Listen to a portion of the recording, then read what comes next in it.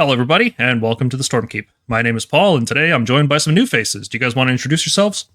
Yeah, hey everybody, my name's Santi. I've been playing Stormcast Eternals since the start of 3rd. I am much more casual than I am competitive, dipping my toes into the competitive scene, but definitely make lists for fun and to have a good time in games instead of just winning tournaments.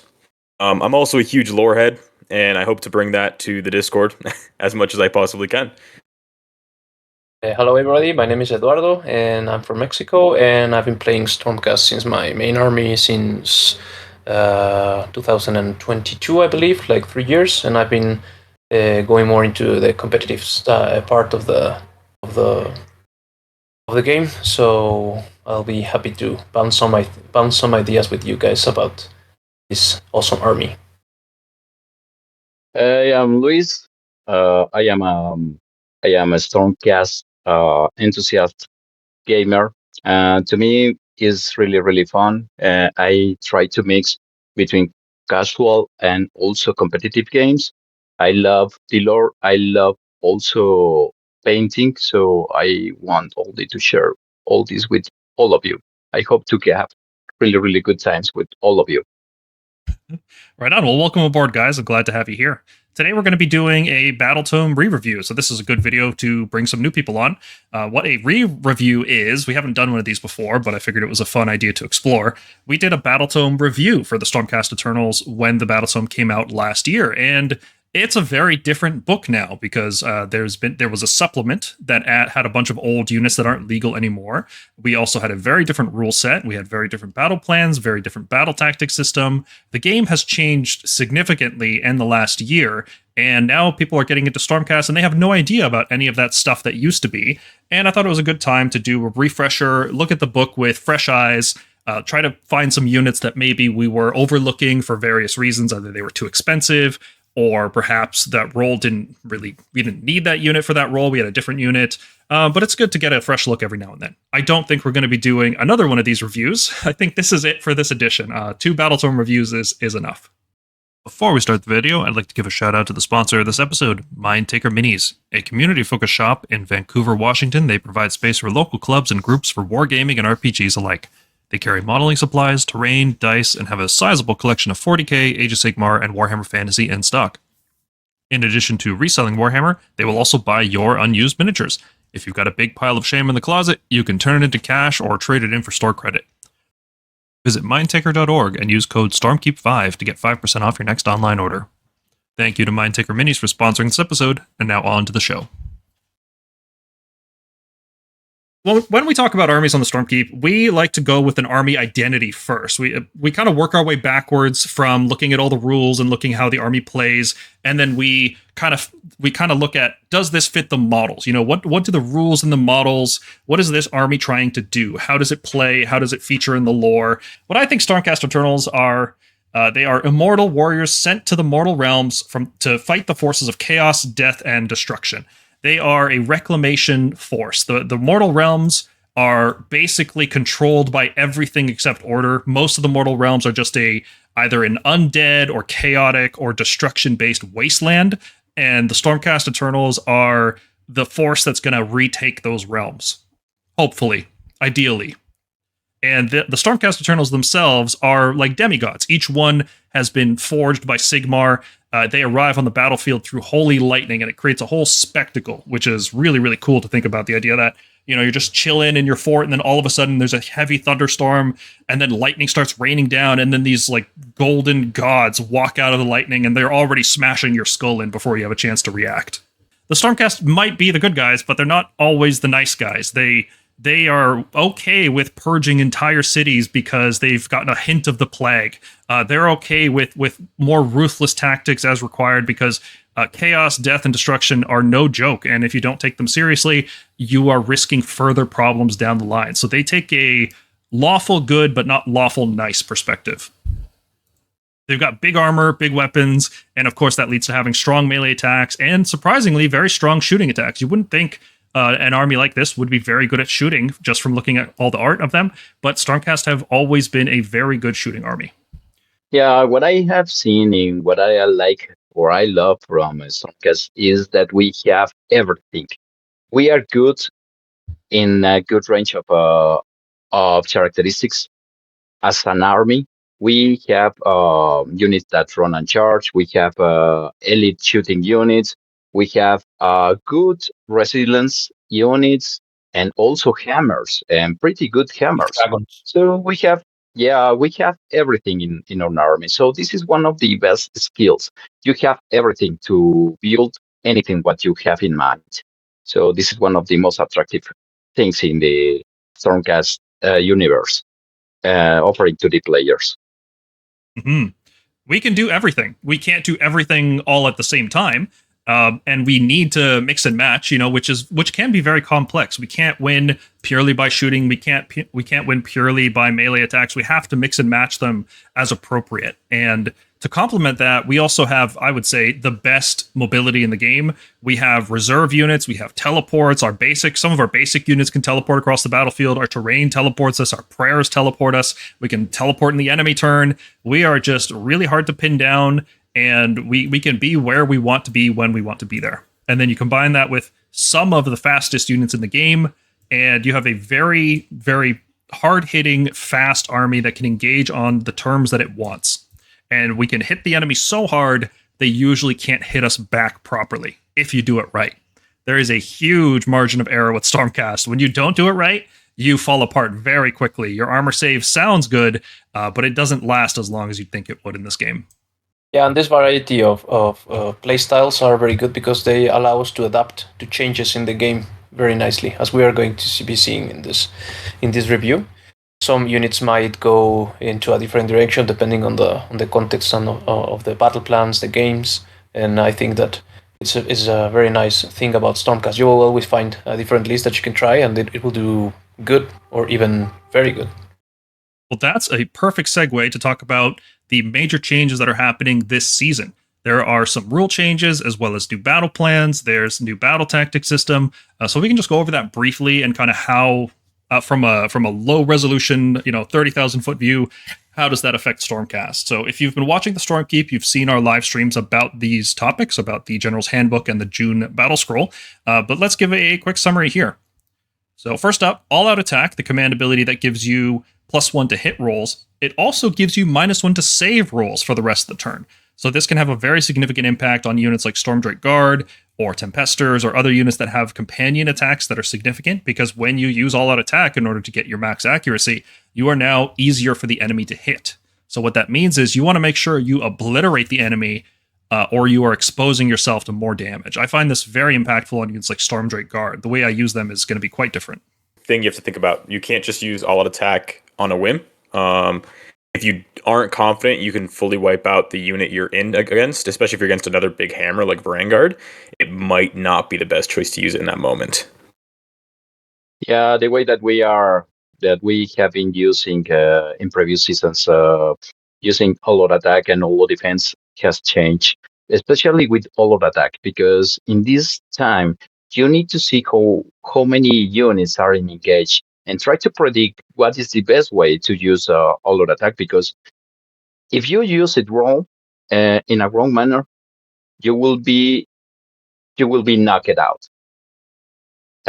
Your hammer could be completely erased from the battlefield if you are not properly designing the flow of attacks.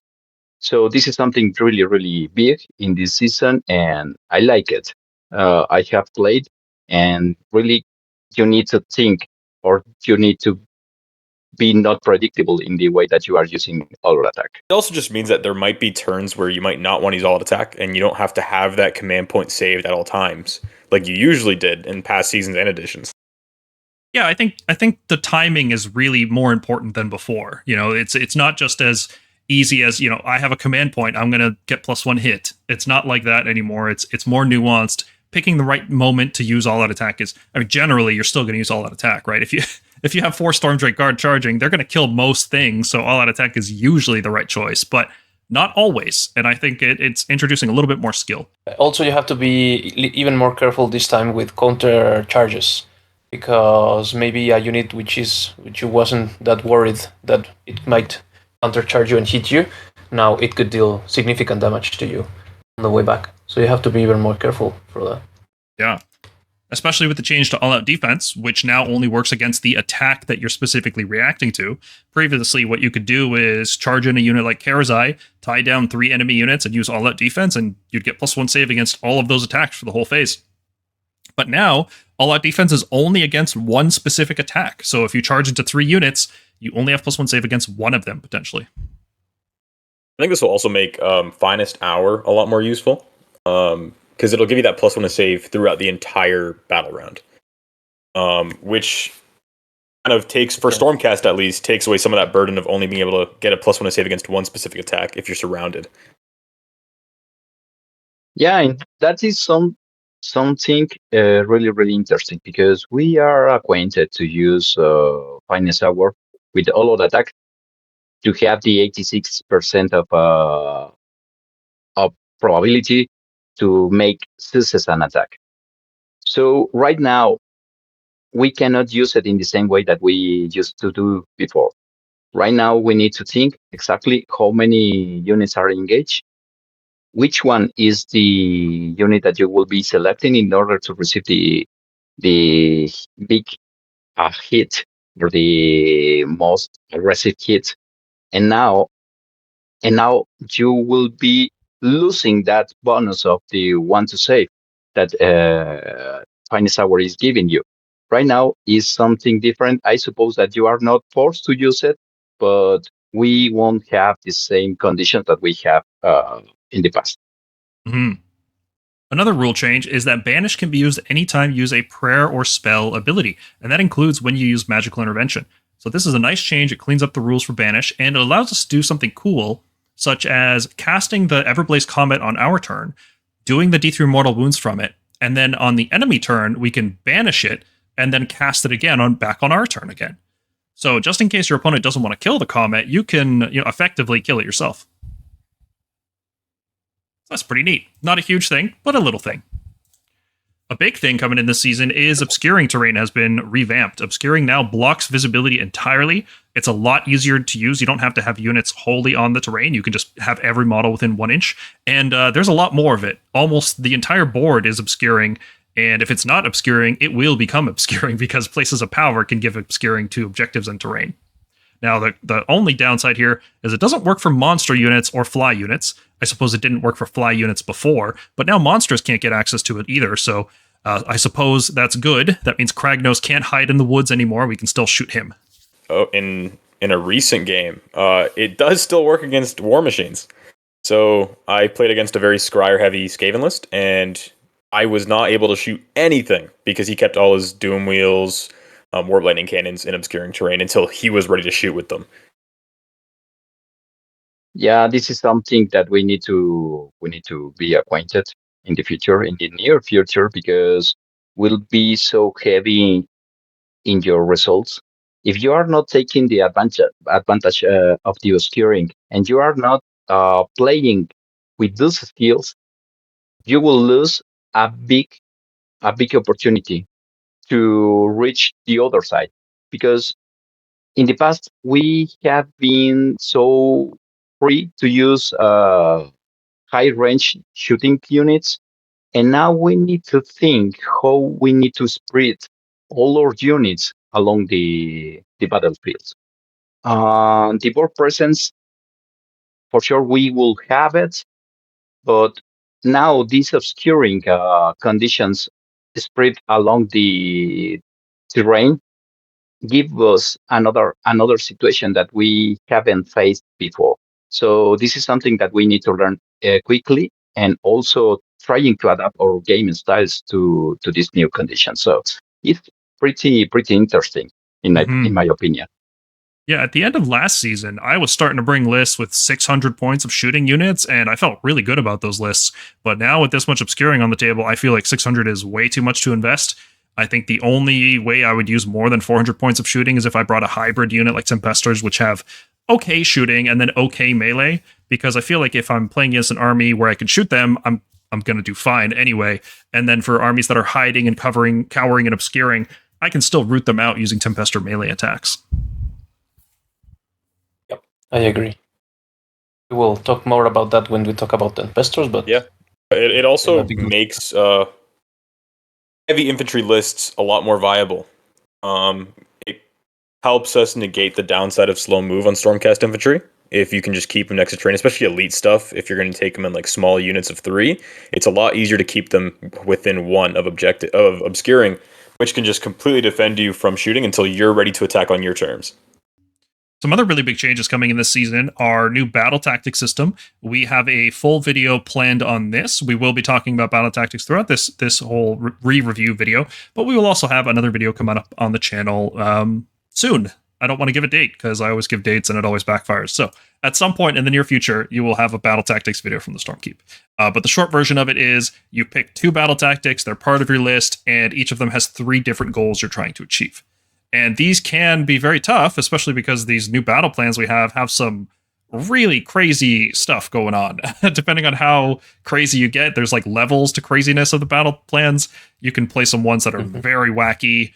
Some of them are a little more straightforward, but overall, it seems like a fun combination of battle plans and battle tactics. And we'll be doing videos on the battle plans as well in the future. The last major change is that there are new artifacts, heroic traits, and all sorts of cool stuff for every army in the game. For Stormcast, we got new artifacts, which is great because our old ones weren't good. Let's put it that way. They were just okay at best. And our heroic traits were just complete crap. We're past 15 minutes now. We can swear. They're bad. They're just terrible. Games Workshop thought that they were good. They even cost points now. Yeah. I don't understand that one personally. Yeah. No, it's I almost, whenever I list build, always forget to select a heroic trait. It didn't matter. Like we had Krondys 1-drop lists that didn't bring any enhancements because they just weren't really good. It didn't matter. Yeah, they didn't matter. Yeah. I mean, even Envoy is situational. When it goes off, it's pretty nice, but there's very little times when it'll actually come into play. Yeah. Usually you keep on giving a 5 of war to your small wizard. Yeah. And then I'm really excited about this Iridan Warscroll. Yeah, the new Iridan Warscroll looks great. Yeah.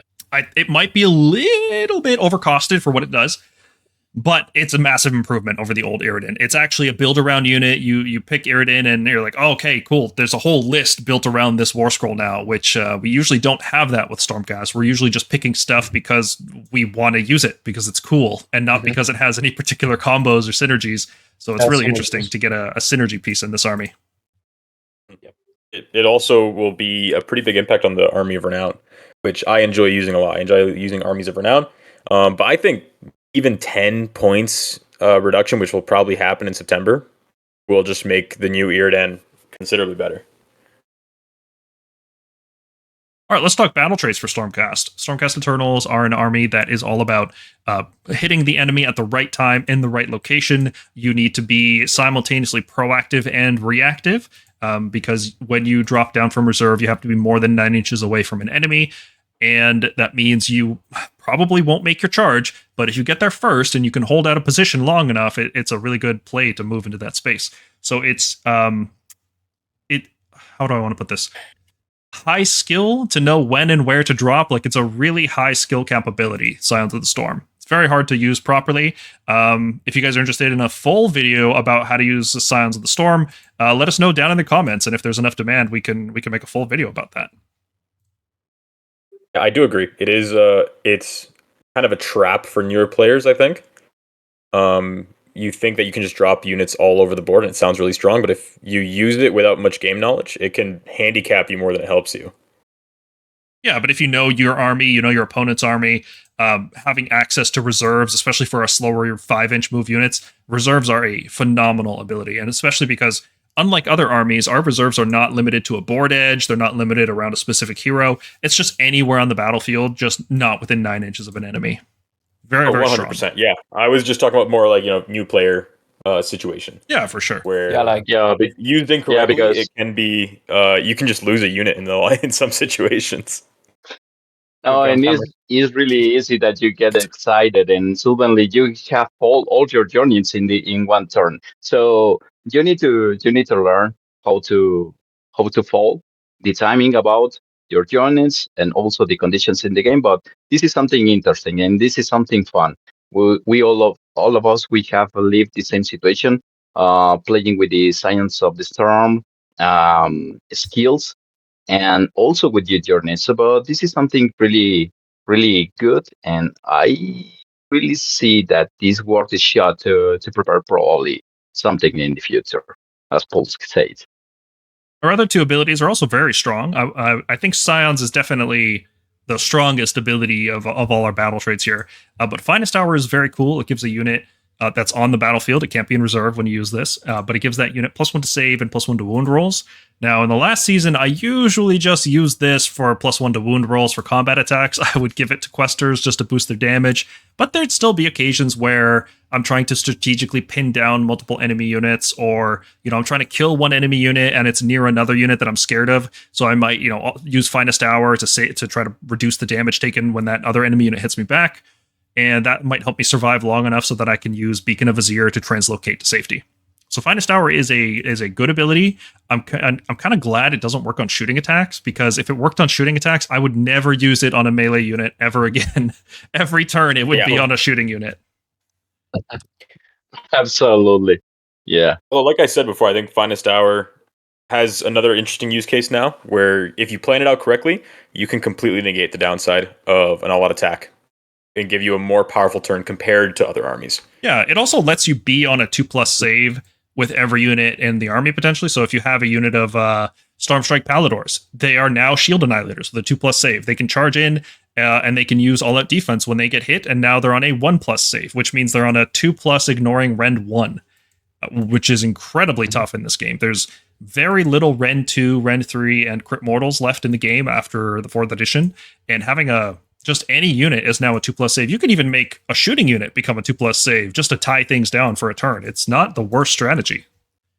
And the last ability, this is my favorite one that they added. This is the new ability that I love. It is Heaven Sent. It allows Stormcast to effectively summon a unit, but in this edition, summoning is just reviving a unit. It lets you revive half a unit, guaranteed, no dice roll. It's not like the Seraphon ability that units come back on a 4+, or like the demons that come back on a 4+. And unlike other armies, it doesn't come back at the end of the turn like Skaven or Gitz, and it's just in the movement phase. Bam, the unit comes back anywhere on the battlefield. The downside is, of course, it's only once per game. So all these other abilities are repeatable. This one also costs a command point. The Slan, for example, doesn't. So it's kind of like a triangle of, repeatable, cost a command point, and reliable. And you can only have like 2 of those, right? It's either repeatable and reliable, it's either repeatable or reliable, and then it sometimes costs a command point, sometimes doesn't.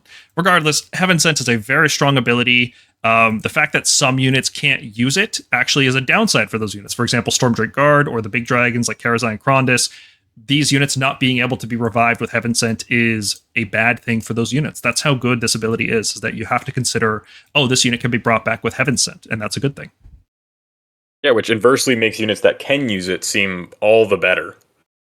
Yeah, it's not like the only thing that matters, but it is a significant part of the analysis, right? Like if you're comparing Prosecutors to Stormdrakes, which is going to happen a lot this season, one of the big things about Prosecutors is that even after they die, you still get 3 of them. They come back to life at some point during the game.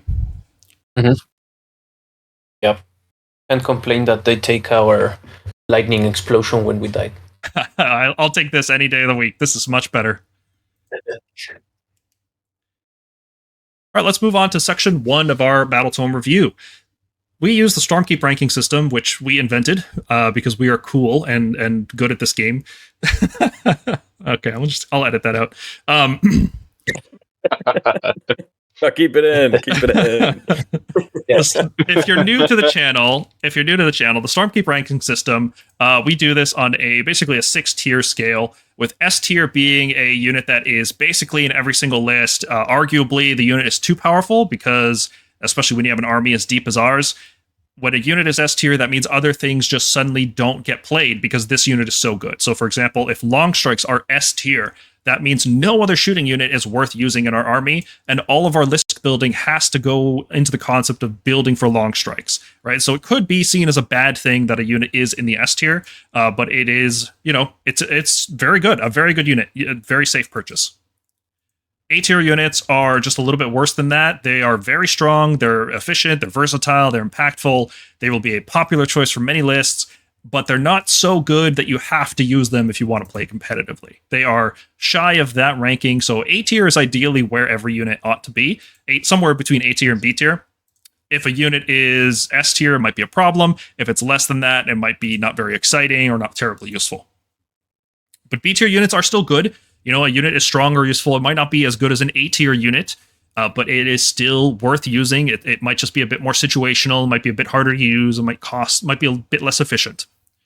C tier is our cutoff point for competitive play. We think units that are below C tier are generally not considered competitively viable, and what we're looking at for competitive play is a list that can try to push 4-0 and then 5-0 in a tournament. That's our standard. That's what we're trying to build. So C tier units might find their way into lists like that. Sometimes it's because they're just so cheap that they might fill the last few points in your list.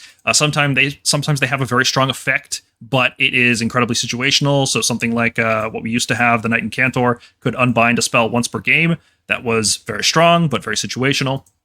C tier units are still good, and they should be considered as part of your list building.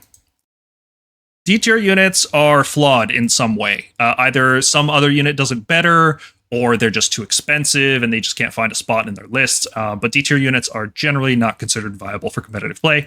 And F tier units, thankfully, are rare, because an F tier unit is something that is just never worth considering, where a D tier unit might become viable if it gets like a 20-point cut, something like that. F tier units are just, there's no way this unit is going to get cheap enough to see play, that it's just too weak or too random or just not reliable enough. It has a huge flaw that no matter what point cost they put it at, it will not be viable. Thankfully, there aren't too many of these. Most of our units are actually A, B, or C tier, which is great. Yeah, and usually the reviews that you guys do here at the Stormkeep, it's like our opinion, and many times they move around between A, B, or C, which is very good balance for the army. Yeah, it could certainly depend on your local meta. If there's an anti-infantry unit and everybody in your area is playing infantry, then maybe the anti-infantry is a little bit better, right? These are our opinions. They reflect what we see and how we view the game. If you have a different opinion, that's totally okay too, right? Like, post it down below. We'll have a conversation about it, because we are not the Stormcast orthodoxy. We do not dictate how everybody should play this army. These are simply our opinions. Our first unit, the most iconic Stormcast unit, a unit so nice they made it twice, the Liberator. It's okay. That's the best I can say for it. In past editions, we used to really, really want a unit like this that was cheap. It was 5 models wide. It didn't really do anything except get in the way and take damage in order to help us position our other units. In this edition, that's less useful, unfortunately, because of the way combat range works out. But let's talk about Liberators. Let's talk about why they're still playable. They're just not spectacular. So they're 100 points for 5 models, which is pretty good for Stormcast ratio, actually. We are usually paying hundreds of points for 2 or 3 models, so this is a good ratio. What this unit does is they have a control bonus, so we give them the control roll. They do mortal wounds, so we give them mortals, and they're a screening unit. So they are meant to be in a unit of 5, strung across the battlefield, hopefully in a choke point in the terrain, to protect your other more important units. These guys basically just get in the way for a turn.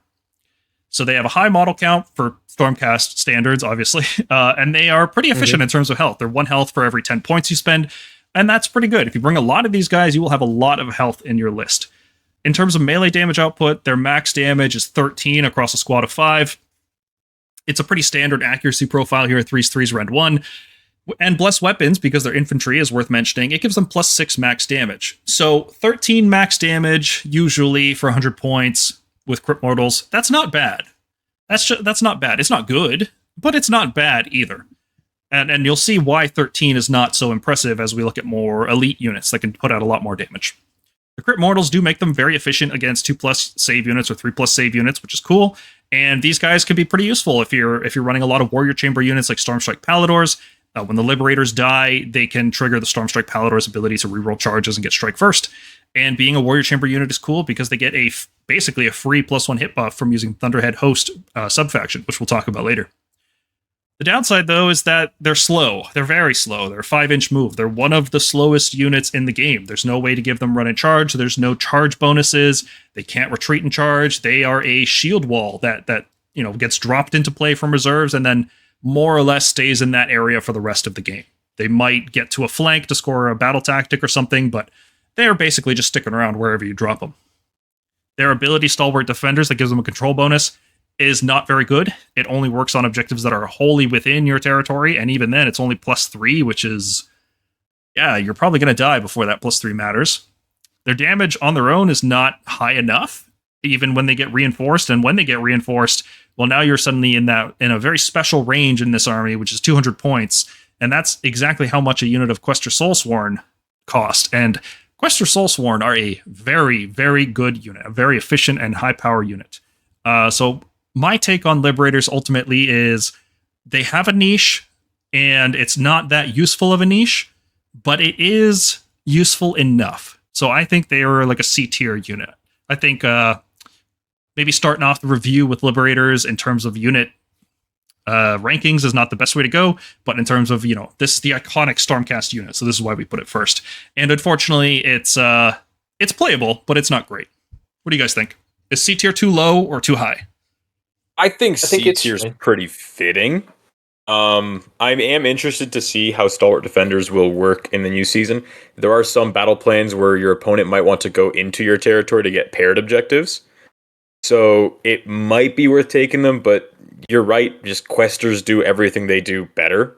And at the point where Liberators become useful at 200 points for a reinforced unit, that's just Questors on their own. Yeah, and that's I think the main problem of the Liberators, the cost. The point cost, I prefer to expend 40 points more and to bring Reclusians units instead of Liberators. This is the concept. The problem is there is no a big range of points between the elite infantry and not elite infantry. This is the problem for the Liberators. The output damage is not amazing. Is normal, pretty normal, and is not offering something different as the other units. So, but is offering mortal wounds. This is the most attractive from their profile in my perspective.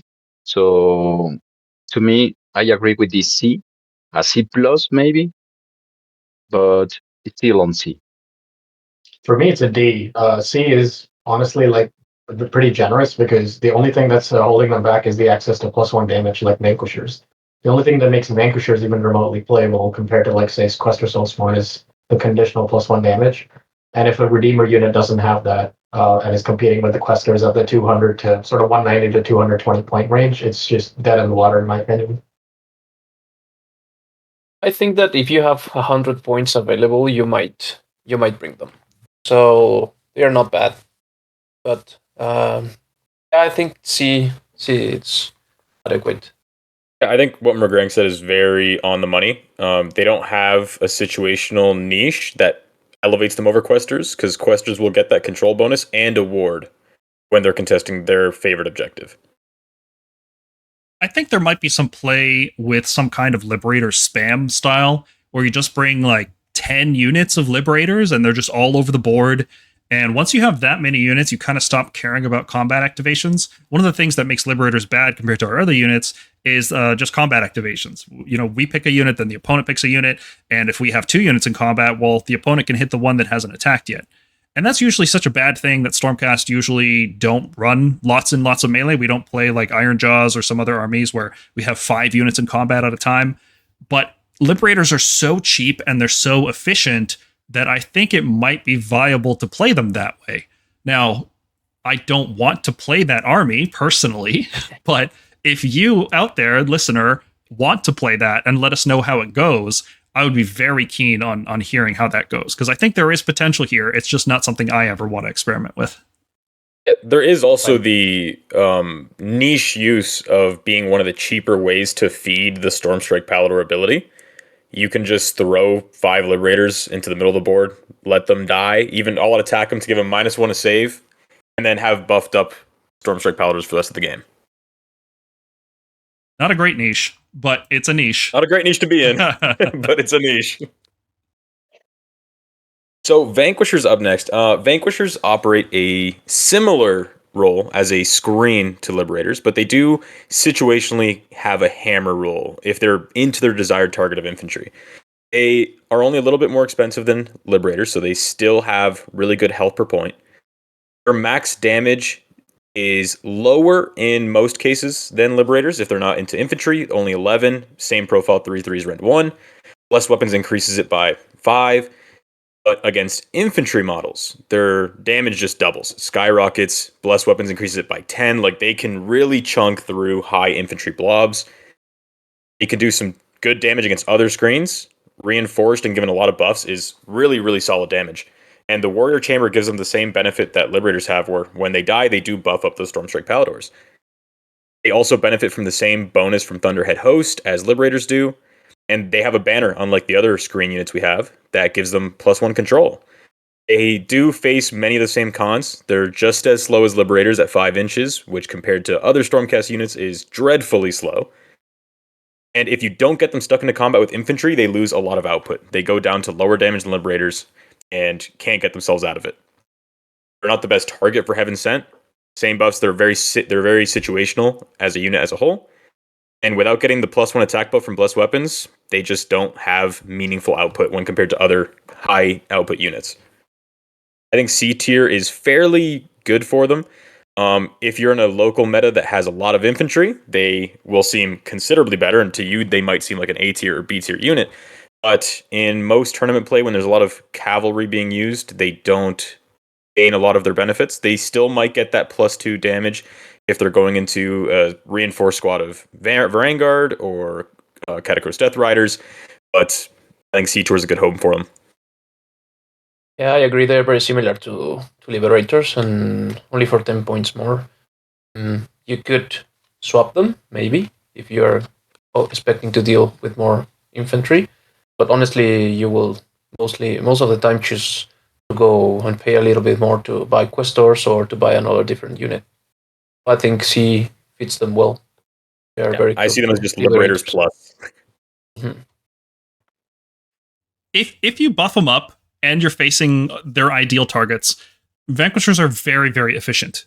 If you're giving them blessed weapons every turn, they become a very good blessed weapons target. They get some of the best scaling off blessed weapons and than anything else in our army when they're reinforced. They get a massive +20 boost, which is huge. Other units can usually only get +12. So they're a great target for buffs. The problem is just getting them to hit the right target. And not only is that a problem to make sure your opponent brings the right units for you to kill, you have no control of that, unfortunately. But then getting to the target is tough as well. We don't really have a viable way to get these guys into melee against everything they want to fight all the time. And the best way we have of getting slow units into melee right now is hoping they get charged and using some way to strike first or hoping they survive. And neither of those sounds very appealing. Like, strategically, that's just not the best way to use a unit, is to, get charged. There's a couple of units in our book that can survive getting charged, but Vanquishers are usually not one of them. They're not that durable. If the opponent see that you have a Vanquisher unit that it's reinforced and it's been buffed, it won't send the right unit, the right target for you. So they will choose to send fewer model units or to shoot you or something. So that is the problem with them. Yeah, some armies can't avoid it. They only have infantry, right? Like Fire Slayers and Night Haunt and other armies like this that all have 5+ model units. They can't do anything about that usually, but even then, they can find ways to mitigate this. The only thing they're good at, I think, is the rally potential with the banner. The banner and the musician. With 2-win models, it's way easier to just bring them back versus like 6 dice on a Questor Soulsworn is probably going to give you 1 back on average. It might give you 2 with luck in a Vanquisher unit. But readily, I think all the Redeemers, once again, this is the only one with that source of +1 damage. And so far, I think all the Redeemers just need to be 100 points. I think this being 110 and therefore being like 220 for a unit as opposed to Questor Soulsworn, that's the real killer here. 100 wouldn't be enough to really move the needle on this unit even. It would still be exactly as good as it was before, just at least 100. Probably cheaper to push them. It would just make them better than all other Redeemer units. I don't mind. They're the I best see look. that. They're the best looking one by far. Yeah, but yeah, even when it comes to delivery, like they're slow. The only way to attempt to get them into their desired target is using like a scout move with Bastion. But even then, there are much better targets for that than Vanquishers. The problem to me of the normal infantry is the cost. This is 10 points to me is really heavy. Sometimes we are struggling to feed one unit because 20 points. And with this 10 points, extra points to give it a room is sometimes is difficult. I prefer to give a space for the Gryph-hounds, 20 points or less, more movement, and it doesn't matter the output damage sometimes because you want this unit to be a screen and not to be the hammer, not covering another task. So this is the problem to me. It's really expensive for a screen. Yeah, it is a screen. It's a screen with utility of sometimes being a mini hammer. That's what this unit is. And with the new season, those 20 points, that's a manifestation lore right there. Yeah, those 20 points are impactful. When we look at ways to shave points in a list, 10 points here, 10 points there, we call this squeezing usually. Like if you have, for example, a Vanquisher unit and I really need 10 points. Okay, well, you can squeeze the Vanquishers down to Liberators, gain 10 points. Your list looks better overall. And unfortunately, that's a situation Vanquishers find themselves in a lot. But they are still viable. I think with the right meta, they are I want to say good, not a good pick, an okay pick. Let's leave it at that. And they're an okay pick. Yeah, if you run into something like Iron Jaws with like a big hard boys list, that can hit pretty hard. Same thing with like 40 stack Blood Warriors. They can do some decent damage. And in situations like that, you'll be glad you had Vanquishers instead of Liberators. Sometimes you have neither, but you know what I mean. All right, let's look at another screening type unit, the Vanguard-Hunters. So unlike the other two screening units we looked at, these guys have a fairly weak shooting attack. It's on Force 4s. Rend 1, not very accurate, but it could add up. Little bits here and there add up. They get very poor scaling from Blessed Weapons. They do less damage than Liberators, but they're faster. They get a +2 move bonus, which can be useful if you're trying to score battle tactics. They do have the Vanguard Chamber ability, which allows one unit with the Vanguard keyword to run, retreat, shoot, and charge. It's probably not going to be this one. If you're using Vanguard units, you have something like Palladors or Longstrikes. Those are the units that are going to be using the Vanguard Chamber. He can try to... If you are paying a hero tax to bring a Vanguard unit, you're not going to buff this one. Yeah, that's such a big downside with this unit, is that you have to bring something that can bring a hero that can bring this unit, and that's usually an expensive hero. The cheapest one is the Lord Aquilor at 150 points, and he can only bring 3 or 4 Vanguard units, and you usually want those to be much higher value units like Vanguard Palladors or Longstrike Raptors, or sometimes in super niche situations, Hurricane Raptors. That's exactly what I was going to say. These guys just don't make the cut.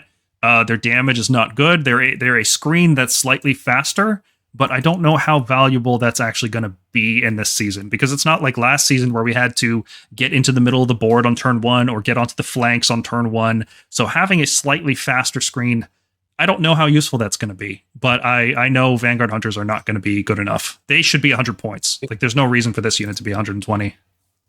It will take the dogs. Mm-hmm. Yeah, I'd much rather have Gryph-hounds than these guys.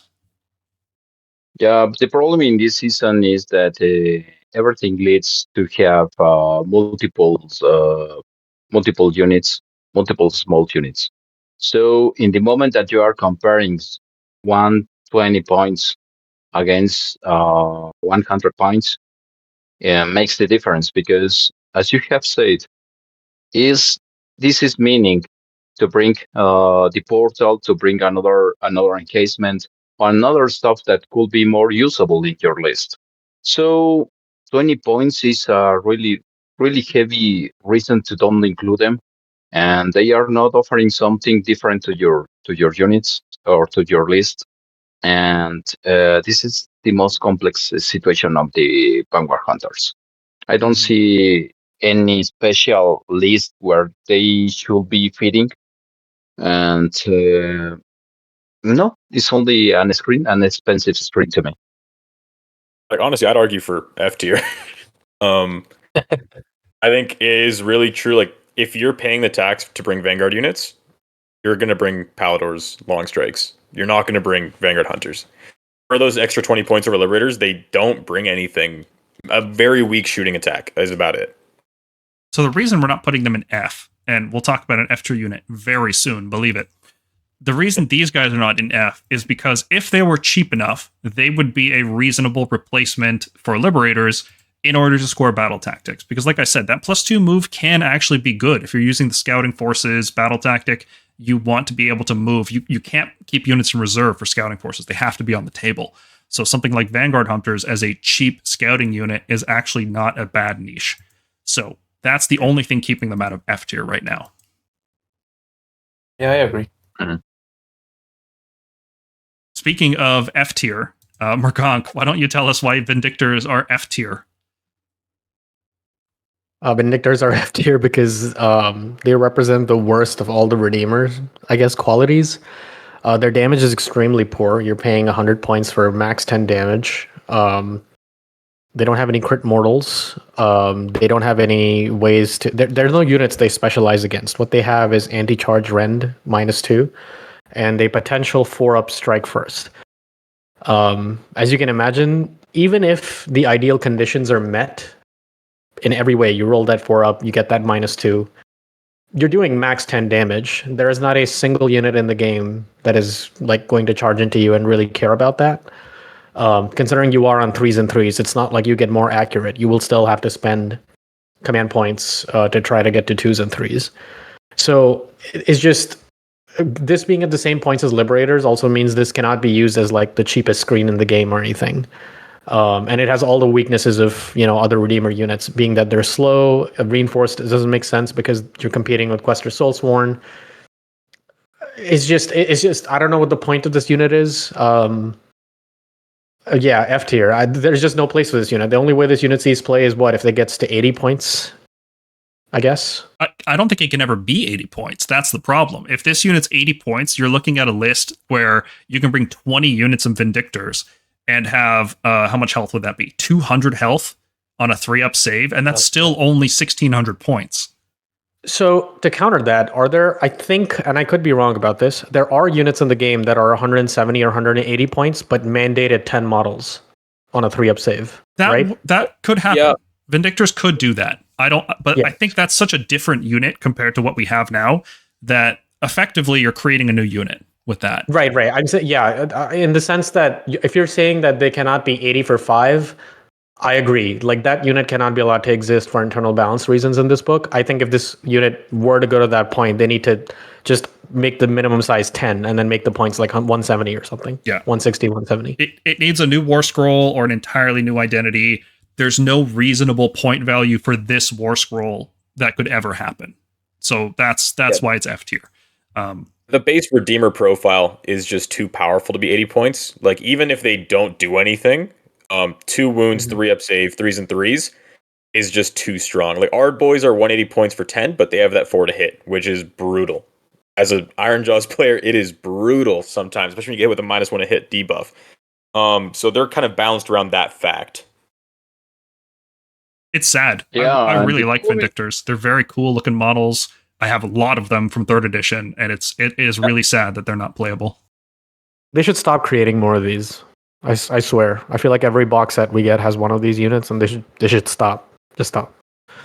I honestly expected I expected Liberators to get squatted in 4th edition, not refreshed, and Vindictors to kind of fill that role. Yeah, and then they made Liberators anyway. So what happened there? And they made Liberators and they took the crit mortals from Vindictors and put them on Liberators. Yeah, I don't know. Yeah, absolutely. Needs a rewrite. If they squatted this unit and said this is just a Liberator unit now, but with a different loadout, just to look cool, I'd be okay with it. Yep. They could just say Liberators have spears now, and yeah, the Liberator War Scroll. You either get crit mortals or anti-charge rend. There you go. Looking at Aetherwings, they are another like one of these little basic melee units. They're not particularly very good. I think this is actually our weakest unit, straight up. Lowest health, lowest damage. It does have a 12-inch flying move, and it can give Vanguard units +1 hit with missile weapons if the Aetherwings are within 9 inches of an enemy. But that's it. That's literally all this unit has going for it. It is 80 points for 3 models, which that's too high. For what this unit does, for the amount of space it takes up, 80 points is too high of a point cost. It should be 40, honestly. It's such a very weak unit, especially this season where +1 hit with only missile weapons in a season full of obscuring terrain. It's very hard to use. It's very fragile. It's usually just going to be used as a thing your opponent can charge into and then go past them and go into the rest of your army. So they might even be a downside. Yeah, This is a very, very poor unit. Oh, and it's a beast too. Like, you can't even use it for objective control. It counts as 1 model on an objective, no matter how many birds you have. It just a really, really weak unit. But it's still C tier. It's more useful than Vindictors, because sometimes you have 80 points in a list, and this is the only thing you can bring. And you have a unit that can bring Vanguard. Yeah, exactly. And the +1 hit it can be useful, right? It's not a completely worthless thing. It's just a really, really poorly statted unit. It's like bringing a Gen 1 Pokemon to a modern Pokemon tournament, except for Dragonite. Dragonite's the exception. But there's just been power creep. Pikachu against. Yeah. Pikachu, it doesn't even have the light orb. Yeah. And Aetherwings, the problem with the Aetherwings is that they will be the last pickup that you will take. If you have a room of 80 points, I prefer to upgrade something, to take a look twice in my list and try to upgrading something instead of using the Aetherwings. Yeah. But if I have no more options, I will include it because the cost. This is the best benefit from the Aetherwings, the cost of points. That's it.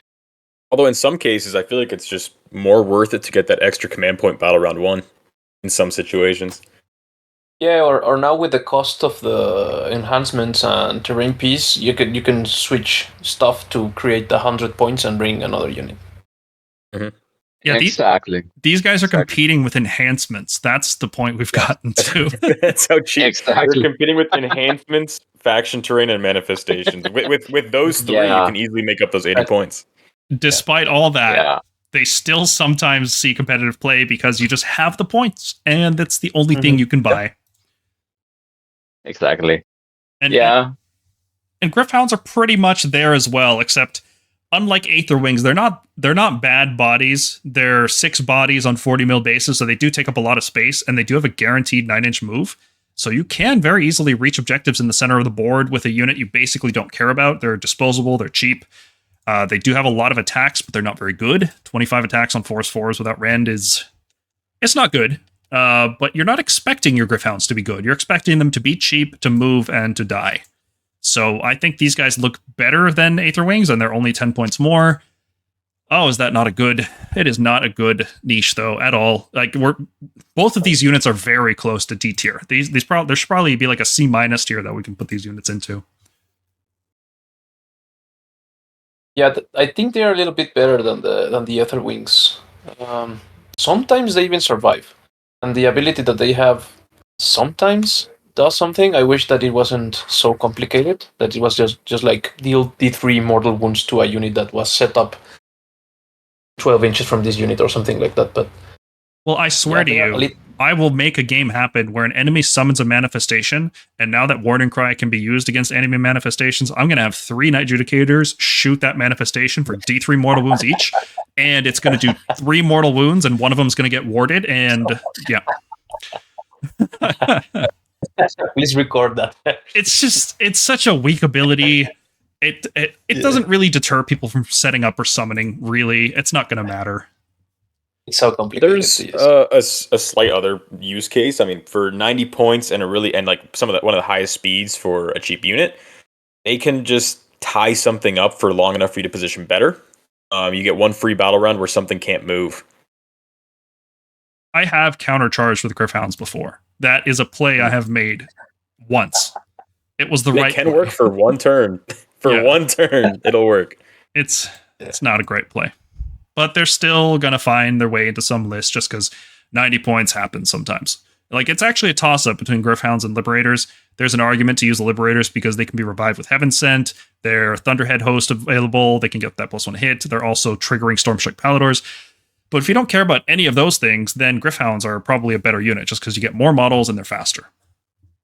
Yeah. Also, if you remember that warning cry, I've forgotten that so many times throughout 3rd edition and 4th. It's crazy.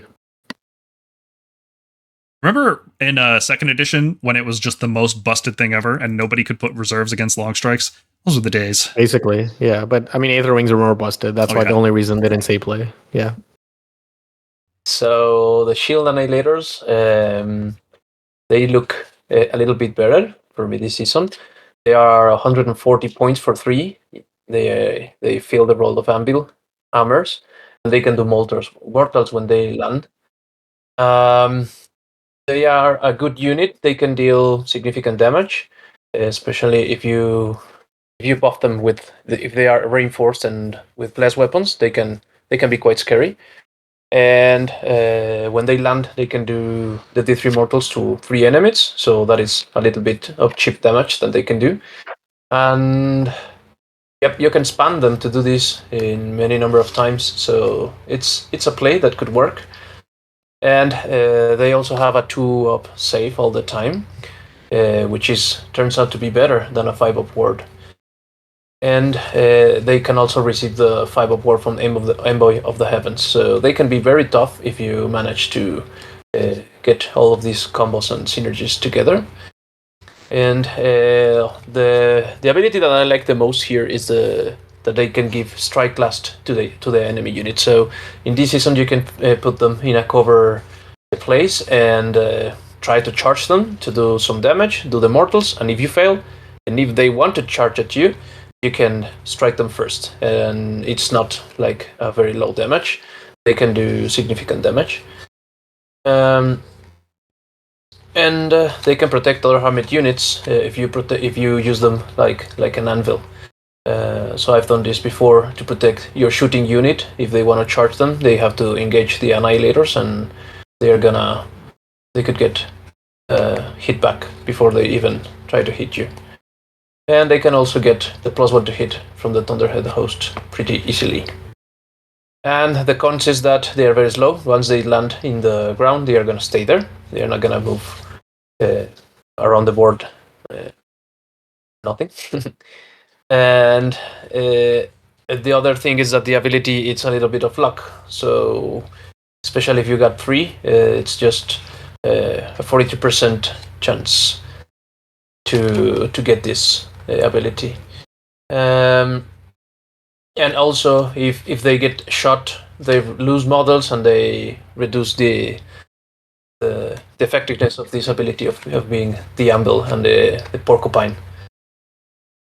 And the other thing is that if they get hit, they will most of the times die, even with a 2-up save, or you will lose too many of them and you will not be able to strike them hard back because there are just very few models, and every 3 wounds that they take, you lose 1 of them. So we usually want them to be reinforced for them to survive. And they are also only 1 health per 16 points, which is not very good. And this Strike Blast can be cancelled by Strike First. So overall, I think it's a good unit, B tier, and I think in my opinion, they are going to be better this season. If you land them on an objective, which is obscuring or close to a terrain by taking an objective or something, it's just a threat that your opponent has to deal with. They cannot just leave them around. Mm-hmm. I think there's a good number of ways to use Annihilators this season. You can use them as a squad of 6, and you can buff them up with all-out defense to help survive attacks. Like, it's really hard to kill a 2+ save unit if you only have Rend 1 and no crit mortals, which that's most of the game now. Most of the game is Rend 1 and no crit mortals. So these guys actually end up feeling really, really tough. And when you drop them on an obscuring objective, they can't be shot. And when the enemy charges in, they hit first because the enemy gets to strike last, hopefully. Right? Hopefully, you just roll a 6. It's easy. Yeah. And that strike last could be on 2s and 2s when you fight in the enemy turn, because you could have Thunderhead Host giving you +1 hit, and you could have Lord Celestin on foot giving you +1 to wound. And that's a scary amount of damage. Like, you can't, that's not trivial damage. It's not like the biggest hammer in the world. It's not like fighting Slaves to Darkness Chosen or anything, but it is a significant amount of damage. Yeah, you cannot just Yeah, go definitely. and hit them with anything. You have to commit to kill them. So you have to bring a good unit buffed up that it's going to be able to survive if they strike first, or you get your strike first to kill them. So they're nice. Defensively speaking, they are our best unit. I mean, they are the perfect string. If you have a reinforced unit, you can spread your 6 models in front of the unit that you are trying to countercharge, and they will give you the advantage to strike, to hit first. I know that the strike last could be cancelled by the strike first, but then your opponent needs to waste a resource to cancel that strike last. So, defensively speaking, they offering something that no other unit in our army is offering. So I see that they will be included, and they will be included in the most of the list in the future. And I see a pretty good unit, probably a B plus or A tier, probably in coming months. I could see them going up to A tier as this season goes along. They seem very good right now. Again, they're not like the super kill unit. They're not the toughest thing in the game. There are tougher units than this, but they are tough and they are relatively cheap. And of course, there's going to be people who just spam them and do, 10 D3 mortal wounds or something to an enemy. And that's going to be super fun to play against, I'm sure. Nobody will complain about that. I think Shield Annihilators, a lot of their weaknesses are being covered in this season specifically. I don't know how they'll fare after Scourge of Gran, but being able to place them down onto an obscuring terrain and deep strike them into it so they can't even be shot beforehand saves them a lot from shooting and from spells. They're very vulnerable to D3 mortals, because if they spike on those D3 mortals, you lose an entire Annihilator, which is a lot of your output.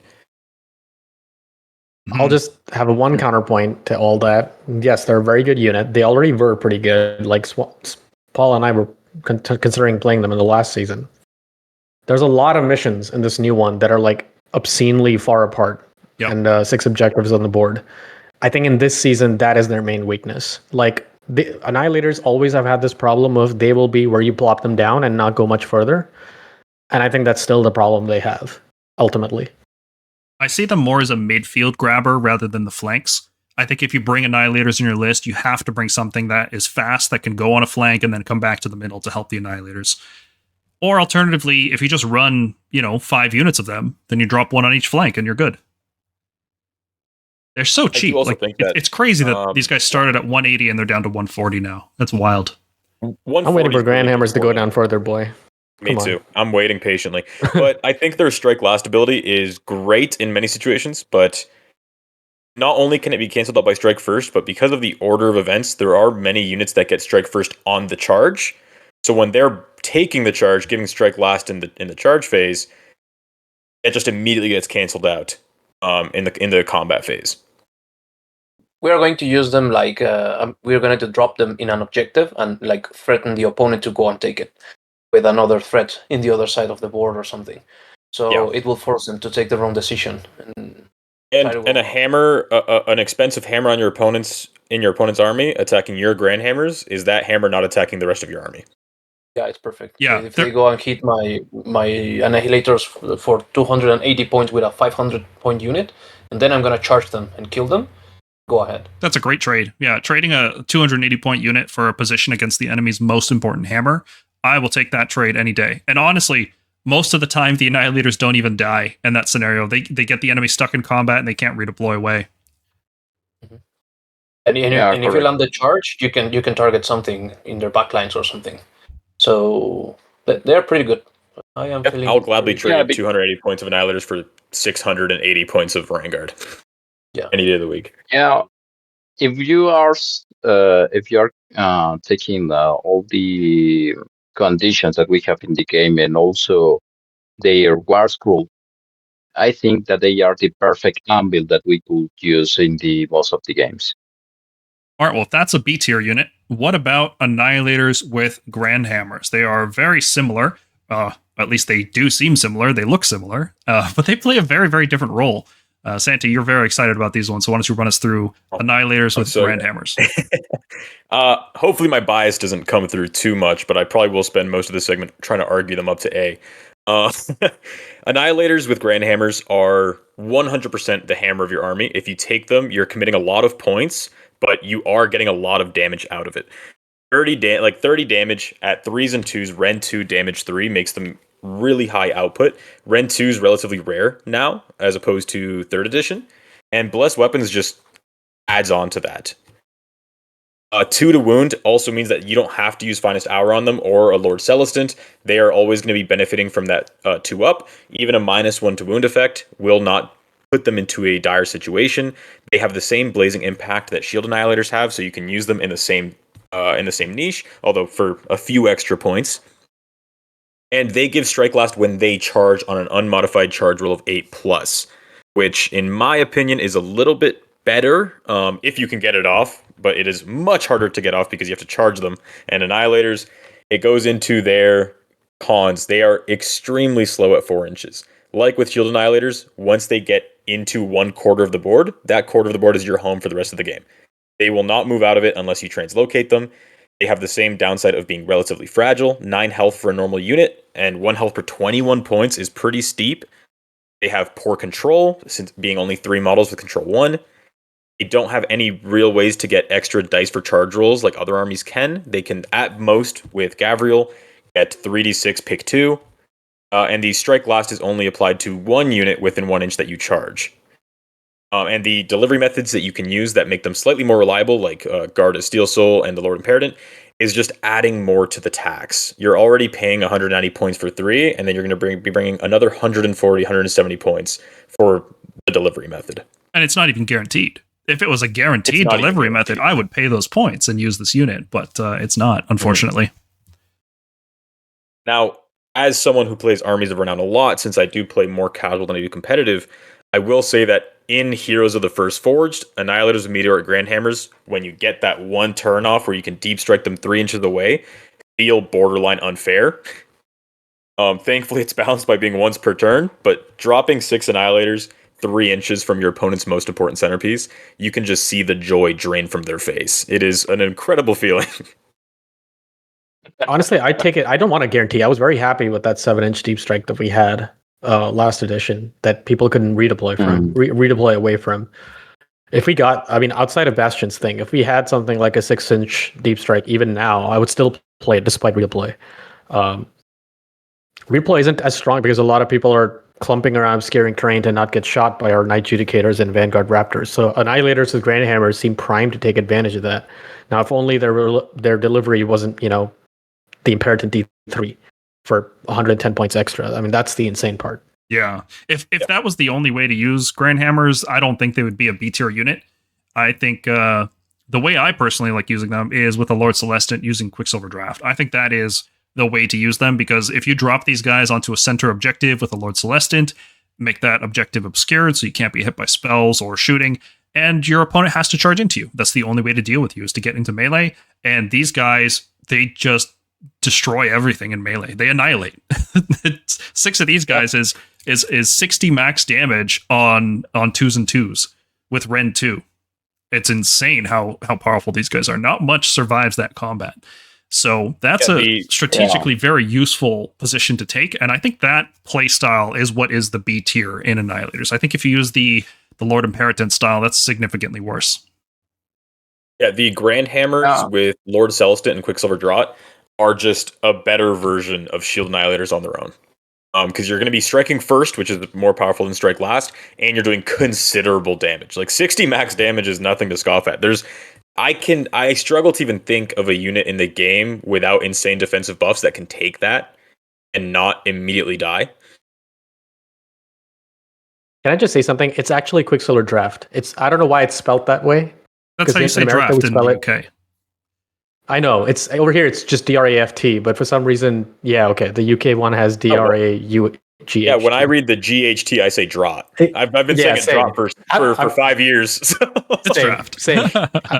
It's draft. Okay. The only way that I will play in these guys is taking the Lord Celestin and the QST.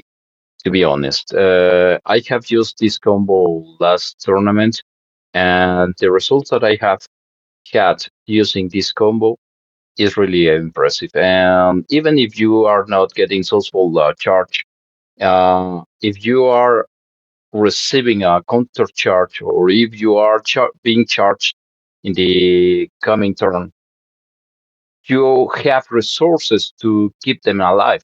This is something different that we have had in the previous seasons, where if you fall with the Gryph-hounds and you are not completing the charge, you are dead. You are losing points. In this time, I don't feel in that way.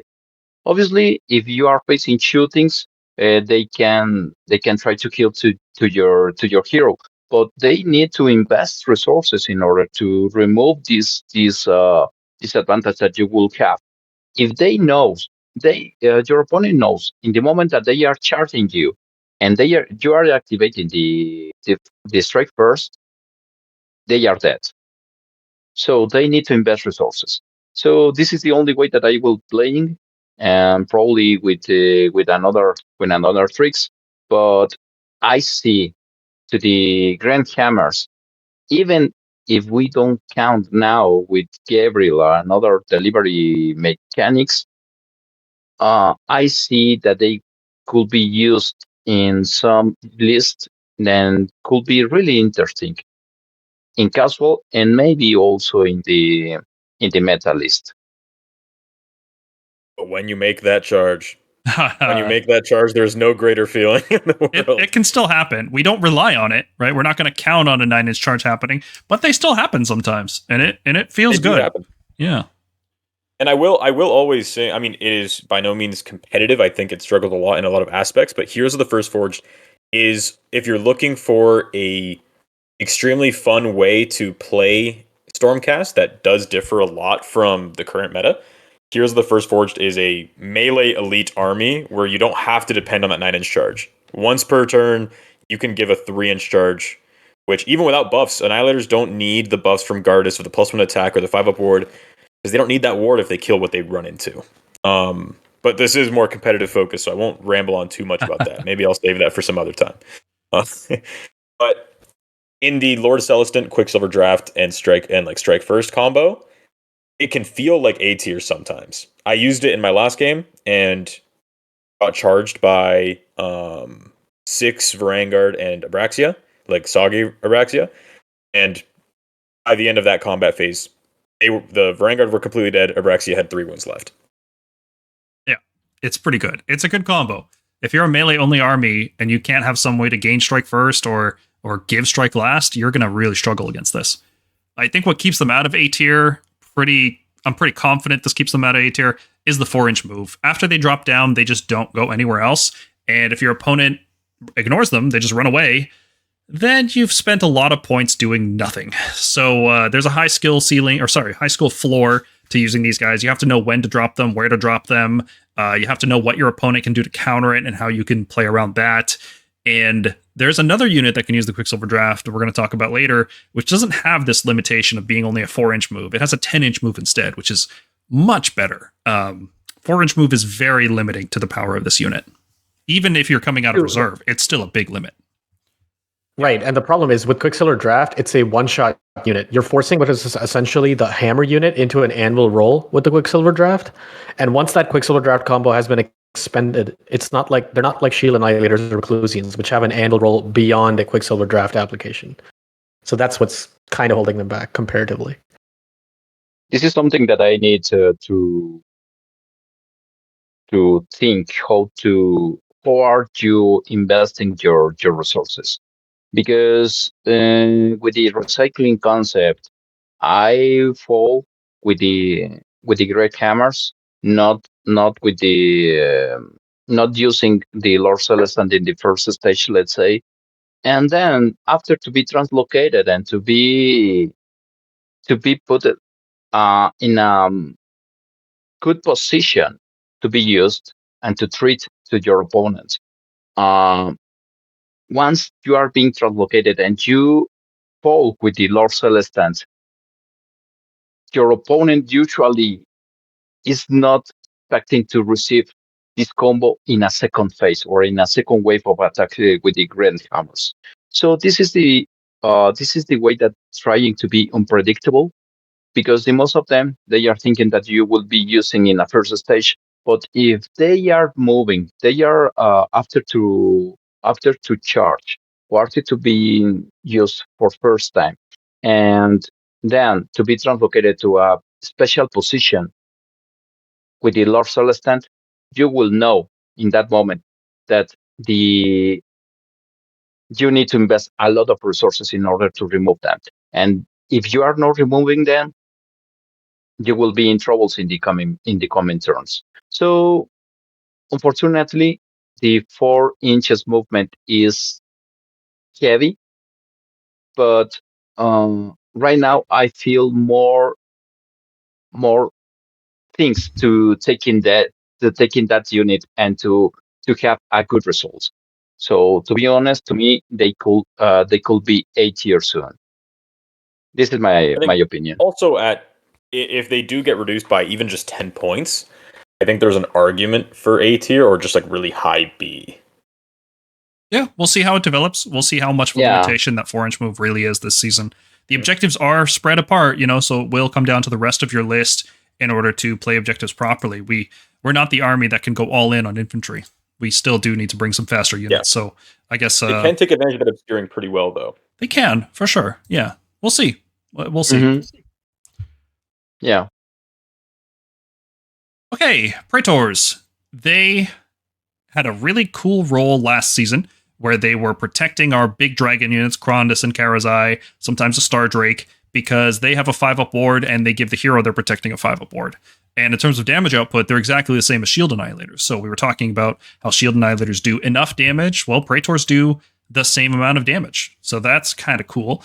But they cost more, and they cost 10 points more, and they don't have a 2-up save. They have a 5-up ward instead. But that's only if they stick near their hero. And the problem I have with them this season is that the heroes they were buffing last season either don't care about Praetors anymore, like the Stardrake probably doesn't care that much about Praetors. Still a good choice, but the 2 big dragons are looking a lot worse, right? The Krondys and Karazai are looking far less useful than they were last season. There's been very significant changes in the rules in the meta. So that kind of leaves Praetors with a weird spot of sometimes buffing a Stardrake with a 5-up ward, and sometimes you bring Krondys, and sometimes you also bring Praetors for him as well. I think there's a strong argument now that Praetors could go down in points. They could go down to 130 now, I believe. But sometimes you bring a dragon. Really visible that they are dropping. Mm-hmm. Yeah, 150 is just too much. I get it that, they have a 5-up ward all the time, but they're never in isolation. The 150 you pay for Praetors is not 150. It's always 150 plus the hero you bring. And then this unit usually isn't worth reinforcing because it's mainly there to give that hero a 5+ ward. It's very rare to reinforce Praetors. Yeah, you would bring Questors. Questors, yeah, exactly. Like Questors have higher damage output for less point cost relatively.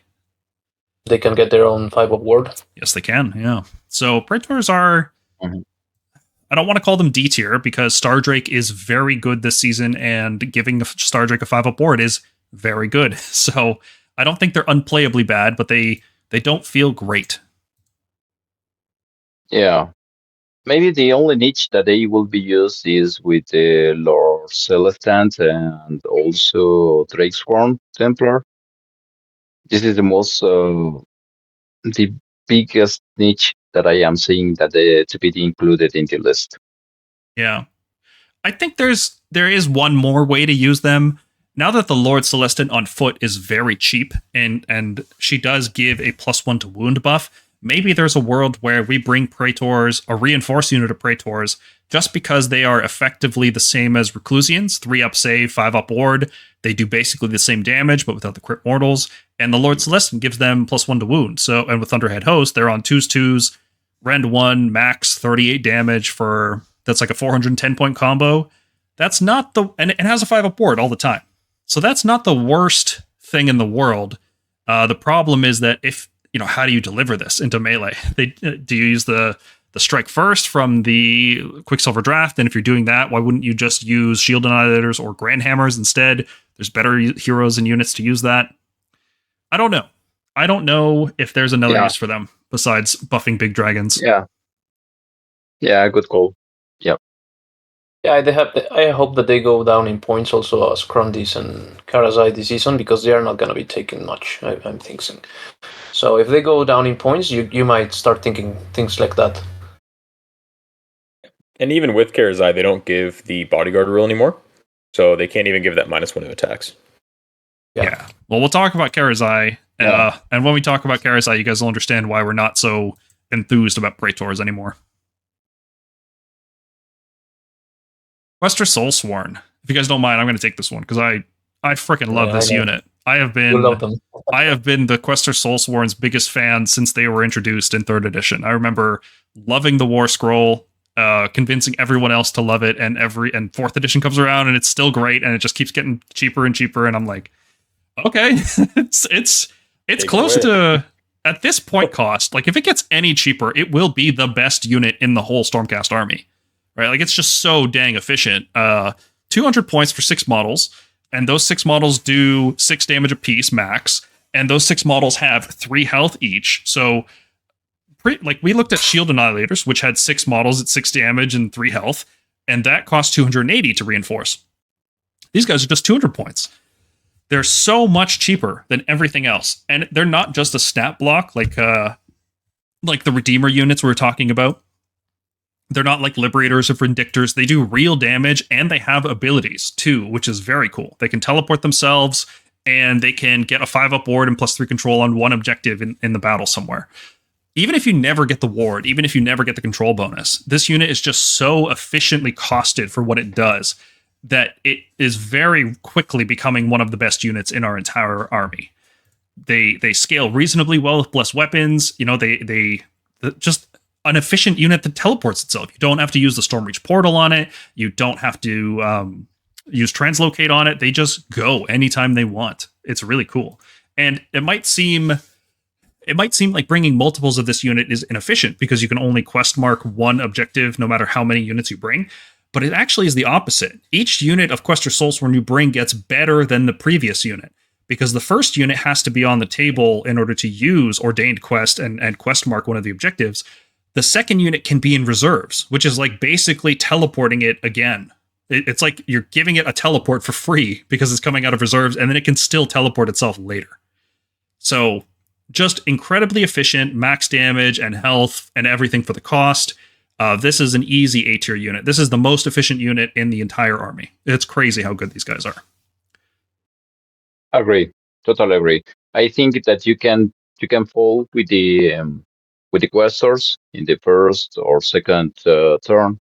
Then with your priest, you can translocate it near to the portal, and then jump again with the portal, and then with your ability, they can move by themselves, so they can be jumping everywhere.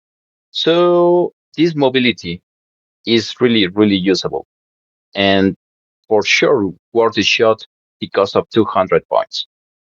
They can deal a good output of damage. Also, they can be used to pull or to be the reason to invest from your opponent and more resources in order to kill them, and they can be used as a trap. So there are a lot of things that you can do with the Questors, and I love also this unit for sure. I love that they hit way above their point cost. Right, they're hitting like a 300 point unit, and they take hits like a 300 point unit. And when your opponent charges in with a 500 point hammer and they kill your 200 point unit, you're like, oh, okay, I still have a whole chunk of my army. You're never upset when the Questors take a big hit because it's not that much of your army. Whereas if it was like Prosecutors and you're losing 300 points, that feels way more significant. But the Questors at 200 never feel like they're they're going to waste. So you never feel like you don't get enough value out of them. They're always doing way more than you expect for their point cost. And even when your opponent charges in a 500-point hammer with the 5-up ward, it's not even a guarantee that they'll be taken out in that battle round. They might last until the next one, hold those guys down. And with 3 health, they're at a break point where 3 health cavalry just can't power through. So they kind of just lock them into combat unless they want to use retreat and potentially lose a model. Yeah, and you can just... And if they teleport survive, you can teleport them away. Yeah. Teleport out. And rally them back. And, Yeah, exactly. and with this season, I feel like Ordained Quest isn't as limited as it used to be. The objective has to be wholly outside your territory, but as we mentioned before, there's many battle plans where you have so many objectives that there's bound to be one that's not in your territory. Yeah, there's always at least one. I don't think there's any battle plan that has 0. And even if I don't think there's any. Even if it's like the most important objective and your opponent's always going to keep a unit on it, well, that's okay too. Thinking about that tactically, your opponent is dedicating a unit to stop an ability that we don't care that much about. Because like I said, even if you never get the 5-up ward on these guys, they are still an excellent unit. So the 5-up ward is strictly a bonus. Yeah, and the exchange of points, because if we are thinking how much points your opponent needs to invest in order to kill this unit, they cannot be using a simple unit. They need to use a hammer, because at the end they are 18 points that are saving at 3s. So these Questors are really, really good units. And if, as Eduardo said, if at the end, if you are not killing all the unit, they are jumping again inside a good or safe area, and you are rallying them, and you have a good chance to get another one. So there are many ways that you can be using this unit and have a really good return of the 200 points of investment. Yeah. I do want to be clear, though, their teleport is in the movement phase. It's not in the hero phase. Last edition, it was in the hero phase. But so you can't rally immediately after teleporting, but you can in future turns start rallying back. They're not impossible to rally. They're not like I feel like talking about cavalry. Yeah, I just feel like talking about Questors is like singing all the praises of Shield and Shield Annihilators, but with almost none of their downsides. If anything, they're one of the most mobile units because of that teleport, and they're a really good target for a revive for 1 command point. The name of that ability is blanking. Heaven Sent. Right Heaven Sent. Yeah, they're a really good target for Heaven Sent because the replacement unit can use the Relictor Soul Guide. It's not like Praetors where replacement units can't use Soul Bonded. They can still use almost or one of their most important Warscroll abilities when they're replacement units. Mm-hmm. I really like using Questors as a flanking unit. I send them up one flank on their own. They usually have the stats to deal with whatever my opponent's flanking unit is going to be. Sometimes it'll be a light cavalry. Sometimes it'll be infantry or a chariot or something. And Questors just beat it down like mercilessly. 38 max damage just crushes soft units. And then once that side of the table is mine, I teleport them to the other side just so they can support my other units or hold objectives or whatever I need. The ability to just teleport yourself across the battlefield with no support from the portal or the bridge or translocate makes this a very versatile unit. And then sometimes you get a 5-up ward and it's like, oh my god, this is the best unit in the game. I love it. It's like a Blight King for 200 points. Yeah. It's crazy. And they punch above their weight class way more than you'd think they do. I mean, I've had the last time I used them, my opponent sees their stat line and just doesn't think they're that crazy when compared to like Grandhammers. And then you pick up like 20 dice. Yeah, and then you pick up 20 dice. And like if they are in combat with the Questors and something else, they'll usually attack something else because they don't think the Questors will do that much. But 38 max damage is nothing to scoff at either. Yeah. Fantastic unit. I've made lists that have 3 units of 6, and they're not bad lists, honestly. Fantastic unit all around. 200 points is criminal.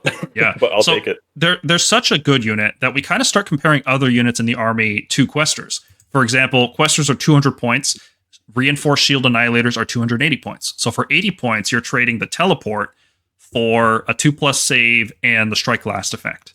And when you run that calculation, it's like, okay, well, if Questors are a good unit and Shield Annihilators are basically Questors plus, you trade a little bit of a side grade, but upgrade in other ways, then that's a good unit for 80 more points.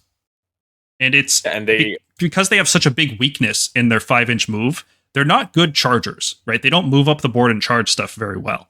They take charges, they're efficient, when they hit the right units at the right time, they feel good. But because they still have this built-in weakness, they are inherently a unit that if you spam it, it doesn't make like the most broken or ridiculous list. It's not like Blight Kings, where you spam Blight Kings and all of a sudden you're flooding the board with 5-up wards and 3-up saves everywhere, and it's just not fun to play against. Questors, by their nature of being so slow, just never become oppressive. There's always a better unit to pick instead of, the third or fourth or fifth Questor unit in a list. Yeah, and commenting on just their efficiency and how other units are compared to them. I mean, 1 health per 11 points is like Liberator and Vanquisher levels of efficiency, and you get significantly more output and utility out of them for hardly any more points. Yeah, Reinforced Liberators are max 25. They do get crit mortals, which is nice against 2-up saves, but not everything in the game is a 2-up save, and Questors can teleport themselves, so it's not even close. There's such a better some unit. of the high tier armies, wards are fairly prevalent. If you're going to Flesh Eaters, like those wards are going to stop those crit mortals a lot of the times. Yeah. So Questors A tier. Please don't make them any cheaper. Please don't. They're so good. Leave them this good, exactly this good for the rest of the edition, please. Do not buff them. I can't afford more Questors, so if they make them cheaper, I'm screwed. Prosecutors, this is a really good unit. I mean, their niche is unique. The cost is 150. They can charge with 3 dice. They are a good hammer. In this season, they are not. The feeling is not super hammer like in the last season, but they are really really good. And also they are on a speed unit. They can move 12 inches. They are flying. They can shoot. Not a big shooting output damage, but also pretty decent. And also in the melee, if they are charging, they get a bonus. They are getting in a simple unit. They are adding 10 attacks and 3 threes and rank 1, and the damage is 2 if they are charging. What is really feasible because the 3d6, and also the combo that they can use with less weapon. They are becoming a real hammer. And they have the Renation Chamber keyword, what is also a big advantage. They can be picked to have the 5-up guard if you are using the Brotherhood or also the Sentinels. They can ignore covering fire. They can ignore rampages, and they have a good ability in Turnus to get rallying with another 3 dices. And also they are offering a good skills in the charge because they are using 3d6s. So they can and they can in average they can get 10 inches. They will using a finest hour, what is becoming a more reliable attack. They can survive if you are mixing with the 5-up guard, and also they can activate the Thundercast for our warrior unit. This to give them the +1 to hit. The only cons that we have with them is that the health points is 2 per model. They have also offering a crew control. They cannot be using the covering because they are flying, and also they are shooting only 10 inches range. So, but to me, they are offering something that you cannot find in another unit in the Stormcast range, and the niche that they are covering is absolutely needed. You are using this against units of shooting units, alien shooting units from your opponent. Also, they are good to be recycled with the new concept, and they are moving a lot of. If you are using Bastion, they can offering you 24 inches of movement. There are a lot of things. I mean, with the Questors and the Prosecutors, in a good mix, you have a really good opportunities to do something interesting in the game. Yeah, I like specifically that you mentioned Questors and Prosecutors together. We were just talking about how Questors can be compared to other units. Well, for 100 points more than 6 Questors, you can get 6 Prosecutors. So you trade off a little bit of health, but you get the same melee damage on the charge, max 38 with a reinforced unit. You also get 7d3 max shooting. Those javelins can really add up. You get the Ruination Chamber, which is a good ability, especially in a Cruel Boys heavy meta, which we might be going into because everybody has Cruel Boys models from Dominion. And that Strike Last is nasty. Being able to ignore it with Ruination Chamber is very good. They can benefit really highly from Iridan's bonus Rend Prayer. That's a really good use for them.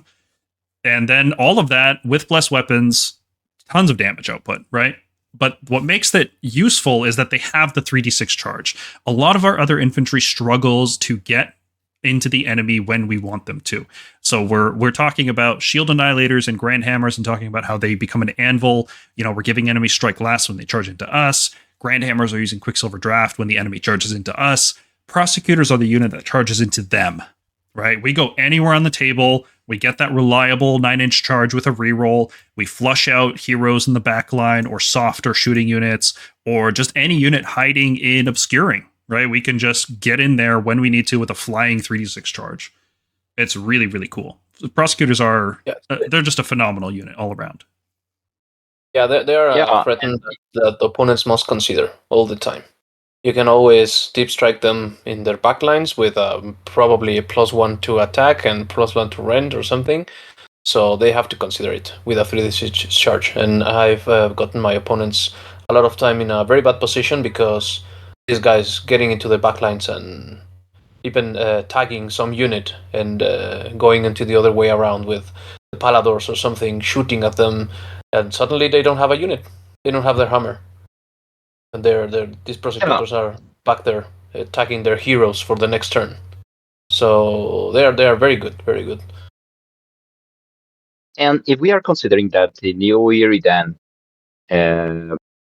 prayer that has in the Warscroll, I mean the Scourge of Jar and the Warscroll, to improve the rend in a Ruination Chamber unit, this could be the perfect target to improve the rend and to have the same condition that we were living when we adding one rend when they are charging, because the charge is almost assured.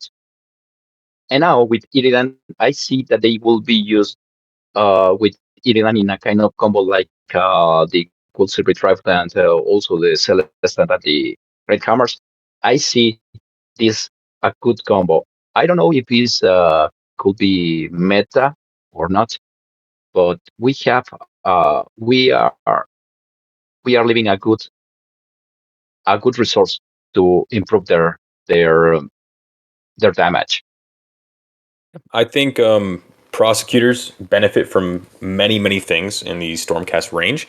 Iridan is a bit steep to give that +1 rend, but when she can do it, it is very strong. Prosecutors at rend 2, damage 2 on the charge. Their output increases by a good amount. As you guys have already commented on, like, they are some of the best targets for just the recycling strategy. The 3d6 charge makes it very reliable. You can charge them in, do some good damage, teleport them out, rally them, charge them in again with a 3d6 charge. It makes all the strategies that we've talked about throughout this video so far just more and more reliable, which I know Paul loves. Yeah, if you guys haven't seen our How to Recycle video, I'll put that up on screen in an annotation right now. Go check that out. It is a very important concept when we talk about Prosecutors. And they're a very important unit. They're very strong. And one of their main weaknesses before this season was that they would charge in, do damage, and then die, right? And then 300 points, gone.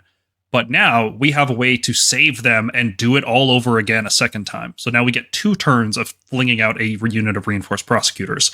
And if both of those turns they have Rend 2 from Iridan, well, that's a very, very potent threat that your opponent has to respect. And then they die. And then we heaven sent them and do it a third time.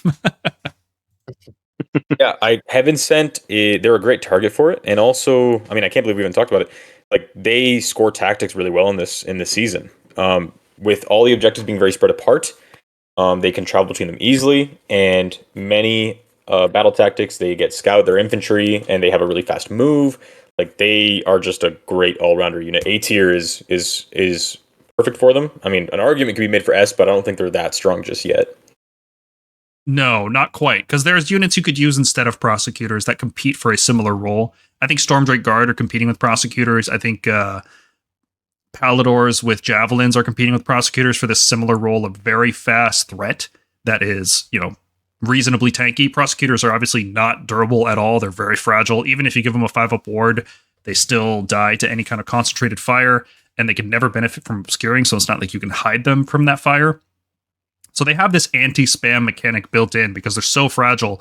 If you bring 2 or 3 units of Prosecutors, your list just falls apart very quickly to any kind of damage. Yeah, and probably if you are investing more points like Aetherwings just to try to rescue them, it probably is not worth the shot. I prefer to waste or to use those points to invest in Stormstrike in Italy. Yeah, we'll talk about the Aetherwings. he's a whole other thing.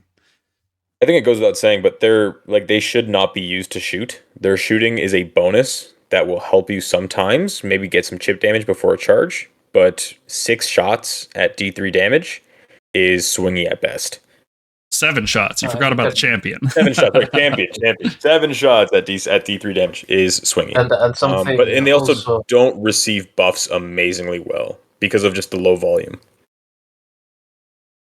And also, you have to consider with the shooting that you don't want to make your charge longer. So many times I don't shoot with them, or just a couple of them into a different unit.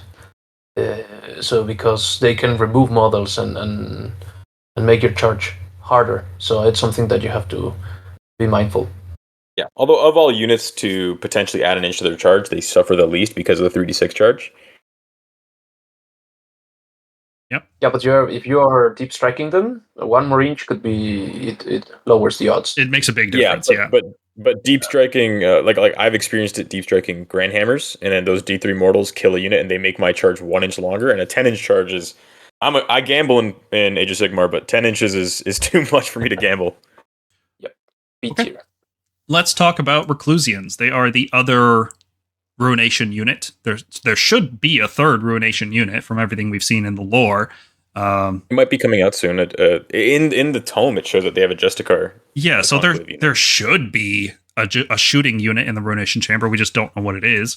But for now, Reclusians are the second unit. So where Prosecutors are super fast and super fragile, Reclusians are the exact opposite. They are slow and purposeful and very tough. I say very tough, but they're not actually that tough, right? Like, they're not as tough as Shield Annihilators, and they cost the same amount.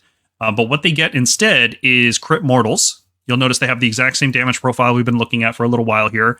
6 models, max 38 damage. Reclusians do get crit mortals, which is cool. That can help offset the Rend 1, so they're effectively like a Rend 2 fighter. They can also use the Strike First combo if you give them Lord Terminos with Quicksilver Draft, and the Terminos is actually really cool because he is a pretty good swinger. He does max 12 damage, he's got Rend 2, he's got crit mortals as well. So unlike these other heroes that are doing really weak damage, he actually is quite meaningful, and he gives them +1 hit at the same time, which is cool. You can also make them fight twice, once per game with the Lord Vigilant.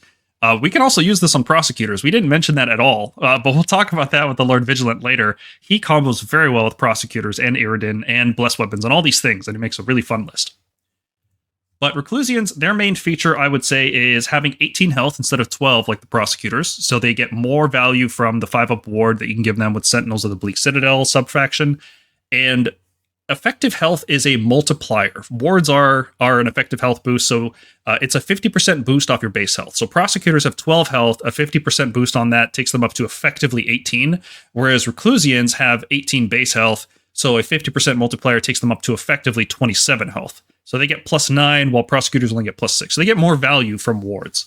And when you combo that effective health with a better resistance roll, because they get +1 to resistance rolls as long as the tokens are alive, this unit it feels tougher than Prosecutors. It'll still get rolled over by Reinforced Vanguard or Reinforced Chosen or like the biggest hammers. But if they get to strike first, and if they have all these defensive bonuses up, they can be tough to shift. They are not a bad unit by any means. They have the same problems all our other infantry have, except Prosecutors. They're slow, their control is not very good, although they do get +3 control with the Terminus. Everybody always forgets that. You need to reinforce them, really, to get any value out of them. You probably need to take the Lord Terminus with an artifact, which means you're not taking a different artifact, so there's opportunity costs involved.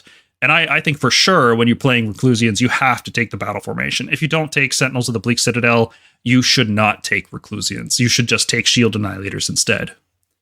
But overall, I feel like they're a pretty good unit.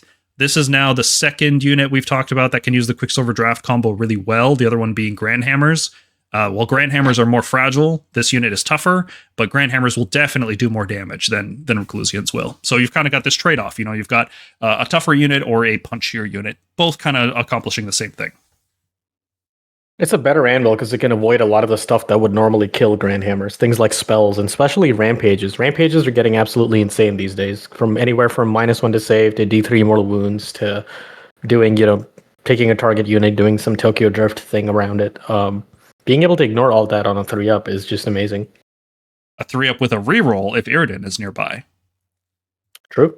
Mm-hmm. And even without the Ruination Chamber ability, the 5-up ward does cover some of the weaknesses that Shield Annihilators have. I mean, Shield Annihilators, a 2-up save is mathematically better, but against crit mortals it isn't. Exactly. Or against D3 mortal wounds that you're going to get from many rampages. If you were to charge Stormdrakes into them and do a 2d6 move, and then if you do 2d6 move and do D3 mortals, you might even get out of range of the Terminus combo. Oh, yeah, totally. There's ways to avoid this combo. It's not a perfect combo by any means. And also, we are considering that we are running out of units that can create mortal wounds. This is something that we need to consider, because usually the opponent, when knows that you have a unit that can create mortal wounds, they need to take some resources or some things in order to face that unit. There are many units in different armies, like the Bastiladon, that in the moment that you are facing the Bastiladon using the Reclusians, the opponent needs to invest a little bit more resources in the Bastiladon in order to survive through their attack. Because this unit, in one attack, if they are complete and if they are reinforced, they can erase everything. Mm-hmm. The output damage also can be compared in an average, in considering 100 points with the Grandhammers and 100 points of the Reclusians, they are dealing the same damage. So this is something to be considered. Grandhammers are about 20% better per point, but it's not crazy. It's not like a double difference, like the crit mortals are nice. The crit mortals are nice, especially since many, not all, we'll talk about some more later, but many of the units we've talked about so far do struggle a lot against 3-up and 2-up saves. Even Questors, for as amazing as they are, and we will sing their praises into the high heavens. If you go into something like, if they get locked up into something with like Skull Crushers or a Bastiladon, that Rend 1 isn't doing much for them, especially with an all-out defense. Crit mortals do get through units like that Stormcast in general suffer against. Mm-hmm. We do have other sources of Rend 2. We've got Dracoths, we've got Stormdrakes, Longstrikes, Judicators, Celestant Prime. We can tech for Rend 2, but this is a good unit as well. It's effectively Rend 2, right? The crit mortals basically treat it like Rend 2. Our stuff with Rend 2 just takes a huge point tax. And if we are considering that there are some tactics in this season that needs to raise units, and it's also to survive to some tactics that could be used by your opponent. If you are picking up like this unit, the tactic number 3, I forgot the name, but if you are choosing one Reclusians, your opponent is obligated to invest a lot of resources to kill them. Yeah, if you are using Sentinels, yes. Yeah, they're only 280, right? They're not a super heavy investment from you by any means. It's the same point cost as Shield Annihilators. So even when you lose the Reclusians, because they're not unkillable by any means, they're just a unit. And when they die, it's like, oh, okay, that's 280. That's not the end of the world. I still have most of a list, and you've probably committed a lot in order to destroy them. Yeah, there's not a many 300 point units that can lift these guys up. I think I go back and forth between whether Shield Annihilators or Reclusians are a better anvil, because Shield Annihilators strike last, 2-up save is just better, but the 3-up ignore abilities can be really strong against, depend a lot on those rampages, and if you just say 3-up no, it can suffer a lot against them. Yeah, or crew boys and their dirty tricks. They really rely on those, and if they don't get the strike last off, and they just lose a lot of models real quick because they're fragile. But anyway, I think BTR is fair category for them. Yeah, they're harder to use than Prosecutors. They're comparable to Shield Annihilators in a lot of ways. They're a solid unit. They're not spamming them is not a great idea, but 1 or 2 units here or there is not bad. They're just a side grid to Shield Annihilators. They fill the same role, but they're better against certain things, and Shield Annihilators are better against others. Yeah. Another one of these units that's really good at using the Quicksilver Draft combo are the Dracothian Guard Concussors. So we talked about Reclusians, we talked about Grandhammers. Concussors are the third main unit that uses this combo. They get it from the Lord Celestin on Dracoth. He gets the Quicksilver Draft, he fights first, and then he can pull this unit into combat with his Fight With Me ability. And what makes the Concussors different than those other units is, frankly, it's the 10-inch move, right? They still do good damage. I think they actually do higher max damage than the Reclusians. They have similar crit mortal output, and they are pretty good hitters. They get to disable commands on enemies on a 3+. They get Rend 2 attacks on the mount all the time. They don't need to charge to deal max damage like Prosecutors or other cavalry that we're going to talk about. And usually what happens is they just kill everything that they're in combat with because it can't use all its defense, and you're on 2s and 2s for the most part. And then after that combat, well, they still get to move 10 inches and do something else on the board, which is quite the novel concept.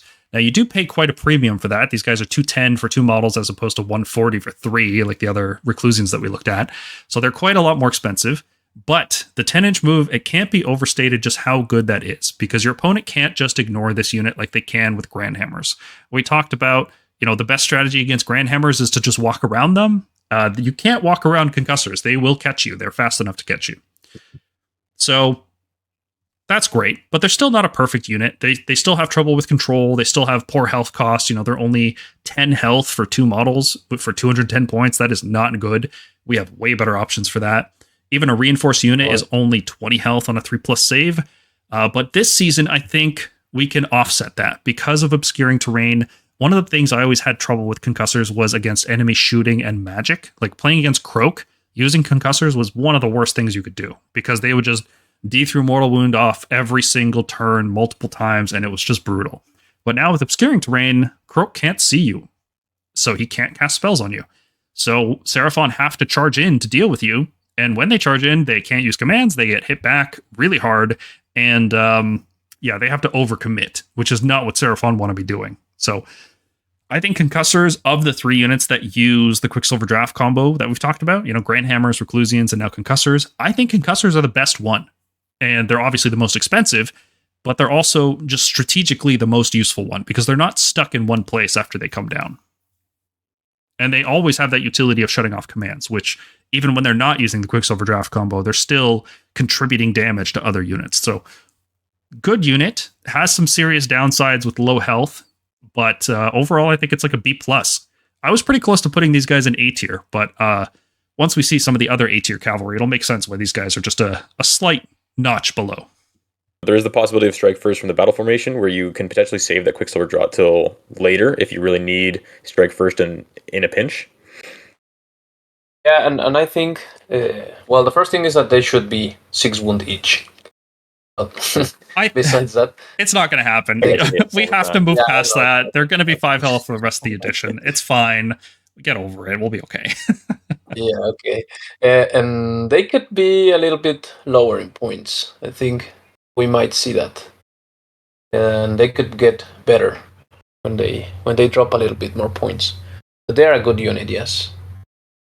I mean, the main thing that makes them playable is obscuring. I agree. I just wish their spear-tipped cousins were pointed slightly more aggressively. Overall, my only problem is I wish the Dracod breaths had shoot in combat, maybe, or like had slightly higher range than 10, maybe 12. Does feel like that breath does contain a significant part of their like damage points because of that crit 2 hits, and you don't get to use it most of the time. It should wound on Considering- twos, right? Like, why doesn't it wound Right. on twos?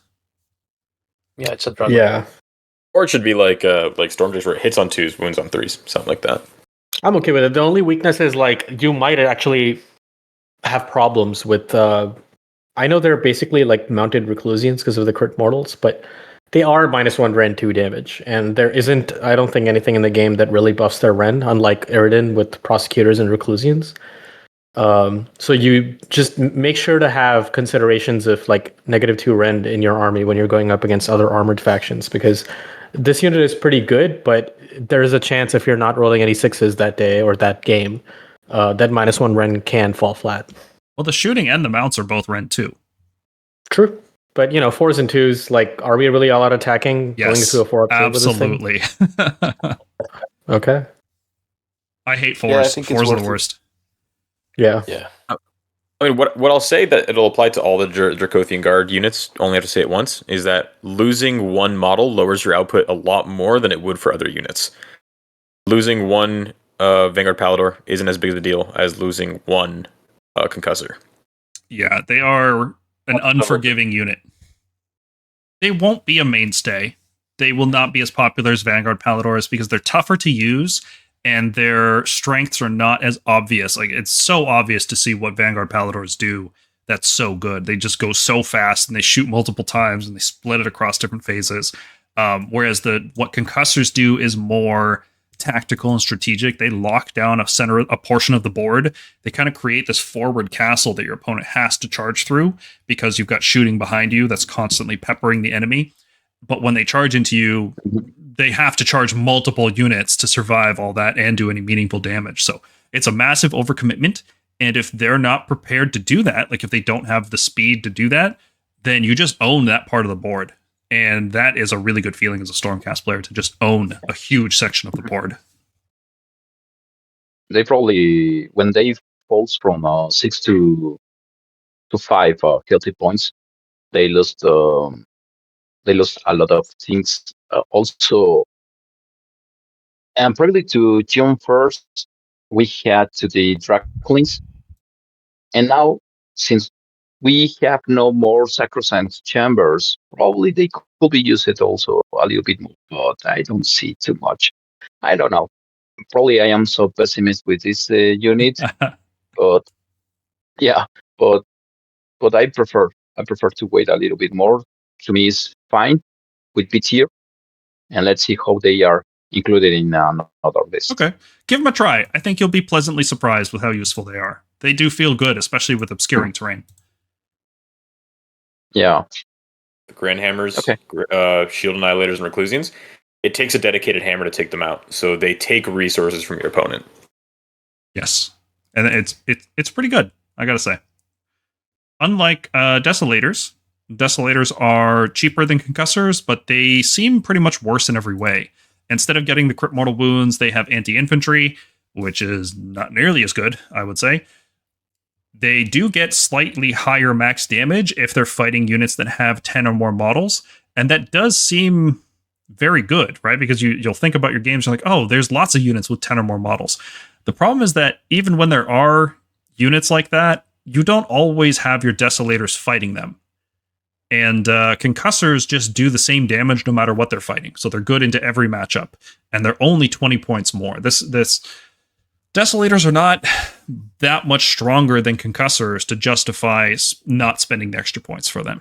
So I think that's the short version. I don't think we need to go into that much more detail about this unit. It's Concussors, but worse, basically. More situational, which is not as good. I even find them worse than Vanquishers. That's heavy. Concussors with restrictions. Yeah, 10 model unit is such a if it was 2 models, like fight anything that's not a single model, even that wouldn't be good enough. Like there's still lots of Or units 5 that are, like Vanquishers. at least, yeah. We struggle to make Vanquishers work at 5. 10 is like, that's crazy. That's such a high restriction. I don't know. And it's only +1 damage. It's not like you double your damage or anything. And Vanquishers can take plus weapons. So yeah, they're better at the role of anti-horde. I'm not saying Vanquishers are amazing. Just they're better at the anti-horde role. So there's not much else to say. Yeah, they're faster. I guess there's that. That's it. Moving on. Fulminators. They are another unit that is basically Concussors, but worse. Whereas Desolators need to fight the right target, Fulminators just need to charge. The problem is that 10-inch move is not fast enough to charge other cavalry units. Like, you will get charged first. And unlike the Concussors, they need to charge to do their full damage. So Concussors use the Quicksilver Draft combo better. Fulminators can struggle to fight their way out of sustained combat, so you don't want to be taking that strike first combo with them. They should be gaining +1 to Rend on the charge or something. They really should. Rend 1 on this unit does not feel right. This unit just plays so differently from how it played last edition, and we are trying to get over that, but it's hard to find a niche for this unit when then at 210, they're competing with Stormstrike Palladors, which are cheaper and meatier, and they're competing with Vanguard Palladors, which are more expensive, but also way faster and do comparable damage, let's say, because of all their shooting. And they're competing with Concussors that just do everything all Better. the time. Yeah. If Fulminators had anti-something, like anti-cavalry, anti-infantry, it would just give them a niche, but now they just don't have it. I would have liked How is just that- a charge increase on Ren. Like I think Chaos Knights get that thing. Like Yeah. if they became Ren 2 on the charge, I would still like that would still be a good niche. But yeah, the no ability to increase our Ren is really, really hurting this unit. And look at the size of that big weapon. How is that does only 1 Rend? Yeah, just find some random stick in the Night Haunt army, and then that's a Ren 2 weapon. Yeah. Yeah. Some random like dead zombie shovel is Ren 2 in this game. Like who knows? Moving on. Actually, before I move on, what point value would you guys like to have Desolators and Fulminators at to make them playable? Because Desolators are 190 and Fulminators are 210. Is there a point value that would make them better and playable? 180, 190. 160, 170. 170. 170 for yeah. Desolators, 190 or actually Stormstrikes are 190, so Fulminators would have to be 10 below because of the health disparity. But yeah. Yeah, and because Stormstrikes have anti-something, so they have a niche to get more rend. So they'd have to be less than... Actually, I would say the same because I forgot Dracothian Guard have mount attack, so they would have to be 190. 190, same as Stormstrikes for Fulminators, and then 170 for, like, same as... basically, whatever Tempestors are at, that's what Desolators have to be at. They also have the shooting Yeah, I attack. agree. Mm-hmm. Maybe 190 for Fulminators, 170 for Decimators. The Desolators really need more help. Let's talk about the history of Stormdrake Guard before somebody does like a breakdown of the rules. Stormdrake Guard were added in 3rd edition, and they were so freaking strong that before the models were even released, they had to nerf them. They nerfed them from 285 points to 355 points. Is that right? Or 345? No, Something like that. It was 360. It was 360. Like it was 360. And then yeah, the main nerf was the Dracothian Onslaught. Yeah, they used to have this ability where they could make a normal move in the hero phase, and that was really powerful because you could translocate them and then do a normal move, so nothing on the board was safe from them. And every unit could use it, so you could have a list of all dragons, and they would all move up in the hero phase and then make a normal move and then charge. It was And you could fun. charge in the hero phase, actually. You could. They on also a had a 2-up. shoot in the hero phase, I believe, with the Night Draconans. They can. Yeah, that was also an option. So they double tap mortal wounds with the Night Draconis, erase the screen, and then charge everything behind. Yeah, so you move twice, shoot twice, and then charge. It was honestly, insane. it wasn't even insane. It was mid. It was like an okay list to play for fun. But people had such a visceral reaction to it. You know, everybody it was hated pretty it. People hated it so much. I played fine against it. I don't know about you guys. No. You play Seraphon though. That's different. Seraphon was like one of the 3 armies that could deal with this. Everyone else just got pinned. Like you could literally make a wall of Stormdrake Guard with their 2-inch whatever. Yes. And that was the problem. Is it wasn't fun to play against it. Right. It created just awful play style that nobody likes to play against. Like imagine if Nurgle. Because you could drop Gardas in and give them all a 5-up ward, by the way. So all these dragons would have a 5-up ward. So imagine you were playing Nurgle, except their Blight Kings moved 30 inches. And that's what playing against Stormdrake... Oh, and they flew. They had flying. That's what Stormdrakes were. So they nerfed them was like, so heavily. And I remember the hate was like even more than the Lumineth hate at the start of 4th. Yeah, that was crazy. Moved twice in the shooting phase. Lumineth Hex rate spams at the beginning of 4th. Yeah, Lumineth were... Like the hate in this game is interesting because Stormcast were always like the nexus of hate for players, and then Lumineth came out and they just kept coming out and kept releasing new models, and they had the most ridiculous rules. Like everything had crit mortals on 5s and all these control abilities, and everybody just hated Lumineth more than Stormcast. And I remember there was a period here on the Stormkeep where we were like, phew, Lumineth are taking all the heat. This is great, we can finally relax a bit. And then frickin' Stormdrake Guard come out, and we become enemy number 1 again. Everybody's just got this huge hate boner for Stormcast. And for the rest of the edition, Stormdrake Guard, I think they never saw a point decrease, right?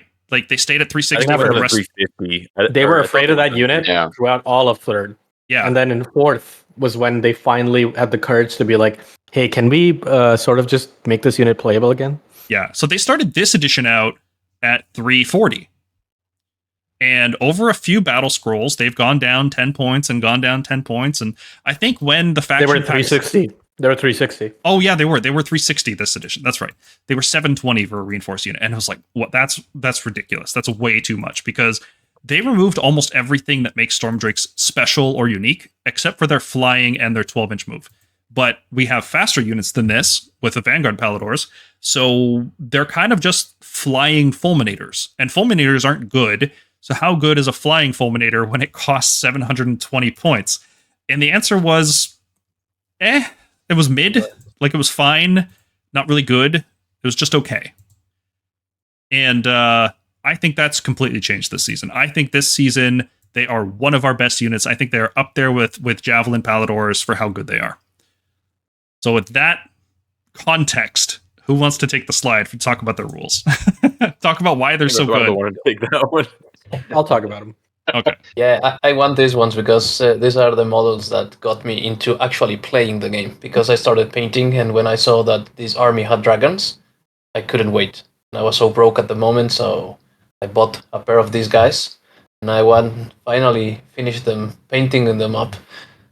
They were so nerfed that it was so bad. I never got to get the fun out of them. But now I am excited for them. This unit is basically... I'll start it off and you can help me out. Yeah, sure. This unit is basically what Dracothian Guard wished they were.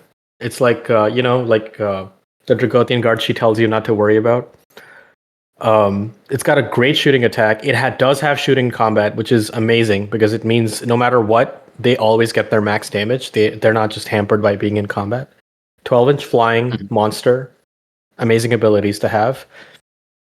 They have anti-infantry. Another problem we mentioned with Fulminators. They just solved that with their lances. +1 damage on the charge. Mounts are on 4s and 2s. -2 rend 2 damage. Just all around, I think Paul did the math on this. Point for point, their reinforced unit of them is the best damage we have. It's some of the best damage in the game, period. Well, not point for point, but in terms of just raw output, they are very, very high damage output. Like per point, Dracots are better, but just in terms of impact, these guys do the most.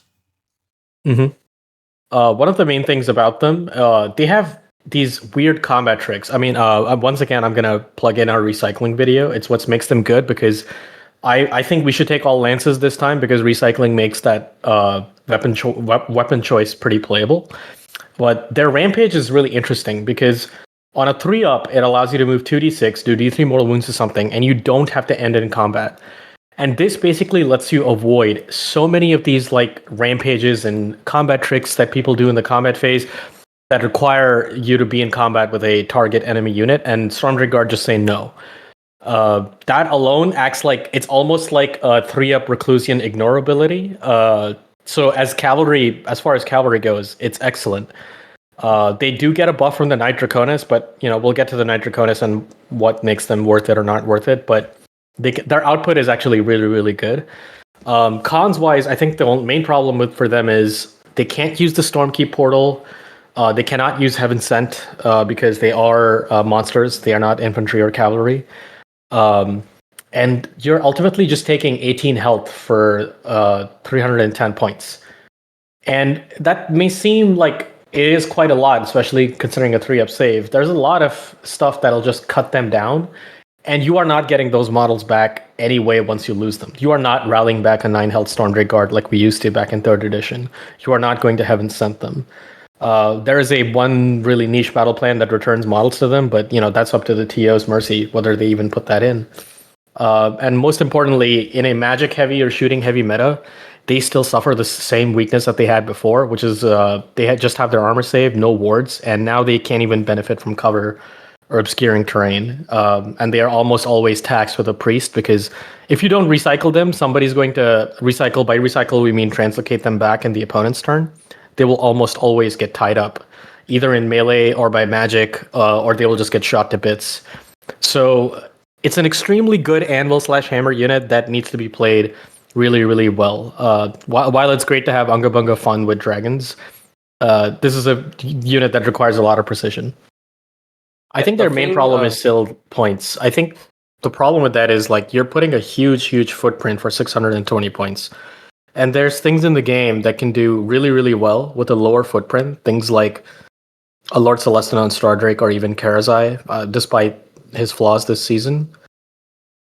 But I do what I like is the fact that Games Workshop has shown that they are willing to look at this unit again and again, whereas previously this was just a unit they never touched.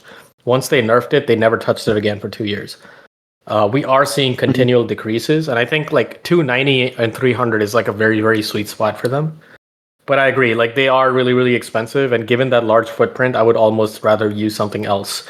I think this is a perfectly, you could go 4-1 with this, pretty well with some skill, but 5-0 might be a little bit hard. I just don't. Now that you've said that, I will go 5-0 with this unit just to prove you wrong, because I think this unit is busted good. The only thing holding this unit back in my eyes was that they would just die after charging one time. And that just doesn't happen anymore. We get 2 charges out of them, and then come to Michigan GT and do it. I will. Okay, that's it. Okay. Everyone at Michigan GT has been warned. I am bringing Stormdrakes, and I'm going 5-0, and I'll see you at the top tables. Because this unit fucks. It's so good. Super high damage, super fast, flying, and now it just doesn't die once per game. It comes back to life, basically. The beacon value is insane on this unit.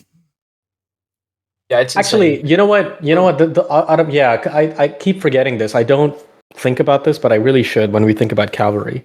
Their power through potential is actually pretty insane. Oh yeah, this is power through on other cavalry.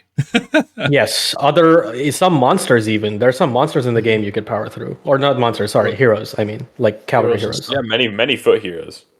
Yeah, cavalry heroes even. One of the main problems is we're gonna fight. Cruel Boys gets their quarterly, what's that thing called? Nashtooth, the killer boss on Nashtooth. Yeah. They just keep putting points down on that thing. So we're going to see 3 of those things again, because 3-up save screen, hey, being able to power through that and that not tying you up like it does to Marathi, it's pretty good. The trick with Stormdrake, I think, even though they are 36 health when reinforced, the trick is taking 0 damage for as long as possible. Minimize every source of damage that you can possibly get with them.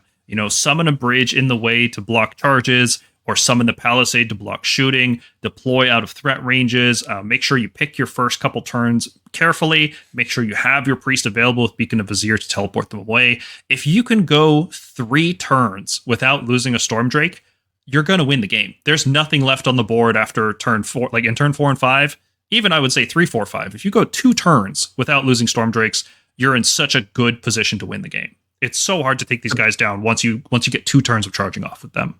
So basically what you're saying is put yourself in a position where you don't have to make save rolls with this unit as much as you possibly can. And then for 3 turns, that 36 health actually goes really far. In the first 2 turns, when you're taking a lot of damage, Usually you would lose like a Vanguard Pallador or something along the way.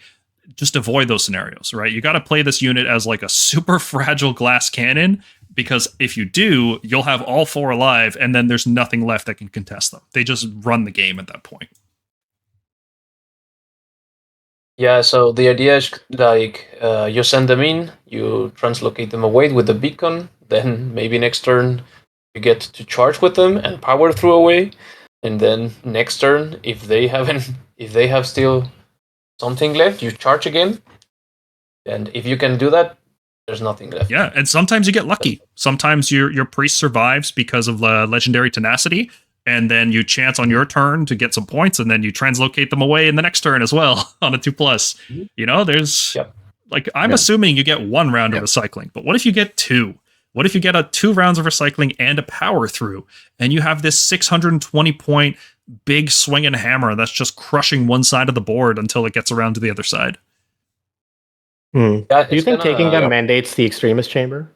Oh yes, Or taking a reinforced unit? Absolutely. Okay. Every time you use Stormdrake Guard, you want Lightning Echelon, because if your 3-up Rampage succeeds, great. You can get out of combat and then pile in at your leisure. But if it fails, the Lightning Echelon is there as a backup.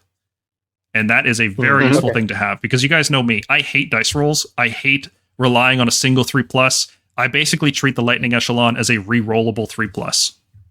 Because if I fail the 3-up Rampage, I've got the 3-up Strike First. Mm-hmm.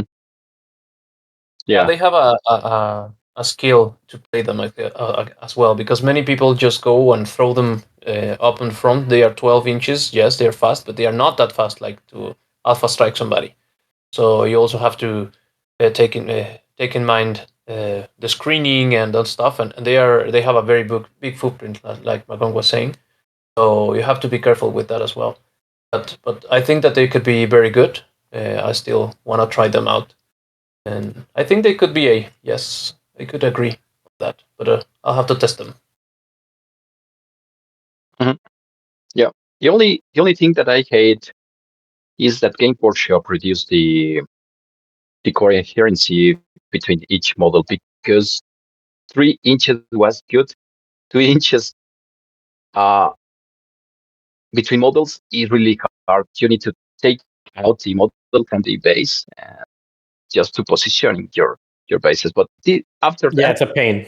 It's a pain in the ass to play with these models. The wings getting each other's way, the spikes are all touching each other. Yeah, it's awful. Even with terrain. Yeah. Even when it doesn't come to coherency, like trying to get around terrain is really difficult with them. Correct. But anyway, such a good model. Yeah, I think A tier, and I think 300 points will be the sweet spot. I think any cheaper than that, and it just becomes too cheap for 36 health on a reinforced unit. Yeah, I think 300 is the floor. I would like an even 300 though. The problem with 310s and 320s is it produces these like 80 points gaps that we can't. I don't want to fill it with Gryph-hounds and Aetherwings. Like just make it like a good 300 even. Yeah, if you take away 300 even, it's like we've said before. It also opens up 20 points for manifestations, faction terrain, enhancements. Like those 20 points are more and more valuable this season than they were before. Yeah, correct. Yeah, that's a good point. That's a good point. Yeah. It's a nerf that they gave us. Yeah, those 20 points are more important now than they ever have been. And 30. I have a question for y'all. In a Stormdrake list, in a 4 Stormdrake list with recycling, would you still take a Stormkeep portal? Considering Stormdrake Guard can't be teleported that way. Yes, because most of the list still wants to use it. You've still got Night Judicators, you still got Questors, you still got the Priest, which needs to take the portal to recycle. Just because the Drakes can't use it doesn't make it a bad tool. And that's the same way I feel about Heaven Sent. Just because Drakes can't use Heaven Sent doesn't mean your list can't use Heaven Sent. There's going to be another unit you can use it on at some point. Yeah, and without portal, it makes it harder to get that priest into the position where he can translocate them easily. Super difficult. Yeah, I basically treat the priest as 100. Like Ionus. Yeah, no, we'll talk about. There's other Ionus. problems with taking Ionus. Yeah. No, Ionus and Stormdrake Guard is only casual. I don't see they be using it in that. No, yeah, I was saying that as a joke. It's just like it's the only way you can avoid using the portal with his mobility. Yeah, but there are plenty of downsides to taking Ionus, unfortunately, even though he's the coolest model. Unfortunately, yeah. All right, next up on our cavalry, we have another A-tier unit. We've got Vanguard Palladors with Starstrike Javelins. This, if you've been playing 4th edition at all, you know how good this unit is. It is very, very good. It is very expensive now after all the changes to points and unit shuffling and all that stuff, 240 points and then 480 if it's reinforced. But this unit kind of does everything. You know, it's got a ton of health. It's 15 health or 30 when it's reinforced. It's incredibly fast. It's one of the fastest units in the entire game, being able to move base 14 and then one Vanguard unit per turn can run and shoot and charge and retreat as well. And that's usually this unit. So it's a hammer because it's got good damage. It's shooting because its damage is split across 3 phases. It's speedy. It's got everything. It's like the Omni unit. And that it's super efficient. Oh yeah. Even of the current point cost, it's super efficient. It feels like you always get your points worth. And it's also, because it's 3 models coming back to life in a reinforced unit, you always get value out of it with Heaven Sent, too. You can shoot immediately, and then hopefully you get lucky with a 9-inch charge or something. But it's just a beast of a unit.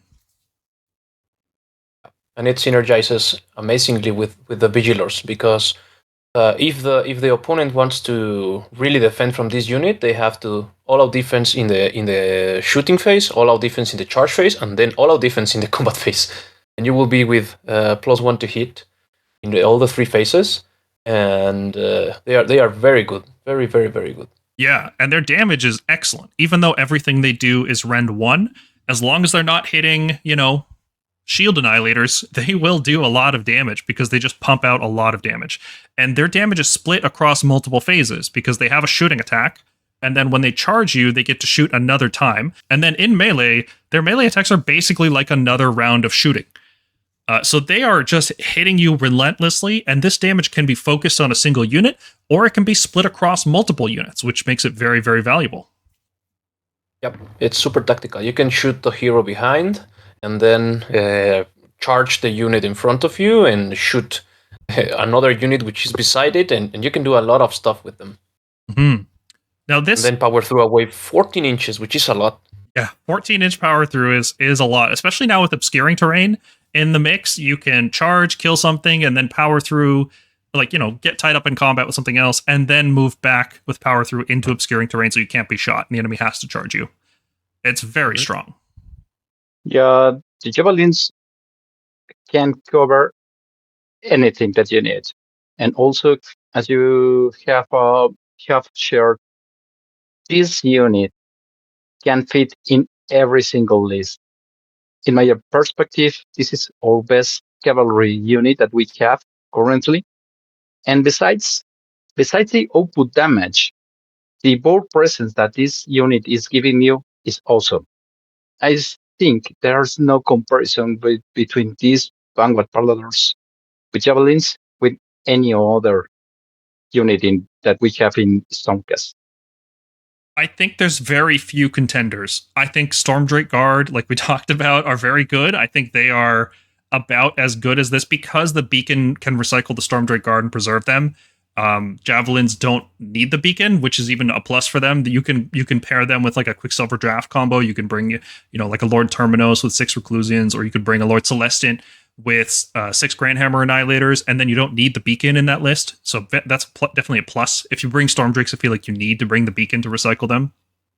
But Javelins, they're not perfect. And while we had them in S tier last season, I think this season they're still going to be very good. They are one of our best units, but they're not the mandatory to be competitive unit that they were before. Because I don't see them necessarily pairing that well with other units that we had before. Like before, you could just do Javelins and anything, and it's a good list, right? Javelins and Dracolines, that's a good list.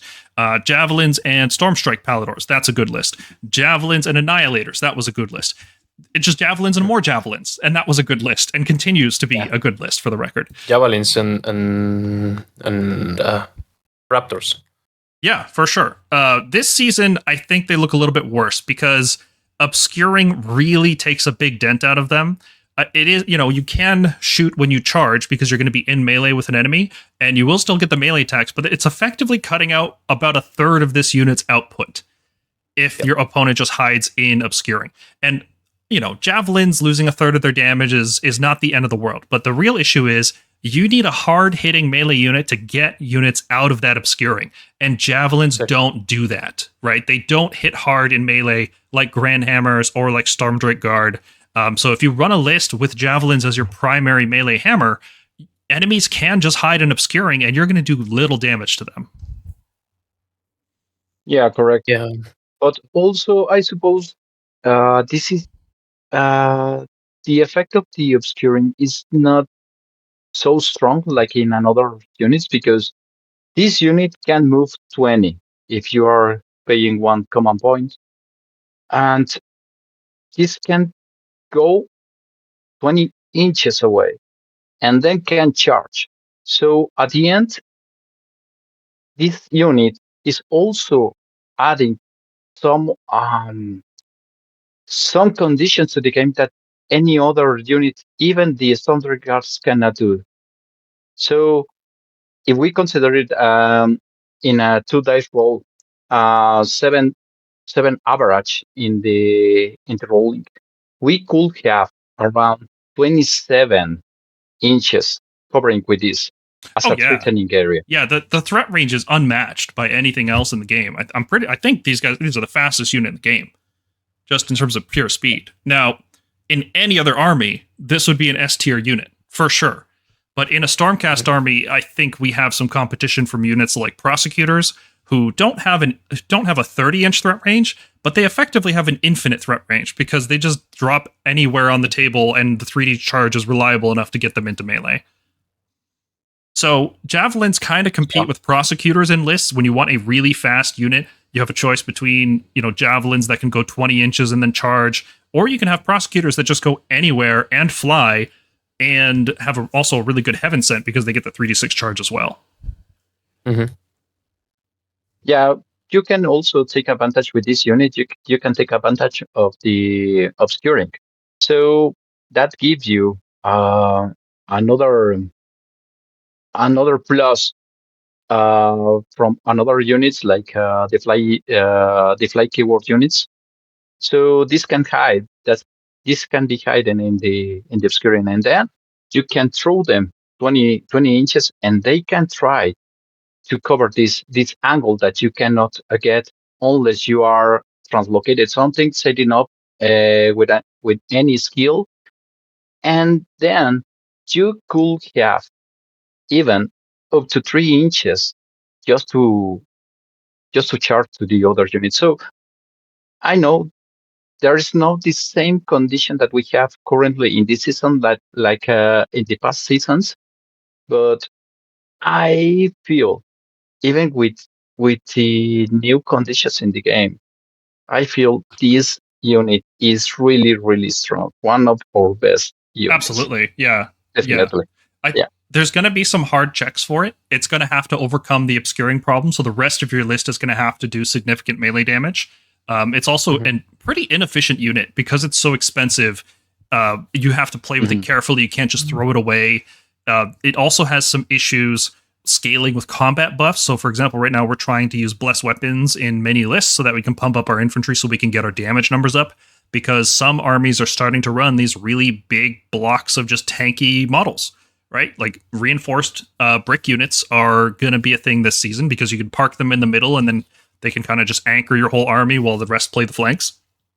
And Palladors kind of struggle with those units because they're only rend 1 and their max damage is not as high as something like Dracoths or Stormdrake Guard.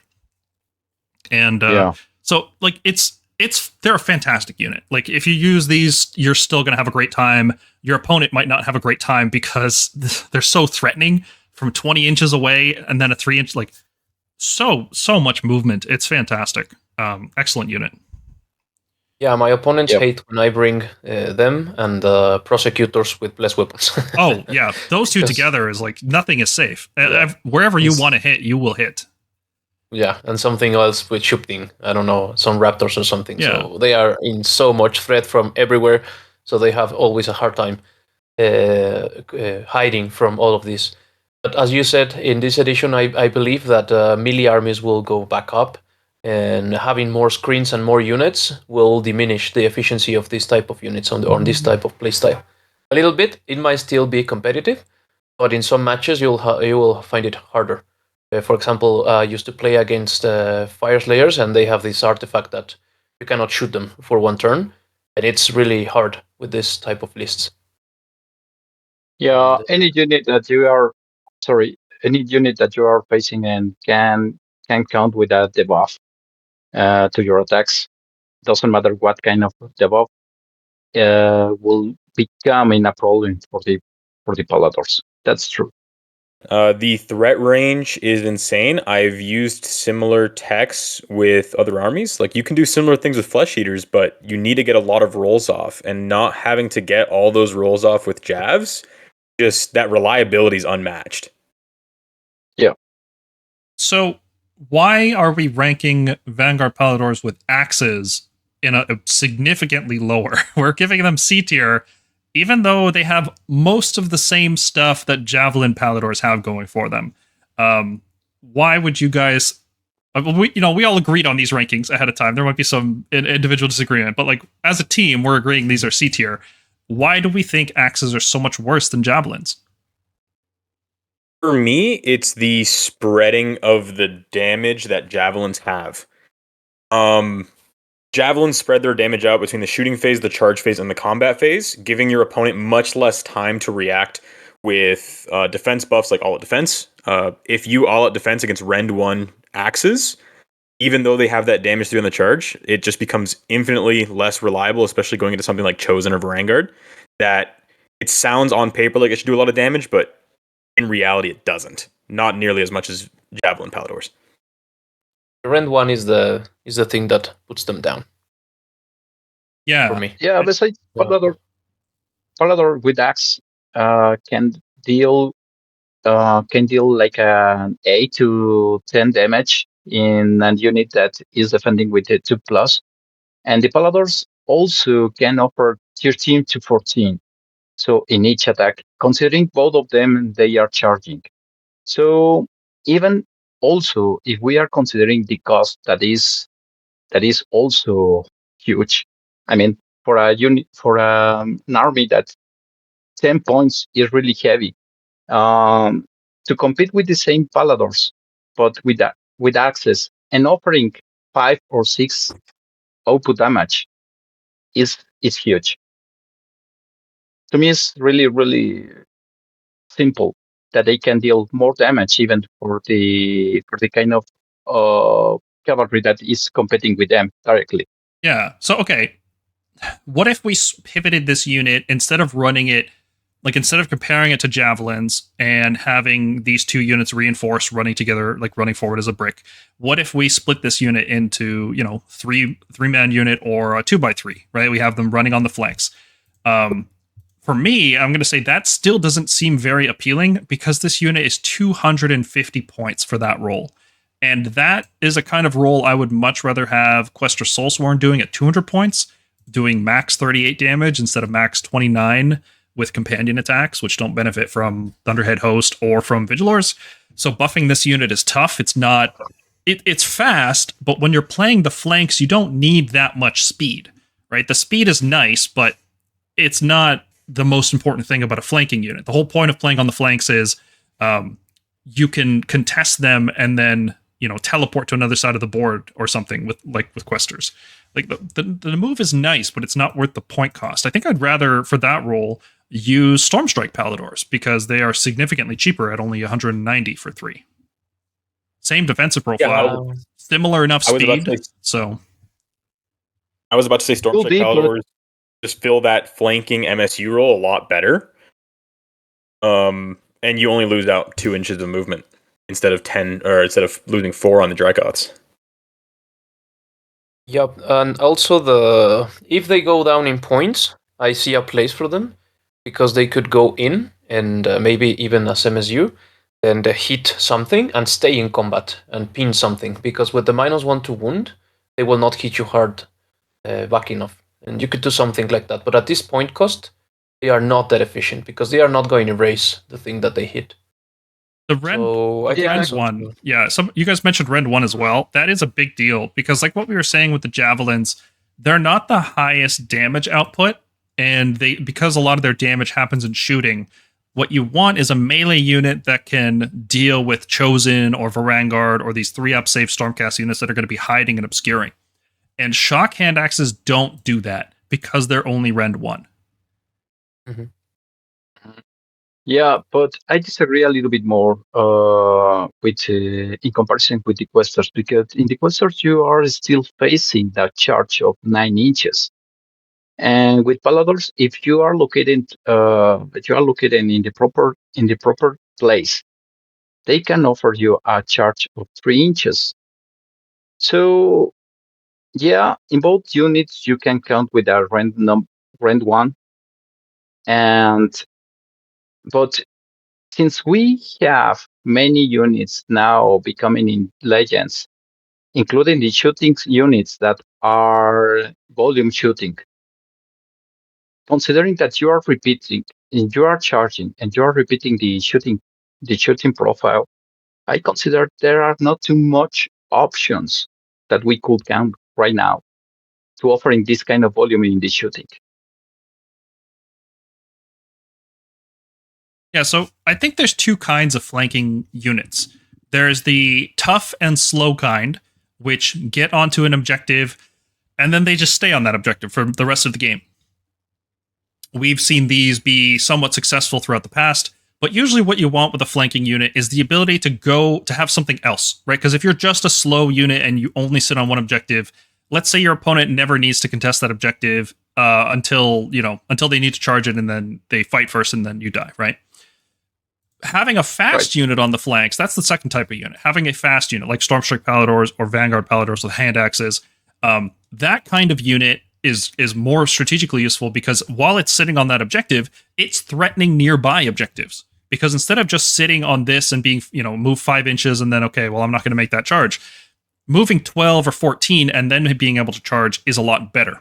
Now, I don't think we consider the Vanguard move in this calculation because I think anytime you're using the Axe Palladors, you should probably be using Javelin Palladors as the unit that's getting the run and shoot and charge and all that stuff.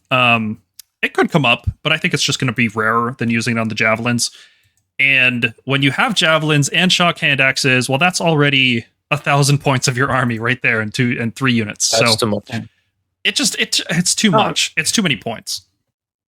Yes, I understand the point because at the end you cannot remove a tanky unit with only javelins. That's true.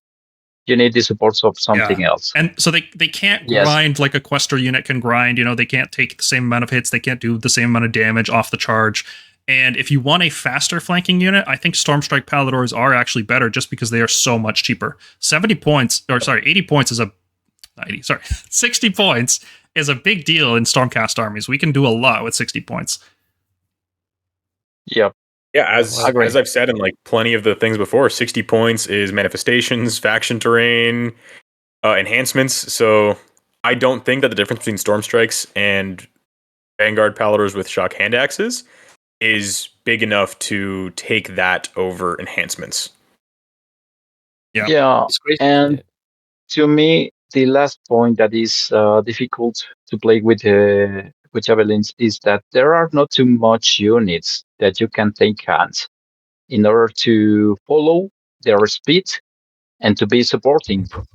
Unless you have another fast unit that can shoot, that can have a good threatening range in shooting, besides the movement. So there are a few units that can follow the speed of the javelins to support their attacks.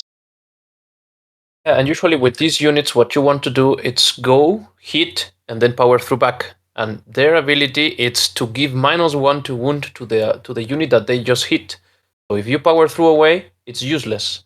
And as you said, they are usually going in a different direction for the rest of your army. So they go power through and they go to the border. So later you can make the opponent go in that direction, or you can go and charge again. So it's like a little hard to play with this ability and get the full extent of it. I can definitely see them being used as a playing the flanks and then scoring battle tactics, the positional based battle tactics. So, for example, the last stage of Master of the Paths, where I think it's Master of the Paths, you have to have a unit in every corner. I think these guys could do that. Move, charge, power through, get into the corner, so they can contribute some damage and then get into the corner reliably. It's not that much faster than Stormstrakes usually are, unless you're using the Vanguard move. But I guess you don't have to use the Vanguard move every turn on the Vanguard on the Javelins, just most turns. And it just seems like there's better flanking options and there's better hammer options. And Shock Handaxes kind of just don't do either of them as well as they should. Yeah, I wish they could go back. They would go down in points. They should be 230.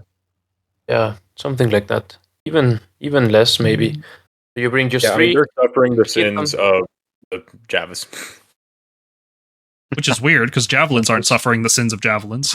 But the Axes are. Yeah, if we could have a mechanic to improve the rent, could be awesome. But unfortunately, we can't count right now with any mechanic that could improve the rent. Well, let's talk about Stormstrike Palladors then. So this segues very nicely coming out of a direct comparison for a flanking type unit. Stormstrikes have come down quite a bit in points since their initial inception. They are now 190 for 3. We've tagged them here as Anvil, Charge, Hammer, Speed. This is pretty true, I would say. Like 15 health on a 3-up for 190 points is not bad. Effectively, what Stormstrike Palladors give your list is a fast meat unit.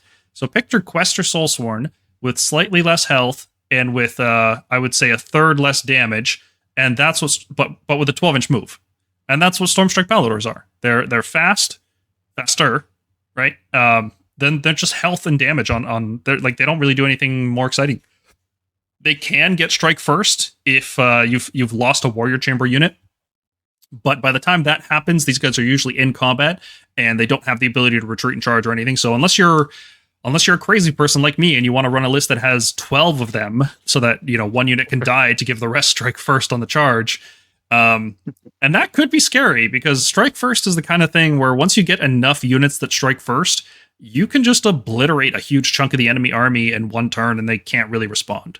So that's, the spam is dangerous for these guys. If they get any cheaper, they might go into spam territory. They are efficient in terms of health, not so much in terms of damage. Their damage is very lacking. I think it's still the worst out of all the cavalry. They still do the least amount of damage. So not impressive, but it's enough. It's enough damage to grind over side objectives. They can kill weaker stuff that's trying to contest objectives. People are putting, 10 health, 4-up save units out there. These guys can easily pick those up. They do 10 max damage with anti-infantry, and then the mounts do 9 max, and then when you charge, the riders get an extra 10. So max 29 on the charge. With anti-infantry, though, Rend 2 actually does matter for these guys. They kind of fight like Dracoths do when they get that Rend 2. So I see these guys kind of competing for the same job as Questor Soulsworn. Sometimes I would consider using a reinforced unit because this is not a bad unit to recycle. It's only 380 points. If you charge down the middle, you can pick up a unit and then recycle it, and then that way it's able to charge again later. It's got some issues, right? It's you need a warrior chamber unit to die in order to gain rerolls and strike first, and this isn't like a trading card game where we're okay with throwing cards away early. We want to preserve as many resources as possible for as long as possible. There's no unit that I want to put in my list just to die, like a Skaven hero to activate that enhancement. I don't want to do that. Vindictors. Oh, yeah, well, if Vindictors were like 70 points, yeah, okay, sure. But even then, you consider that a 70-point tax on top of this unit, and now this unit's not worth using anymore, right? So you will bring just 100 Vindictors and not bring these guys. No. Just spam the table and they will not take away all of your toys and fast enough. Yeah, I think what you have mentioned, Paul, is really, really true, especially with the amount of mechanics there are across various factions. To assign a strike last in combat or in charge phase is really, really tough for these guys right now. So, because they are the most expensive cavalry unit that we have right now, I think that they are not a good pickup in many, many cases. So I don't see any possibility to take them as a reinforced unit because they can be bloated in one attack. If you are counting that you are facing to Cruel Boys with a good 3-pass right now, or also Chosens that you cannot retreat. There are many mechanics that they can blow this unit, and paying 500 points for a unit that will die Oh, in the first attack we're talking is about really Stormstrike painful. Palladors now, not the axes anymore. Not Oh, oh, sorry, my bad. No worries. No, I'm glad you mentioned Cruel Boys. People watching this are going to be confused because I just edited out what you said. But you mentioned Cruel Boys, and I actually quite like Stormstrike Palladors specifically because Cruel Boys are in the meta and they are good. So a unit of Stormstrike Palladors with Strike First, gaining Strike First guaranteed with no dice roll every time you charge, a repeatable Strike First effect, is actually very useful against Cruel Boys because they're trying to give you Strike Last. And this has anti-infantry, which is very good into Gut Rippas. Like, these guys have a very good matchup into Cruel Boys. So a couple of units of these things, or even a reinforced block, is very good into that. If the meta starts shifting towards that, Cruel Boys are such a big threat that we either need Strike First or we need to roll for Ruination Chamber, hopefully with a reroll from Iridan. Like, those are and shooting, obviously. Like, we have excellent tools to deal with Cruel Boys. But it is definitely worth noting that this is one of the units you would use in that scenario. In a Cruel Boys meta, Stormstrike Palladors look very good. Yeah, any mechanic that we can take hands in order to send Strike Last and to break Strike First is really good right now. Yeah, and also that battle plan that gives you Strike Last. I don't know how popular will it be, but it is also good to have this in your arsenal. I hope it's very popular yes. because I love that battle plan. It's fantastic. Yeah, it's nice. I liked it. And it's not such a bad mechanic. You can adjust to it. People are going to struggle at first. My friend that played Cruel Boys just got all of his Gotripas inside of the objective. I gave him Strike Last and I wiped him. Nice. And there is another battle plan that is tangling the units into the objective. So considering that Cruel Boys has a limited movement, if you are tangling them the complete battle round, even if they are 20 models and some models are out, even if they are adding the long line to tangle this and also to attack them in one of the extremes is really good. Mm-hmm. But unfortunately, you are depending on a battle plan to count with resources in order to solve this topic. So if you have like shields, or you have another units like the Stormstrike Palladors, counting with this kind of mechanics to strike first or to send them or to break the strike first in the opponent is really good. So this is the only thing, and they are fast. They can hit at the ascent of full damage. So I think they could be introduced in more lists, at least more frequently than before. Mm-hmm. Yeah, they look good. The comparison to Questors, I think, is really good. If you like Questor Soulsworn, and if you're listening to this podcast, hopefully we've done a good job convincing you that you should like Questor Soulsworn. These guys are a similar costed unit that does the same role but differently, which is really cool. So if your list needs a little bit more speed, you can drop a Questor and pick up a Pallador. They also benefit from Thunderhead Host. Yes, the riders do. The mounts the don't, riders unfortunately. Which is something for cavalry that none of the other cavalry do. They don't benefit from Thunderhead Host. And while it may not be the most optimal pick of unit, I do think it is quite entertaining that if a Stormstrike Pallador unit dies and you bring them back with Heaven Sent, they will benefit from their own ability. Yes, that is true, because it's a new unit. It's a new unit, and a Warrior Chamber unit has died. Mm-hmm. Yep. That's a good thing I haven't thought about. And I just hope that Used it once Games in a Workshop... game. because they were my only warrior chamber unit. I was running a Nice. ruination heavy list with some extremist ruination, and then the one unit of Stormstrike Palladors, and they died. I brought them back, and they got the reroll charges and strike first for the rest of the game. Nice. Yeah, cool. I just hope that Games Workshop doesn't hear about our list, so they keep dropping the points on these guys. They got on to 150. That's nasty. No way. I think 180. I think I said More. 180 like a year ago when they were revealed. Yeah, 10 And more. I 10 more. I think that's Come on. perfect because if they get any cheaper, Yeah. they are fast meat that gets strike first. And their damage is low for Stormcast armies, but for other armies, this is actually not bad damage output. So if they get any cheaper than 180, get ready to see like 24 of these models across the table. Yeah, if they were down at 160, you could bring 3 reinforced squads, 1 unit of Vindictors, let them die at the start of the game, and then you have 3 units with strike first. Yeah, it's like whole Iden game. and High Tide. It's silly. You have it for the whole game. Yeah, the list I'm considering right now has a reinforced unit and then 2 min-size units. And then the idea is I recycle the Knight Relictor. You know, he moves up there with that reinforced unit. They get the charge off, then they get recycled. Then the Relictor dies, and then another nearby hero triggers Envoy of the Heavens, and all my Stormstrikes have strike first for the rest of the game. Yeah. Nice. And 5 of word. like one thing I forgot to mention a bit earlier about them just being meat. They're also, I feel like they serve that role better than something like Vanguard Palladors or Questor Soulsworn. Not necessarily because they have crazy more health. I mean, they have the same profile as Vanguard Palladors, but being cheaper in points makes it a lot less impactful when they do die eventually. If you have a reinforced squad, that's 120 points less than Vanguard Palladors that you're losing. Yeah. If all this unit does is hold an enemy in place so that your real hammers can get in range, that's a success for 190 points. It's not bad. Yeah, not bad. Yeah, they're a good pinning unit for sure. They kind of remind me of Gore-Gruntas at the start of 4th. Yeah, well, now Gorgruntas are killing everything, so Yeah, now Gore-Gruntas are Vanguard Palladors. I hope our Palladors get upgraded like that. Which made sense. Not that we'll probably talk about this later with Ironjaws, but yeah, Gore-Gruntas having no rend was criminal. It was a decision they made for sure. 5 to hit and no rend was a decision of all time.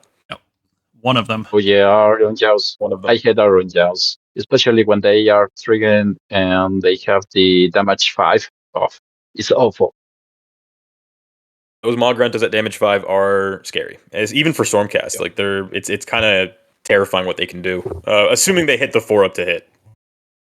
Oh, we got to the Chariot. Nice. Yes, we are talking about Stormstrike Chariot. One of my pet units. I have 4 of them. I loved using 4 of them in the previous edition of the game. They were super fun to use because they had 12 health and 12-inch move, and they all did D3 mortals when you charged, and they had reasonably good melee damage. And they have none of that. They have not a single one of those things in this edition. They are just strictly worse across the board, and it's They heartbreaking. are so bad. So bad. Yeah, and they're also Oh. just too expensive for what Yeah. they are. The bow, it's so bad. When I saw it, this was one of the first Warscrolls that they released. It was like, what? Really? That is the bow damage? Yeah. I don't even The know if bow's you could so make it bad, any and better. The Javelin's not better. No, neither are good. People ask all the time on the Discord, how should I build my chariot? And we say, it doesn't matter. They're both bad. The answer is don't. I haven't built it. I have one mine wheel. built because on a it's just base. a great model. It's just a great model. It's but, a phenomenal model. I love it. I love the it's very chunky Gryph-hounds. They're the Gryph Chargers. They're fantastic. And the guy I with Yeah. the honestly looks don't know what they were thinking with rend 1, damage 1 on the bow. Yeah. It's you have no volume Yeah. and no damage. It's Okay, so- the worst of both worlds. So it's the role I see for the chariot is it's a flanker. It's not this, move up the middle piece. It's a screen type unit, so it's comparable to something like 5 Liberators. It just takes up space, and it has a big base, so it doesn't lose any space until the whole model is dead. And it takes healing really well, unlike most of our other units that we're using for screen purposes. If you have healing in your list, like you have a Vexilor or you have a priest that can use the prayer, sometimes like it takes the healing well, unlike our other units. So it's got that going for it. And unlike a lot of Yeah, our I other believe- chaff type units, it's got a 10-inch move, which is like, okay, yeah, Liberators move 5, the Chariot moves 10. But then you remember that the Chariot is 30 points more. And we were talking about how important 60 points is in a list. Liberators are like barely playable. The Chariot is more expensive and doesn't do enough to justify that cost. And to even get the maximum damage out of it, you need a command point. It's not Right. even like you can spike and do the max damage. No, you need a command point to do the max damage. And you have to survive. And you have to start on 10 health. Like, it's not likely either. If you're not charging them into a hammer, you're at best charging them into like chaff. Even 40 clan rats or 40 crypt ghouls can take this thing out. And that's the main problem of them. They are not easily surviving to a medium attack. Besides, even I prefer to use Gryph-hounds because they are 90 points.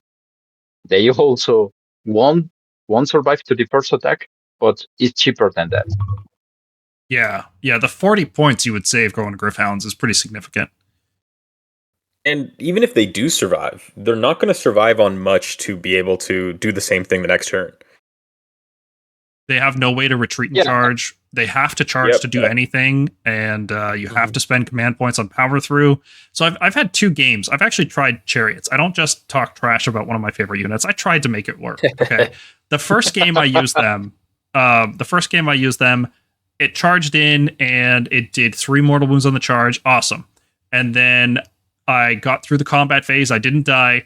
And I did power through, and it did, I think, 4 mortal wounds. So I'm like, okay, cool. This unit did 7 mortal wounds. It did a little bit of chip damage. That's not bad, right?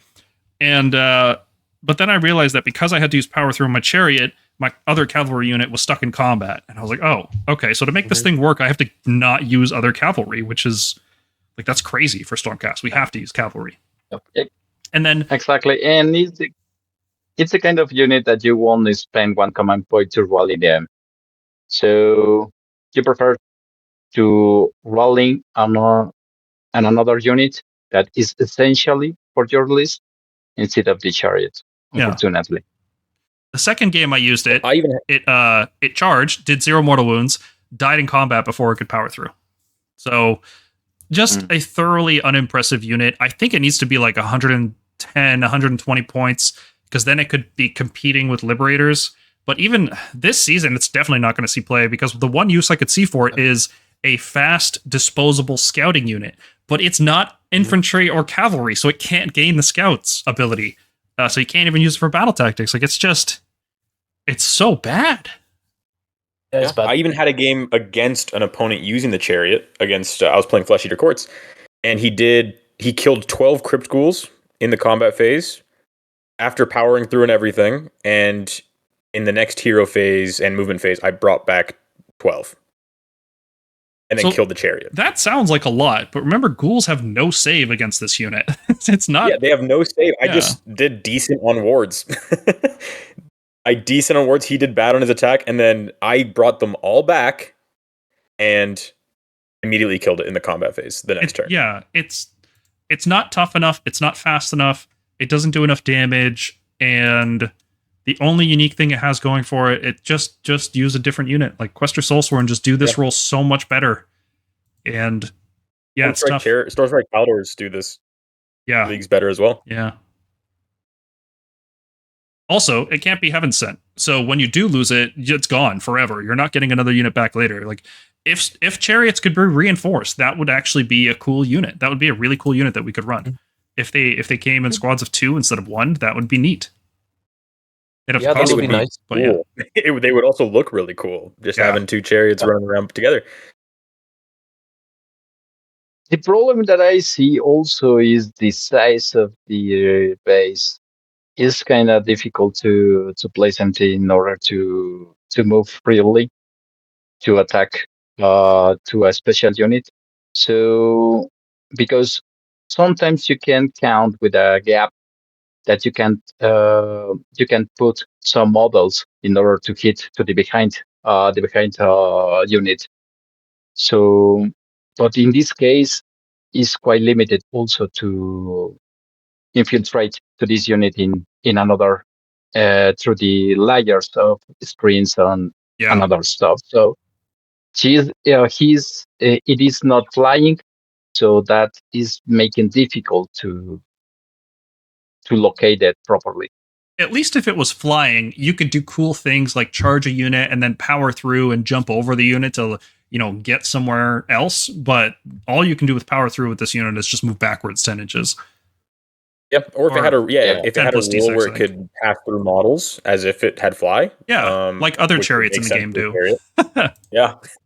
I mean, and even though this has nothing to do with competitive AOS, just to add on to the Stormstrike Chariot dogpile, it's not even good in Spearhead. No, it's not. I've Like, tried it. It's the skirmish game. I actually think it's better in Spearhead. 10-inch move goes a lot further there, especially in that warband, which only has 5-inch move everywhere else until turn 3 when Andrasta fails her charge. I've actually found the chariot pretty useful because you can choose where the terrain goes. So you can create a choke point in front of terrain and then put the chariot in that choke point, and then your opponent just can't get to that objective. It's pretty neat actually in Spearhead. But it's still not good, but it's neat. It's strategically more useful. Is this the only model on a base this big with 10 health? It's just so weird that a Stegodon, which is a physically smaller model, has 14 health and this thing's 10. Mm-hmm. Yeah, because the Chariot is seven wounds. It's a smaller base, yeah.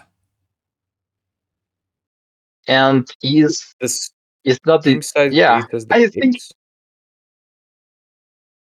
is the best in their kind, but even though it's not the best one. Not Chariots are bad. Yeah, it's a good model. Yeah, it's a good model, but in general, chariots in this game, in this edition, has been very bad. I think it's the same size base as the big pigs, right? 120 mil, yeah. Yeah, so they have less health than the big pigs. Yeah, you're right. I think that's the only one I thought that maybe the Maw Grunts just had 10, but no, they have 12. Gun haulers are on one size smaller base. They're on 105 mils, and they're 10 health. Yeah. Yep. Not that gun haulers that unit is incredible. It's huge. Now, all right, let's talk about shooting. This is an important part of the Stormcast army, even in this season where they have introduced so many anti-shooting options. Every army can now just become invisible with good placement. Or at least that's the hyperbole going around, right? Turns out shooting is still very good. Most of the really good units in the game are either monster keyword or fly keyword, and they can't benefit from obscuring, right? Like the entire Nighthaunt army, or many Seraphon armies that you're going to face because they have a Carnosaur in them, or Nurgle armies that have Rotigus that needs to be shot down before he gets into melee. There's lots of stuff to shoot still. There's going to be times where you can't shoot specific targets at specific times, right? Like if you're playing Slaves to Darkness and they have a bunch of Chaos Chosen and Vanguard hugging, obscuring, long strikes are going to be bad in that matchup. All shooting will be. Well, except maybe Tempestors. We'll talk about Tempestors shortly, though. But there's enough stuff to shoot, and for every single edition and every season of the game, Vanguard Raptors with Longstrike Crossbows have been the all-star unit in Stormcast. They are excellent. They do not the most max damage for their cost, especially for their cost. For 200 points, doing 14 max that's terrible. That's really bad. They might be the most oppressive shooting unit, throughout a couple of editions or something. Oh yeah, for sure, easily. It's easily been the dominant shooting unit. Every shooting rule has to account for Longstrike Raptors. The way they design the game is with this unit in mind. Well, I personally think there's one competitor for it. Last edition and currently in Scourge of Garan, but we'll get to, I'll comment on it in a little bit. Sure. Yeah, no, there's definitely comparable units, but they're comparable, and despite them being good, Longstrikes are still amazing. They're not S tier. They're not I don't want to glaze them like they're Javelin Palladors who do something so well that nothing else compares. There's a lot of competition for Longstrikes. There's other units that do it very well. Especially if you guys have been watching this channel lately, where you know that Night Judicators are arguably better than Longstrikes. But Longstrikes have a very long history of being good. and they still do a lot of stuff that is unique to them, like having the best covering fire when they're reinforced.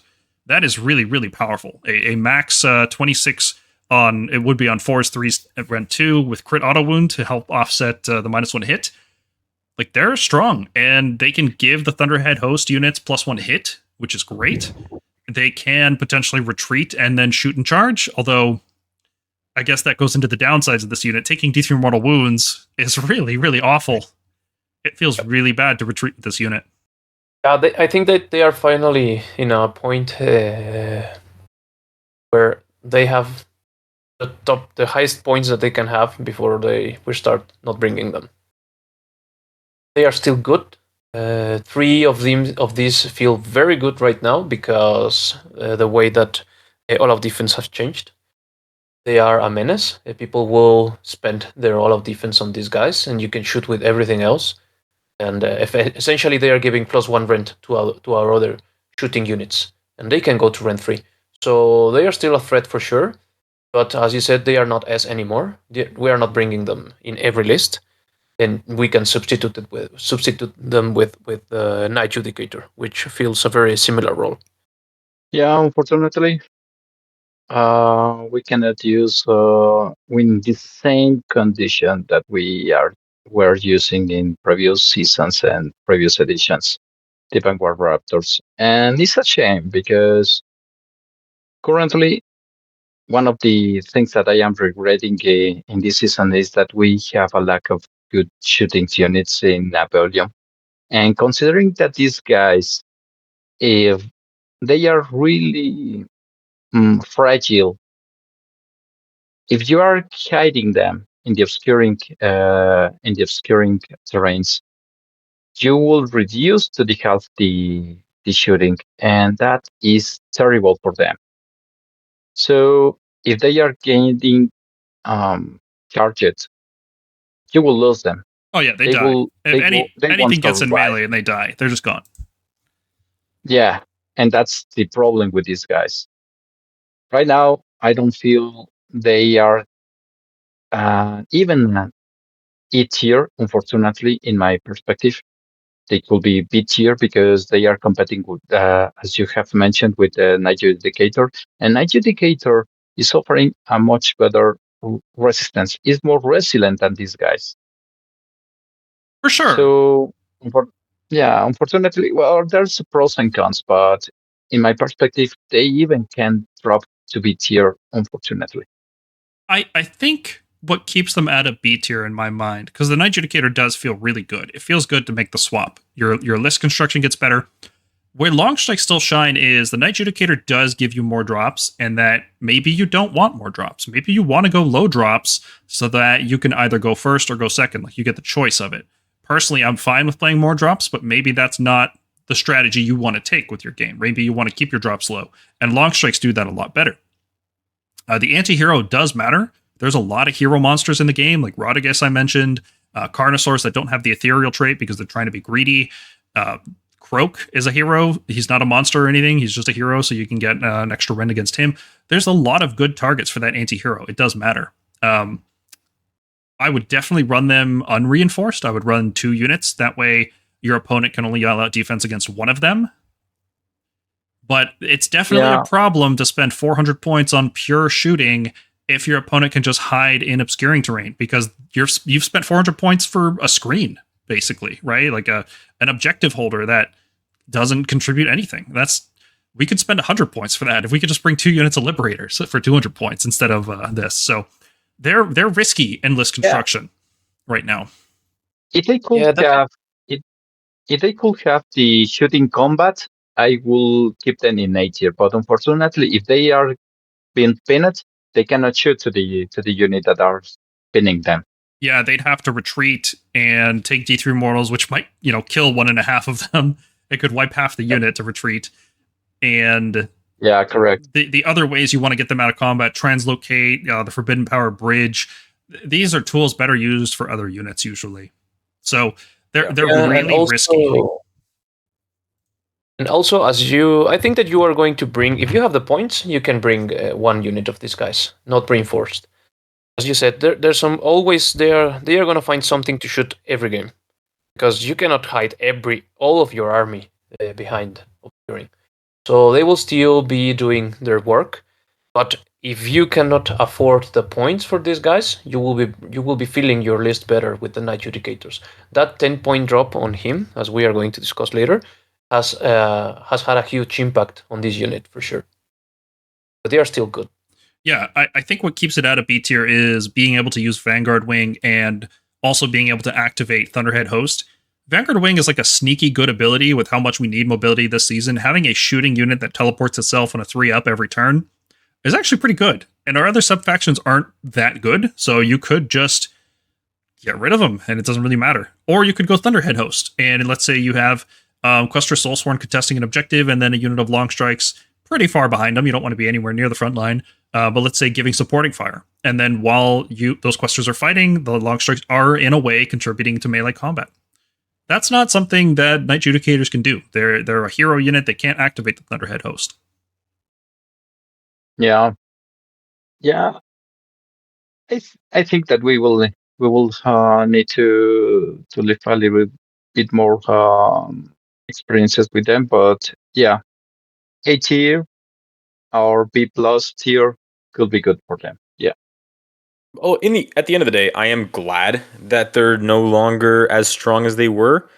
It was not a great thing for internal balance that every competitive list had to start with 6 long strikes. And I don't think, I'm hoping I misunderstood Luis, but I don't think giving them shooting combat is the good move.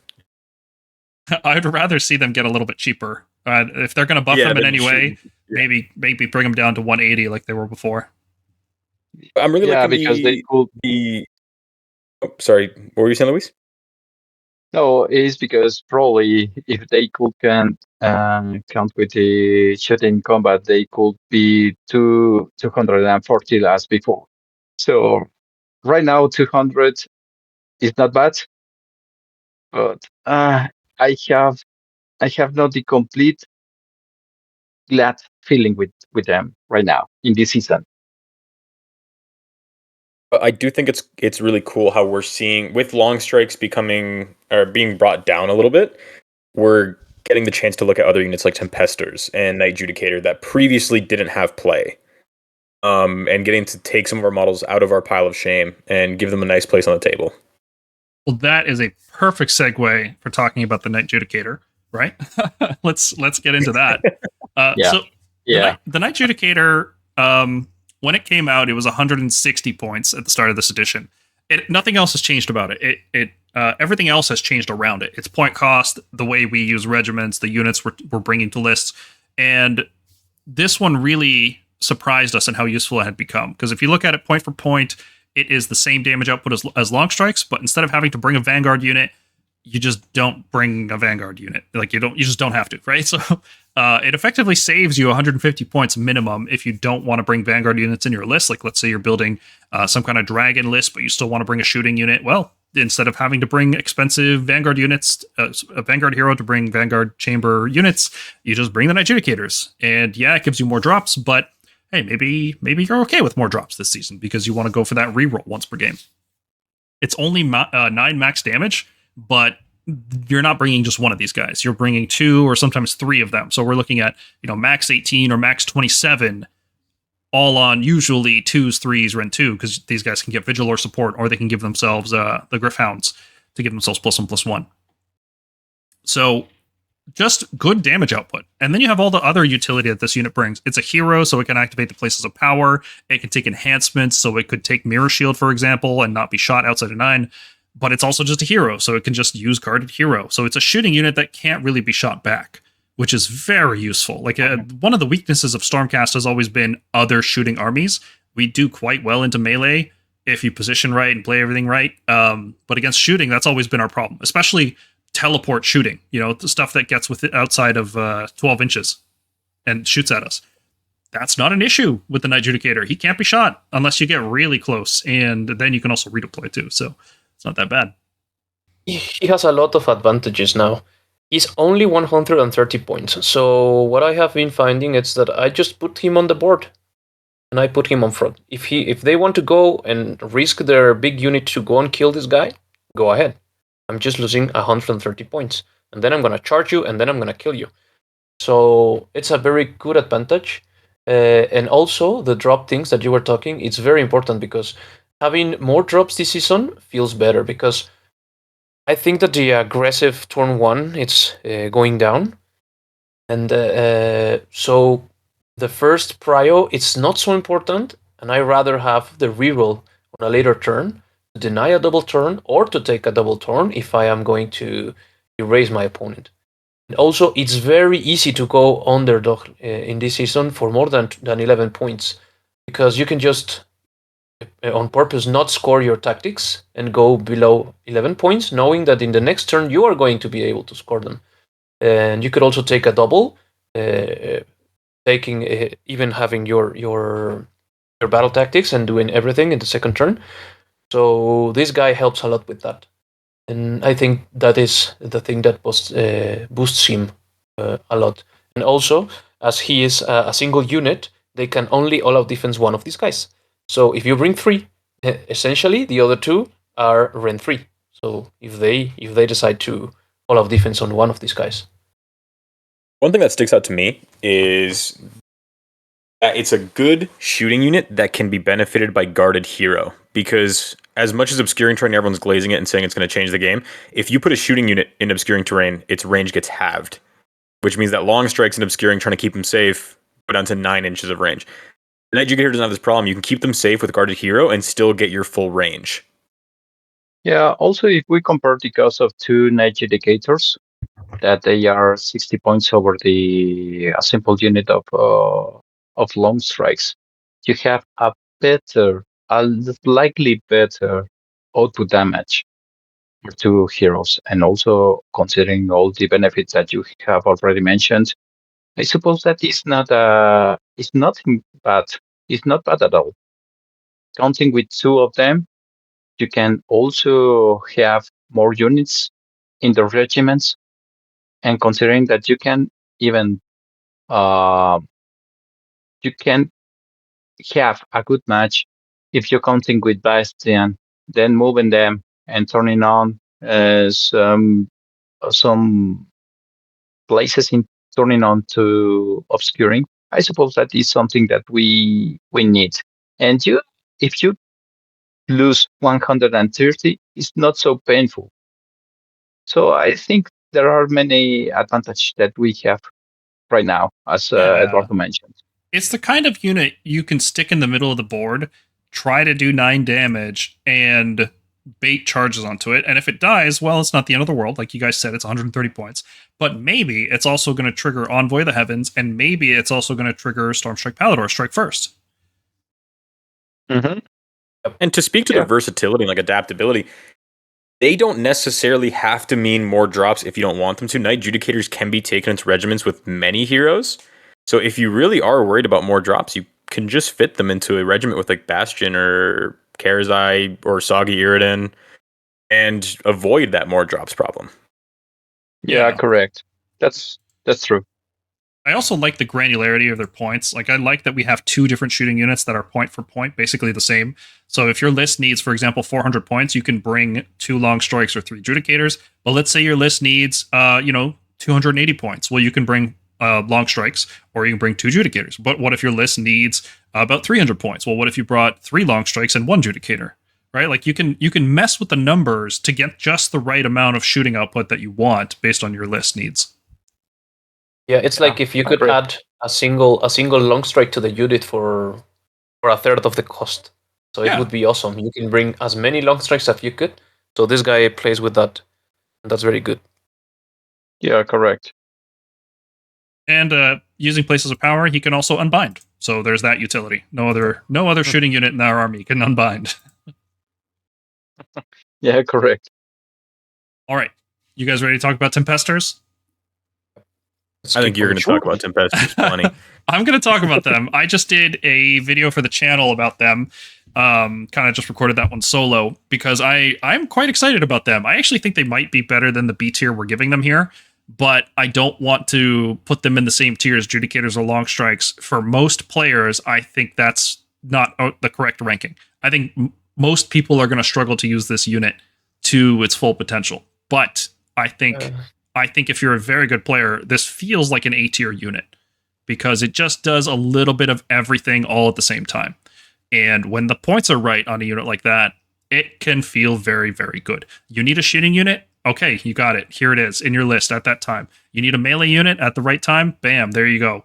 Like, Jack of all trades units feel really good when they're costed effectively. And at 170, I think this is finally costed appropriately.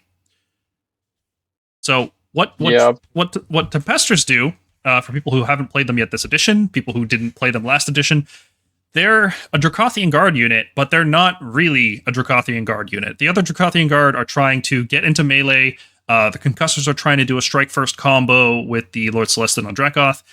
The Fulminators and Desolators are trying to get off the shelf unsuccessfully. What Tempestors are doing is kind of contributing a little bit of shooting, moving around, using their body to block stuff, to take hits, to leverage their 20 health on a 3-up save when they're reinforced. And then when they need to, they can get into melee to add additional damage, which you've probably prevented using all-out defense as well, so that they basically makes them run 3. So they kind of do a little bit of everything, and they feel good doing it when you pull it off properly. There are huge downsides, though, and this is why I don't want to rank it A tier, because I think most players are not going to be able to get the most, like, they're not going to be able to get past these downsides. 10-inch range in this edition is awful. Like, it's truly awful for Stormcast in particular, because we like to drop in just outside 9 inches of enemies. We're not banking on making a 9-inch charge, but we are banking on shooting the enemy, right? And when you can get a redeploy command point and guarantee that you're out of range of 10-inch shooting with just a 1, that feels really bad. Now, it's not guaranteed they're going to get out of range of the pistols, but they are guaranteed to get out of range of the breath attacks, which are significant, right? They're Ren 2, they have crit hits, they can spike. They're a surprisingly big source of damage. Yeah, especially considering that we are comparing Tempestors from 4th edition versus the Tempestors 3rd editions. Feels awful because most of the Stormcast players were considering Tempestors in their list. Now they have not the same output damage, but the role that they can add is as a support fast shooting unit. They can complete if you are mixing with another shooting unit like Javelins. This unit is one of the few units that can follow the same speed, and also considering their shooting range is offering a good support, and to prevent the all-out of defense feels really, really good if you are using on units that are really, really tanky. So now I have started using, and every single time I feel much better unit. I have much better experience with them, and I feel that they could rank up to A tier, considering that we are using it properly, and that they could even, for a reinforced unit, you are paying 340 points. It's really, really good. I agree that this unit could have much better performance in the future. Yeah, they're hard to pin down as to what exactly they're adding to a list until you actually start playing with them, and you got to get a few games with them, because unlike I think every other unit in the Stormcast army, it has a defined role. You know, Grandhammers do damage, Shield Annihilators get charged, Questors play the flanks and teleport around, Stormdrakes charge stuff. Tempestors don't do one thing, and they're not good at any one thing, but they're good enough at all of the things that they kind of fill whatever hole you need in your strategy, right? Like you don't know what that hole's going to be until you're at the table, your opponent has deployed his army, you're looking at what battle tactics both of you have. You don't know what you need until that moment. And when you have that moment, that's when you're like, oh, this is what the Tempestors are doing in this game. Sometimes they're going to be shooting stuff. Sometimes they're going to be teleporting around. Sometimes they're going to be leveraging their 20 health. And like, your opponent can't ignore them because they have 10-inch move. If they just try to run around, well, they're going to get chased down.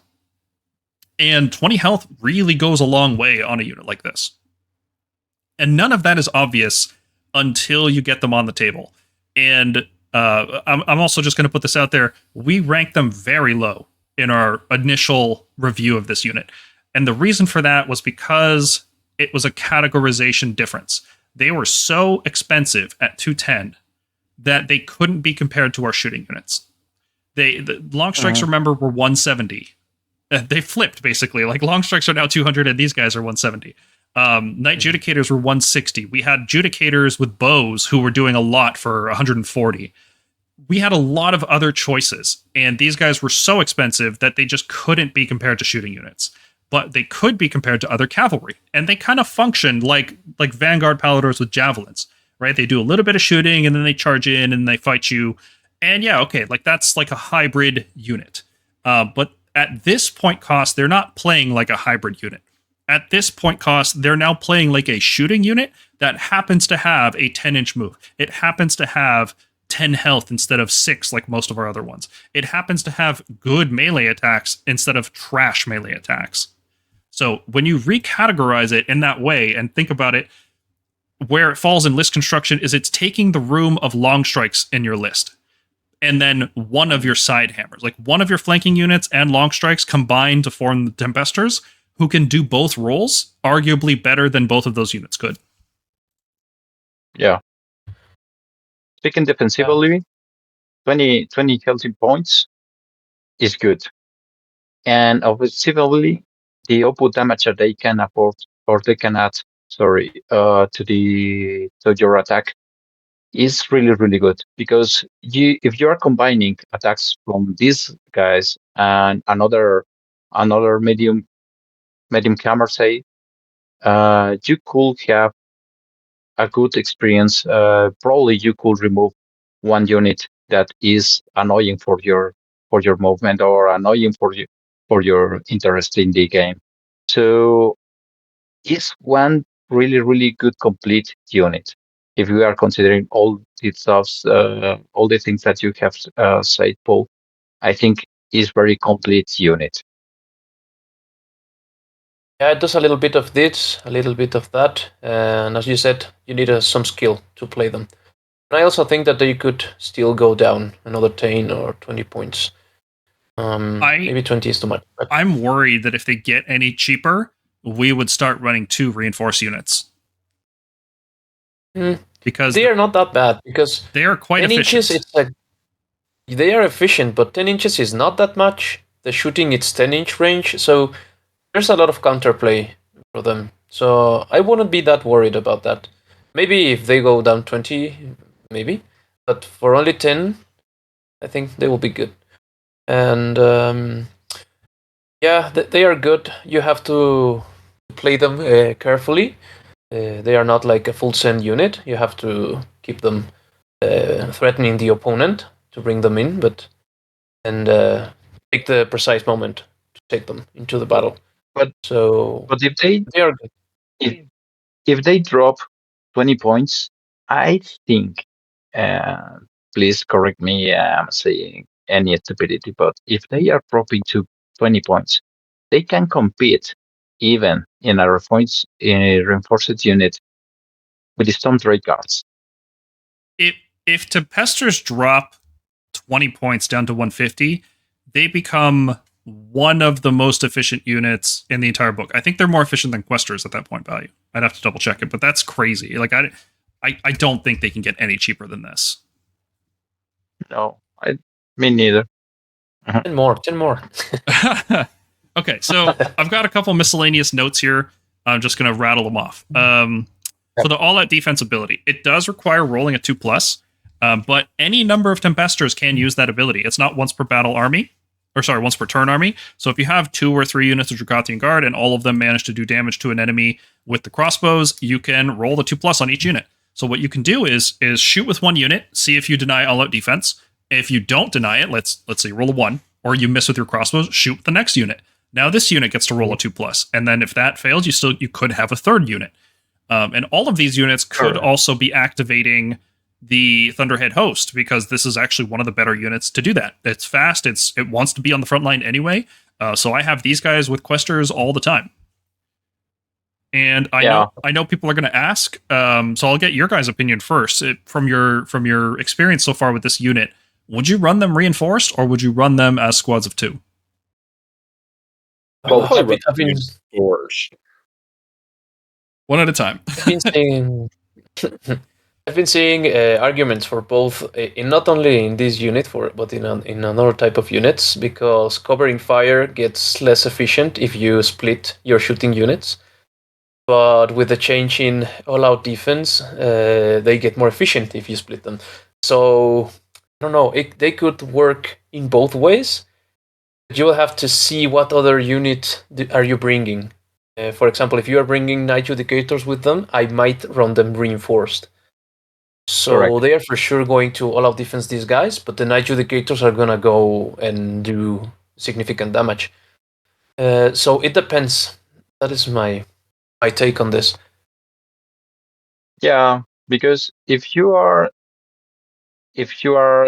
combining with Vigilors, I prefer to the Vigilors attacking to the main objective, and also these guys in an splitted unit. I mean, 2 units. You can try to create the holo to avoid the holo defense if you are seeing many units are coming for you. So there are many situations. This is situational, but I see that they can be used in both. But I'd rather to run them in a reinforced unit. Yeah, I also prefer reinforced, more so for the role that I've liked using them so far in my matchups. 20 health requires dedicated damage to take out. Something like long strikes, you can really charge into them with anything, and they're going to crumble, they're going to fall. But with the bounce back mortals, and the health they have, and the potential strike first when they get to charge, they are much trickier to take out, and your opponent does kind of have to throw a dedicated hammer at them. And that kind of, like, if they're sending their dedicated hammer to your shooting unit or your like mobility unit, then that's taking it away from something much more important in your list. Yep, there's good arguments for both. So I agree on all counts. I think there's a good reason to run them reinforced, a good reason to run them MSU. There might even be a good reason to run both. You have a brick of 4 and a brick of 2. Maybe that could be the way as well. Yeah, I know we're going to get that question, so there you go. Yeah, good question. Okay, Hurricane Raptors. We've talked about 3 very good shooting units, and now we can talk about one that is maybe not so good, but it is so close to being good. Hurricane Raptors are higher volume. They're 13 max damage for 110 points. You reinforce this unit, it's 220 for 25 max. That's the best shooting output that we got in this book. We're not getting any higher volume than this. And it also has anti-infantry, and it has crit hits. So, okay, yeah, we're talking about like max about 30 damage, usually on 2s and 3s, because you'll have Vigilor support. And any unit that's been damaged by these Hurricanes gets plus. If you have something like Vanguard Palladors or, God forbid, Vanguard-Hunters attacking a unit that was damaged by the Hurricanes, they get +1 to wound in combat, which is okay. It's like not. We generally don't consider this when we include this unit, right? What we're looking at is it's bad. Yeah, it's not a good ability because you usually use Finest Hour and like Axe Palladors are not really the way. And yeah, anyway. Now, you can use the Vanguard Chamber ability to make this unit run, retreat, shoot, charge, but only 1 unit per turn can get that ability. And make sure you guys check the errata for that. That was changed a few months ago if you're just coming back. And this is not usually the unit that I would want to have using that ability. So for 110 points, you get a 3-man squad. It's a cheap unit, and I like cheap units because what you can do with cheap units is put them forward, score objectives, and not really care what happens to them. Right? Like we did that video about recycling, and people should hopefully be familiar with this concept now. You can recycle without the beacon. It doesn't have to be guaranteed. You can just have it on a 2+ if you're banking points. Right? So you could do moves where you drop 3 Hurricane Raptors into the middle of the board onto an objective, and then you teleport the priest nearby, and then when the enemy tries to move up before they have a chance, boop, the Hurricanes are gone on a 2+ because you've banked points on your turn. Cheap units are great for that. And cheap units that do stuff while they're in the middle of the board are especially great for that. So a shooting unit is really good for that. I do this all the time with Vigilors, and I used to do it with Castigators before they were moved. But Hurricanes have issues doing that because they're only 12-inch range, and that combined with the lack of rend natively, like they have to be shooting infantry in order to have any amount of rend, makes this unit really, really, really hard to use. And unlike Tempestors, who also have a 12-inch range, this unit is slower, it is far less durable, it does significantly less damage in melee, and it'll probably just crumble before it has a chance to do that. So I don't see a niche for this unit. Maybe as a super cheap way to activate Thunderhead Host, maybe you pop one of these guys down somewhere behind some Questors, and they add a little bit of supporting fire, because their damage output, like if they're not firing at 3-up saves, they're actually pretty good. Like they do good damage, but the range is an issue, and there's nothing else. Like there's just nothing else except damage and 12-inch range. Yeah, the lack of rend is very bad. Yeah, shooting at cavalry with this unit, 3-up save cavalry, and I know not everything in the game is 3-up save, right? Most armies aren't 3-up save. But do you really want to bring a unit in your list that will just do almost nothing against a 3-up save? They're common. Stormcast, Slaves, Ironjaws, there's a lot of 3-up save armies, and not a dead unit, but it's hard to get value out of this unit in those matchups. It would be like bringing an anti-priest unit.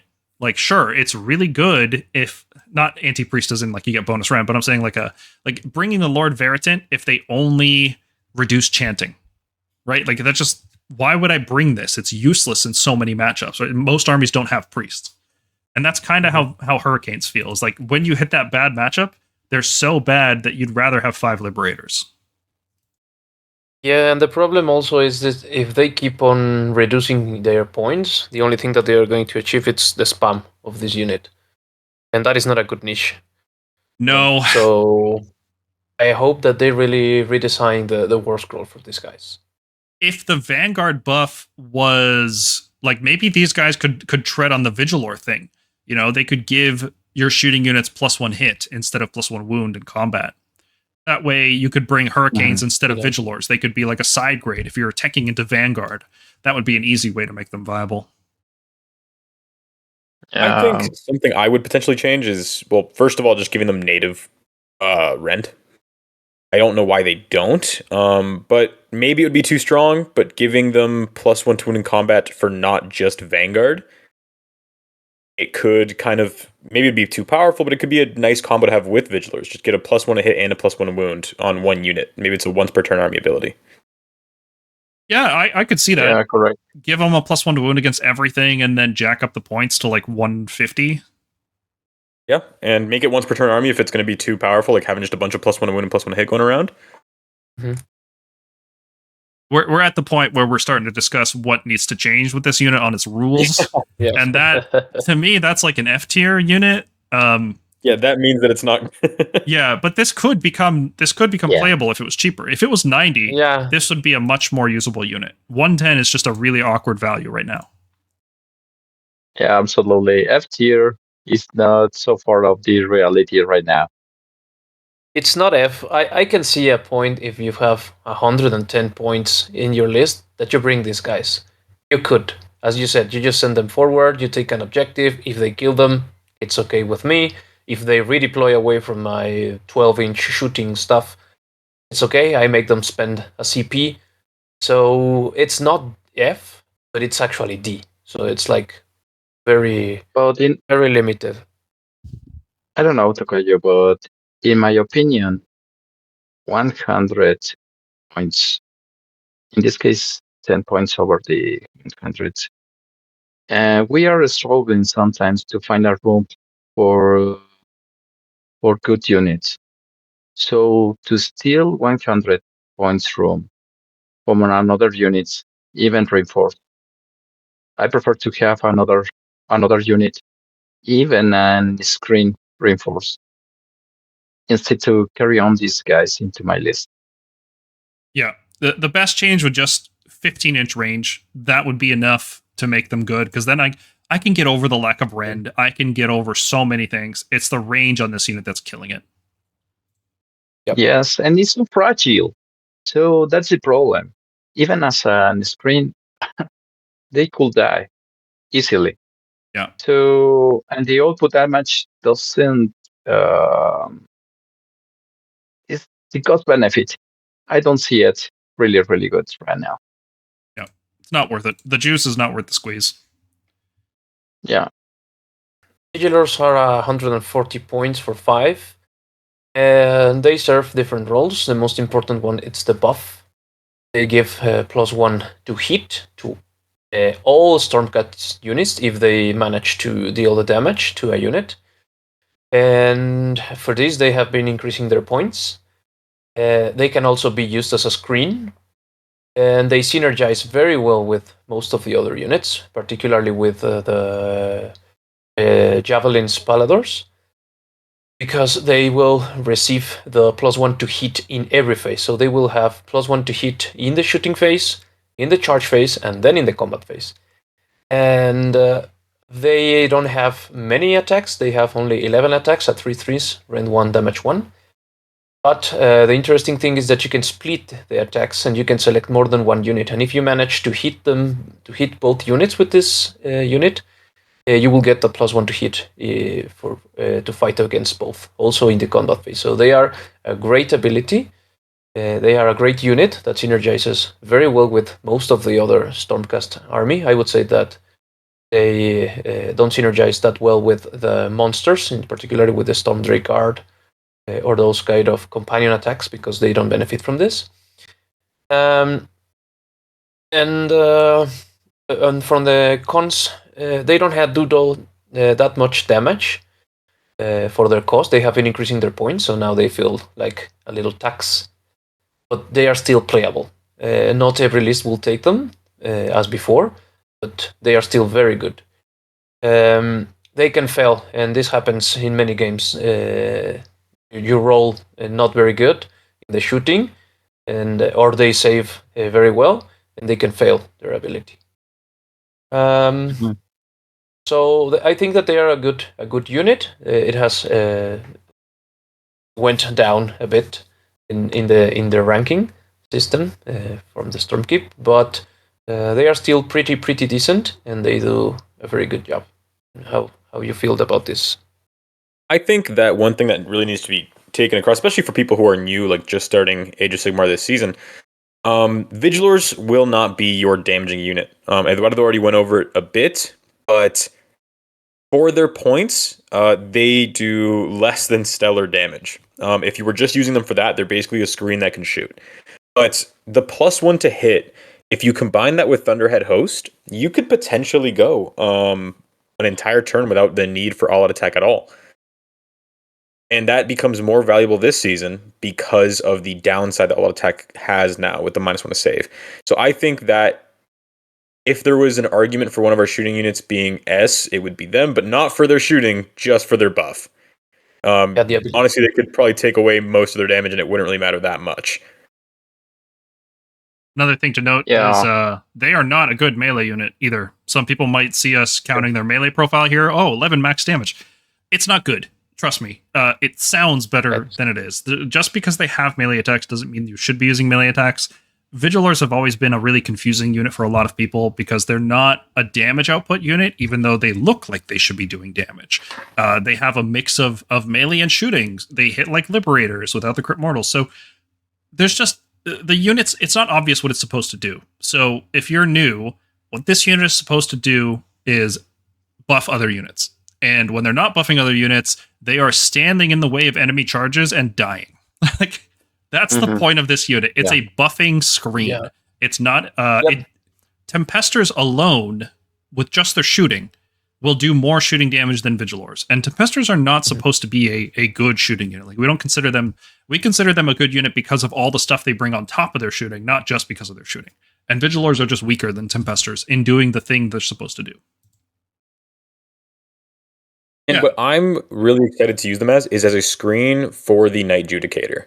Because they can screen out the Night Judicator, give the guarded hero bonus, and if you were to drop in your Night Judicator or teleport them with the Stormreach portal, if they can't use their Gryph-hound, they can at least get the +1 to hit from the Vigilors. So To me, that's- for Go ahead. annihilators, shields or great hammers, to me, both of them are the perfect match, the perfect couple. With shields, because if you are getting countercharged, or you are charged in the opponent phase, and then you release covering fire with these guys, and then you are given a strike last with the shields, is awesome. So I've got some notes here, things I want to bring up about this unit that I'm sure will come up in the comments, so I'm just going to get ahead of them. Okay, why are Vigilors not S tier? I think the answer to that is Vigilors are only as good as the units they are supporting because they are a support type unit. They're not good enough to bring on their own, so they depend on what's good. And what was good last season was Questors, Javelins. We tried to pick as many units as we could that didn't have the companion ability on their weapons. So Krondys, Karazai. Vigilors are all good with these units. What they're not so good with is things like Dracoths or Stormdrake Guard, units that have companion weapons which get no benefit from the Vigilors. You still get benefit on the Riders, but if you're not getting full benefit, then you're probably going to want to use all-out attack anyway, and that kind of ruins the purpose of using Vigilors. So there's that. So the units that are really good this season are kind of a mix, right? Like Javelins are great, but so are Stormdrakes, and maybe you'd use Vigilors with the one, but not with the other. It's interesting because they got a buff this season because the change to all-out attack, you mitigate the negatives by using these guys. But interestingly, as our ranking system works, is that S tier, you will bring them every time. And as we have more diversity in our lists, you will not bring them anytime. So they are still as good or even better than in last season, but you will not be bringing them anytime. So that is what I believe, that they went down into A tier, but not because they are less valuable than before, just because you are not going to use them anytime. Yes. I don't know if you believe the same. No, that's true. Yeah, that's definitely what keeps them out of S tier.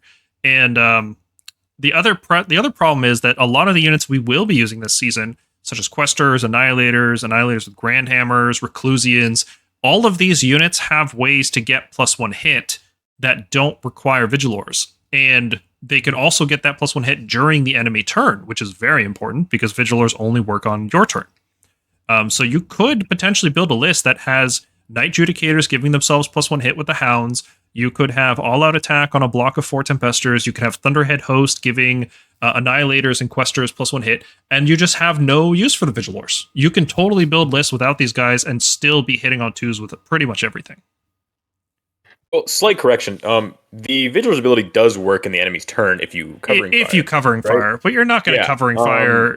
You're not going to do that. They're not the best target for it. I just want to make sure no one in the comments yelled at you because you said it doesn't work in the enemy's turn. Okay, fair. It does. Fair point. But one thing I do think is worth mentioning, and I've wanted to say when I've watched the Stormhost previously and seen you guys rank, so now I get to say it because I'm on the podcast. 18 inches for a more volume shooting buff piece is really good. I mean, 18 inches is usually reserved for stuff like Longstrikes, Hunters, or Manskewer Bolt Boys. 18 inches on a unit like this that can give out that +1 a hit means that they don't even need to be that close to the enemy to benefit your army. Yeah, no, it's great. Yeah, they can sit on an objective and still contribute something, not just damage, but also a buff. They're very useful in that role. Yeah. And if we take a look in the history of the Warscrolls, in 3rd edition, we were praying for so long in order to have a good Warscroll, in order to include these huge gorgeous models in our list. Now we have a playable Warscroll to include them. So they are a good support shooting unit. That's it. They won't decide the game. They won't kill. They won't erase a strong unit. That's it. But they can offer you something to get it. So to me, it's a good unit. The correct cost to me is 130, and I hope one day we can have another reduction. 10 points of reduction could be good.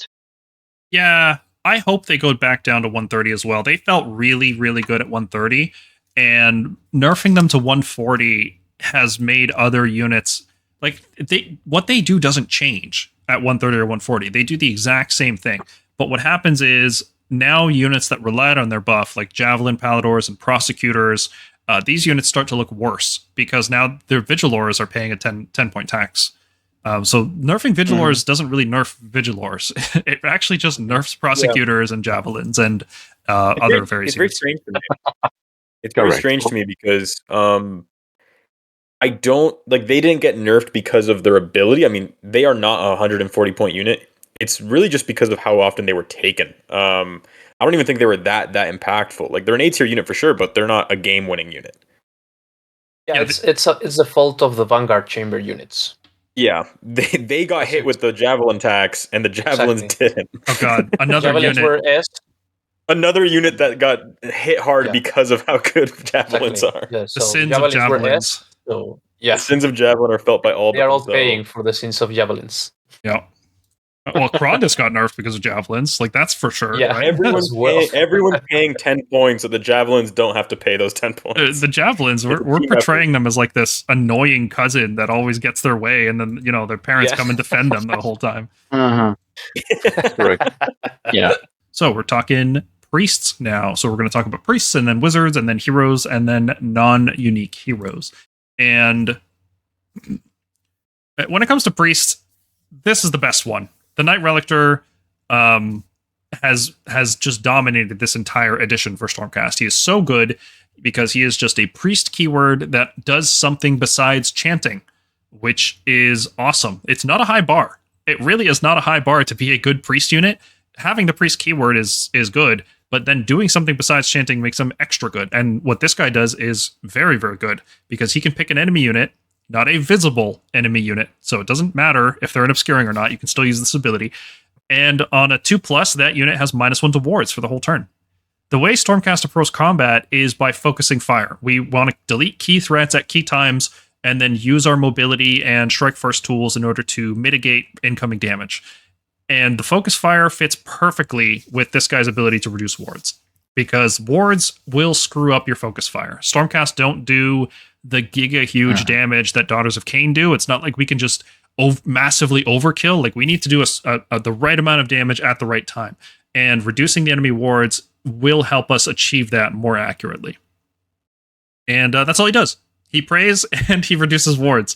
But it turns out that praying, especially in this season with the Beacon of Azir, is very, very, very good. And this guy just naturally combos with it, with what we want to do with it. So if you haven't seen it yet, check out our video on how to recycle. The Knight Relictor is a key part of that strategy. He is, I think, the only S tier unit, right? I think we didn't put anything else in S tier. We didn't feel like anything else you had to put in your list. This guy is the only model that we think every Stormcast list should bring to the table. Not the only model, the only unit. Let's be very clear about that. He's the only unit. You should start every list with a Knight Relictor, I think. Yeah, I think so. Yeah, it's the best. Go. Sorry, go ahead. We were struggling with this ranking, right? We put him in A, and then as we were building lists, we always ended up switching other priests for this guy. The ability to reduce a ward, it's very good. Well, and other priests are only 10 points cheaper. And using Beacon of Azir with this guy, it's awesome. So I think that we are also taking Beacon of Azir in many of our lists. So he's great. He's actually great. And the crazy thing about him is he's not competing with other priests. He's so good that you just bring another priest. Like, we would bring him in an Iridan list. We would bring him in an Ionus list. We would bring him with a Lord Relictor that's trying to chant Bless Weapons to buff up units. The Knight Relictor is just, he's there. Double Priest is totally good. Offensively, is the best supporting hero that we have as a priest. And it also need the main character in your list, as you have mentioned, combining with another priest, with another wizard. Whatever the decision that you are taking, this guy supports in the offensive and in the defensive game. Offensively, you can reduce the ward in your opponents, and defensively, you can recycle your units. And besides that, you can also bring in the enhancements on him in order to to make more value on this guy. So there are many ways to play them. I think, and I agree that it is a S tier, and unfortunately, is only six heal points. But in my perspective, he can also cover in the best position as a supporting hero. That's it for me. I believe that he was competing with the Veritant and the Lord Relictor, but his ability is so good that you just pay 10 more points for him. So now he feels better with the beacon, for sure. We're talking about double priest. You can run another Knight Relictor and reduce a different unit's ward. Relic Sensor is not once per turn army, so if you have 2 Knight Relictors, you can reduce 2 different hordes across the table. All right, that's it. I'm making a 4 Lord Relictor list right now. I'm going to make that as we speak. Knight Relictor, not Lord. I'm sorry, Knight Relictor. Yeah, to me, what stands out is how universally good the Relic Sensor is. I mean, as it says here, like almost every army has access to wards one way or another. But there are some armies that live and die by their ward. Flesh Eater Courts, Ossiarch Bone Reapers. Like, just being able to take a ward completely away from something like Flesh Eaters makes them so much more fragile, just makes them way squishier, that it can turn a game completely in your favor if you target the right thing. Giving Usher on a 6-up ward instead of a 5-up ward is, like, monumental. You're basically, like, increasing your damage by 25% against a very important pivotal unit. It's the biggest buff we can get in our book. Correct. It's better than +1 hit. It's better than +1 wound. For a lot of units, it's better than +1 attack. It is crazy how strong this buff is. It's not even on like a 4-up or anything. It's really easy to get too. It's actually so good. I wish it was like a prayer in our prayer lore to reduce wards, so other priests could see play. Like I would like to see the Lord Relictor with his sick model see play, but this is just so good. It becomes the. I would like it as a prayer. I would just like it as a prayer. Like it's a versatile tool that really every priest, like, it shouldn't warp the priest's internal balance in my opinion. Knight Relictor just beats every priest we have out of the water just because of this. He's not so good that the other priests aren't unplayable though. Like the other priests can still be brought. I think our worst priest is probably Ionus. Everything else is some shade of playable to good. Ionus. Yeah. Sure, but in the context of how we play the game and the context of how important to do the right amount of damage is to our army, we don't have like a lot of like grinding power like some of these other armies where we can forego a ward removal. How critical this tool is to our army's function, I think like they should have just turned this into a prayer. If they turn it into a prayer, we need to have some priest too for reasonable points, because what makes this guy so good is that he chants a prayer and then does the ward reduction. He does both in your turn. Mm-hmm. Yes, and statistically speaking, you have the 86% of the probability to trigger the relic senses. So, to me, it's a really good pickup. I mean, this guy and Knight Arcanum are the best supporting heroes. Oh yeah, those two go in every list for me. I start every list with those two support heroes. Yep. And also, you can, if you're worried about failing the 2+, you can bring a second Knight Relictor and target the same unit with Relic Sensor. There's no limit on it. It doesn't stack, so you can't reduce wards by 2.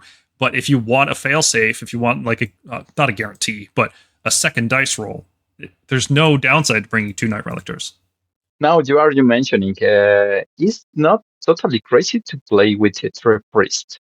I mean, with a cheaper cost, I suppose that 3 priest is playable. Maybe it's not most efficient, but is really fun. Yeah, I think at least one of those priests would have to be like a Lord Verdant to get some unbinds. But yeah, I mean, three. If we're doing 3 Judicators, let's make the 3 priest 3 Judicator list. Just need some exemplars. We need something like exemplars. Well, on that topic, it does infuriate me to no bounds that the Knight Relictor is not an exemplar.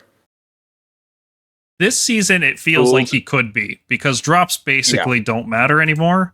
They had this paradigm of everybody's racing to 1 drop as fast as possible, And in that world, Exemplar really mattered. Now, not so much. There's no rules that interact with it. There's no field sergeant or anything like that. Being an Exemplar is just a very minor bonus. And I think it would be okay if Wizards and Priests could be Exemplars now. I mean, they already can. I believe the Knight Arcanum can be an Exemplar. No, there are no Wizards or Priests No. except the Star Priest. The Skink, exactly. Skink Priest is the only Exemplar wizard. Leave me, That Luminate will restriction love. is huge. But I do think that the Stormcast had a perfect opportunity to have Lords as regiment leaders and Knights as Exemplars, even if they toned down abilities or made points different, because that's how Flesh Eaters operate. They have Abhorrents as regiment leaders and then Courtiers as Exemplars. That's how our army should function. The Knights should all be and Exemplars. it makes sense lore-wise, but I won't get into lore But right now. Don't worry instead, we have God. What's the worst example we can think of? Gardas is an Exemplar. Who would be the silliest person to bring Gardas? Oh, how about Bastion? Bastion, the Lord Commander of a Stormhost, brings basically the Lord Commander of another Stormhost as his lieutenant into battle. It's like the worst a different Lord destruction. Stormhost. Yeah, it's so nuts. But in terms of like narratively, it makes no sense at all. In this season, it might not even matter. I have been building Luminate lists, and it was horrible not being able to bring Exemplars because all the heroes are wizards, only the Banner Blade. So now it doesn't matter. I just bring another drop and I put the wizard. Yeah, in it's there. absolutely no downside. Like Exemplar doesn't matter. So let's Right just now it's not unshackle it. important. Yeah, if he was an Exemplar, it might take away some niche from the Knight Vexillor, but we'll get to him later. All right, Lord Relictor. So we've established Knight Relictor is the baseline. Everything has to be compared to the Knight Relictor. And I said, and I'll stand by this, that Ionus is our worst priest. I think everything else is very good. And Ionus isn't even bad. He's just overcosted. So where does the Lord Relictor fall in the Knight Relictor paradigm? Well, the Lord, all he does is chant. But having a +1 to chant, turns out, is actually quite useful in Stormcast, because we have a prayer, Bless Weapons, that is very, very good, but is super unreliable, because it chants on a 6. With the Lord Relictor, it chants on a 5. But really what you want to be doing with the Lord Relictor is banking points. You want to save ritual points using magical intervention in the enemy's turn, and then use those points in order to get a more reliable Bless Weapons on your turn. So he is command point heavy, but he is doing a lot of work, because Bless Weapons is a very strong buff on the units that can get it. And he also, if that was all he did, if he just had the +1 chanting to make a more reliable Bless Weapons, I don't think he'd be good enough. But he also brings Ruination Chamber, which ends up being very important, because Prosecutors are so good and they combo so well with Priests, both in terms of recycling them with Translocation and blessing them with Bless Weapons to give them bonus damage. Like, Priests and Prosecutors are just a natural fit together. So the Lord Relictor comes in here, brings those Prosecutors. Those Prosecutors can activate the Thunderhead Host to give your Questors and Annihilators and Stormstrike Palladors +1 hit. And it actually just works out really well. So despite only having a +1 to chant bonus, I think this guy is quite good. I would prefer a different design for him. You know, I wish he was a Priest 2 with no chanting bonus, and then he was like 150 points. Like, I think that would be a lot more interesting. +1 to chant is really boring, honestly. Yeah, I wish he had an ability. But he's very nice, and the new model is amazing. Or a signature prayer. He could have a signature prayer, right? Why not? Yes, like in the past edition, right now feels so flat. The bonus is really good, especially if you are using magical intervention, because canceling the punishment in your chanting roll, but needs something else to be 1 and 30. I think they should give him the get D3 ritual points, like they do for can't remember the priest. Kurtusa, I think. Kurtusa, the Dolorous Cane one. Basically, just like every priest except ours has that now. It feels like. Yeah, but it's like he should just get ritual points if he's even if he's not praying. I think that's how the Lord Relictor should do it. You know, it would be really cool. Actually, that's how the Arch Relictor should do it, but I don't know why the Arch Relictor isn't doing it. But hey, or gets like an extra ritual point when he does Sacred Rites, something like that. We should have a battle formation that at the start of each hero phase, all our priests get +1 ritual point. Like it. Call it the Relictor Temple battle formation. And there is a Relictor Temple. Yeah, it's perfect. There is a Relictor Temple. Nice. Okay, that sounds good. Sounds crazy. But yes, I mean, considering that our players are one of the strongest in the game, I suppose that we should have a battle formation that is supporting our priests or even our wizards, because many other factions count with this kind of battle formation. But right now, in our case, considering the blessed weapon cost is 6, is really huge. Yeah. So it's you tough.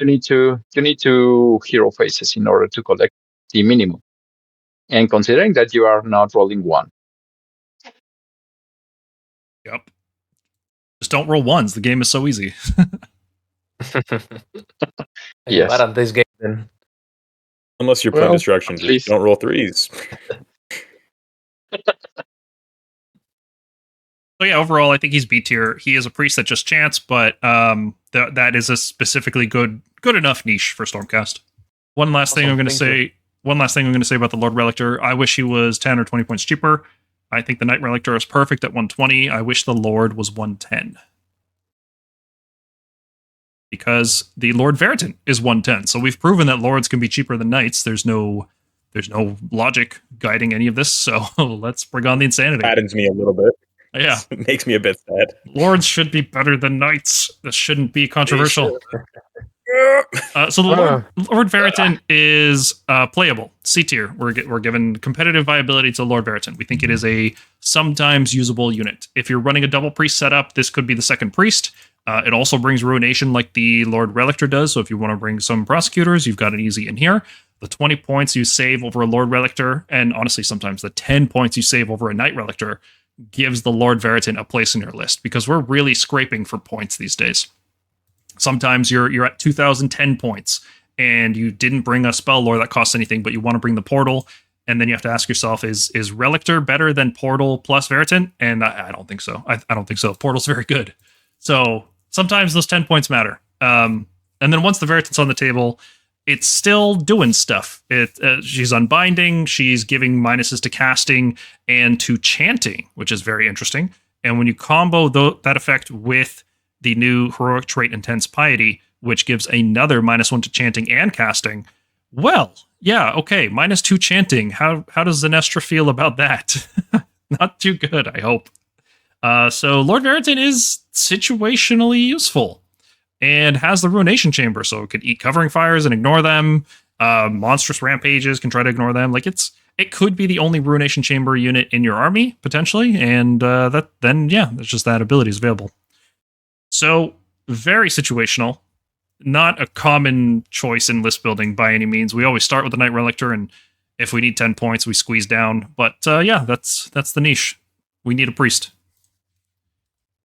Yeah, I'm really grateful to have this kind of the problems to counting with 3 amazing supporting priests, and they are not so far in the cost. So, and the abilities that they can bring into your list is really cool. I mean, Veritant has a really good. It's a good Warscroll. Yeah, the Lord But to me- Veritant frequently competes with a second Knight Relictor. That's just how good the Knight Relictor Yeah, is.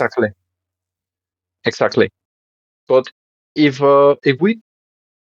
we couldn't have or we couldn't counting with the Knight Relictor, I will use to Veritant because the cost, and also their abilities, his abilities is good. Is reducing the chanting in another priest, and also can try to bind to one spell. So it's a very complete priest. Yeah, giving an enemy -2 to cast and then unbinding their spells is just rude. Like it just feels rude to do that to Exactly. somebody. It's like you walk up to somebody, you spit on them and you slap them, and then they try to say something and you slap them again. Like it's just rude. Yes, I would want it to be 18. Yes. That's the only thing. Like, I'm okay with, like, that ability is great, but I feel like it was written for Spearhead and never really upgraded. I agree with that, but 12 is good enough because you can translocate or portal into range, so that's good enough. It's not like the 3rd edition Lord Exorcist, Exorcist whose 9, ability yeah. worked at 9 inches exactly, or the Azuros. You can't deep strike them into play. Like, what is this? Yeah, 12 Well, is just. I mean, it's fine. I agree with McGrank. Like 18 would bring this probably up to like E tier maybe. But The reason I say 18 is like other priests, everyone's getting 18-inch abilities. Okay, like if you look at Zenestra, 18 inches, that is not a 12-inch ability, and it's an insanely powerful ability. Just you're telling me she gets to do Lightning Bolt from Arcane Bolt from last edition, just better Arcane Bolt every hero phase. That's crazy. No line of sight required. And because apparently she's more dedicated than Sigmar's actual warriors, but like 12 inches also to me is just too close for comfort. Most wizards aren't going to be by themselves in a corner of the board. If you're getting within 12 inches, you're also getting within range of the rest of the army. Yeah, I think it's a recycling type situation. Lord Veritan is going to be on the front line anyway, so gonna die. But for that one turn, they have -1 cast enchant. It could make a difference. A lot of armies depending on chanting now. Daughters of Cain, cities, other Stormcast. There's a lot of good prayers out there, and this ability is looking better than it did last season. Yeah. Okay, are we ready to rage about Iridan the Witness again? It's been a year. Are we talking about Soggy Iridan or the original Iridan the Witness? Original. I don't think we need to talk about this. Like, this is not even worth talking about. Is this even worth? Yeah, we covered it in our review. For those of you listening, read the slide and move on. This is not a war scroll worth consideration. Like, no, okay. No. If I was in charge of the book, I would have ripped it out by now. Yeah, if you're considering Iridan the Witness just the name, just go for the Soggy Iridan. Okay, yes, I completely agree with that. There's no reason to run the regular Iridan the Witness. However, we didn't give it F tier. And there's a reason that we have moved it out of the F tier. And I want to talk about that reason. And I want to talk about I want to manage people's expectations for when the Soggy Iridan or the Scourge of Ghyran Iridan rotates out. Because the Scourge of Ghyran Iridan is temporary. And as far as we know, they will be removing that War Scroll in the next General's Handbook, and Iridan will go back to being this. So I think it's important for people to get the full context so that you don't go out and buy a almost $200 model, and then in a year it's not playable anymore. I think it's worth talking about that. And there's also I'll bet you $20 they don't do that. I'm not willing to take that bet because I'm pretty sure that's going to happen. But it's not guaranteed. And Games Workshop is a company that does the most donkey-brained things you could ever imagine. They just make bad business decisions constantly, right? Like squatting the dispossessed, or squat. Like they make dumb decisions all the time. So to comment on that though, like I don't even think, considering that Soggy Iridan will go away in a year, even if that does happen, I don't think that makes Iridan any better. Just because by that point the meta will completely shift. There will be different point costs. Maybe normal Iridan will go back up to 310. Like I just don't see a reason. Here's the reason. Here it is. Okay. Iridan was F tier. 340 points, complete trash War Scroll. We're not going to talk about the War Scroll. There's almost nothing on the War Scroll that matters except the priest keyword. Okay? Priest is the only thing that matters on this War Scroll. Everything else could be a blank slate, and I would still make the argument this is a D tier unit because it could be, if it was much cheaper, we're talking like 50 points cheaper, it could be a 240 point priest unit that can take any Stormcast unit. It can bring Extremists, it can bring Vanguard, it can bring Prosecutors, it can bring all three at the same time while having the priest keyword. And normally we pay $250 for that privilege with Bastion or $170 with Tornus. But Tornus, it's Tornus, right? Tornus is not a priest. I would pay $240 to give Tornus priest. And that's the exact niche that this regular Iridan could fall. So I don't think there's anything redeeming about this War Scroll. I think it's a complete trash War Scroll. But if it gets cheap enough and it is a priest, and like we said, priests are so good that just having 2 priests in your army is a good thing, right? You can run double priests. It's very viable. Having a fast monster priest, it's not a bad thing. So, okay. That's my take. Yes, am I crazy? I still sometimes. disagree with you. I would not Mostly run this because- if I wanted to run a cheap monster. If I wanted a cheap monster, I would run the Lord Vigilant. No. This is not a cheap monster. That's not the niche. The niche is a priest that can take Extremis and Vanguard. That's the niche.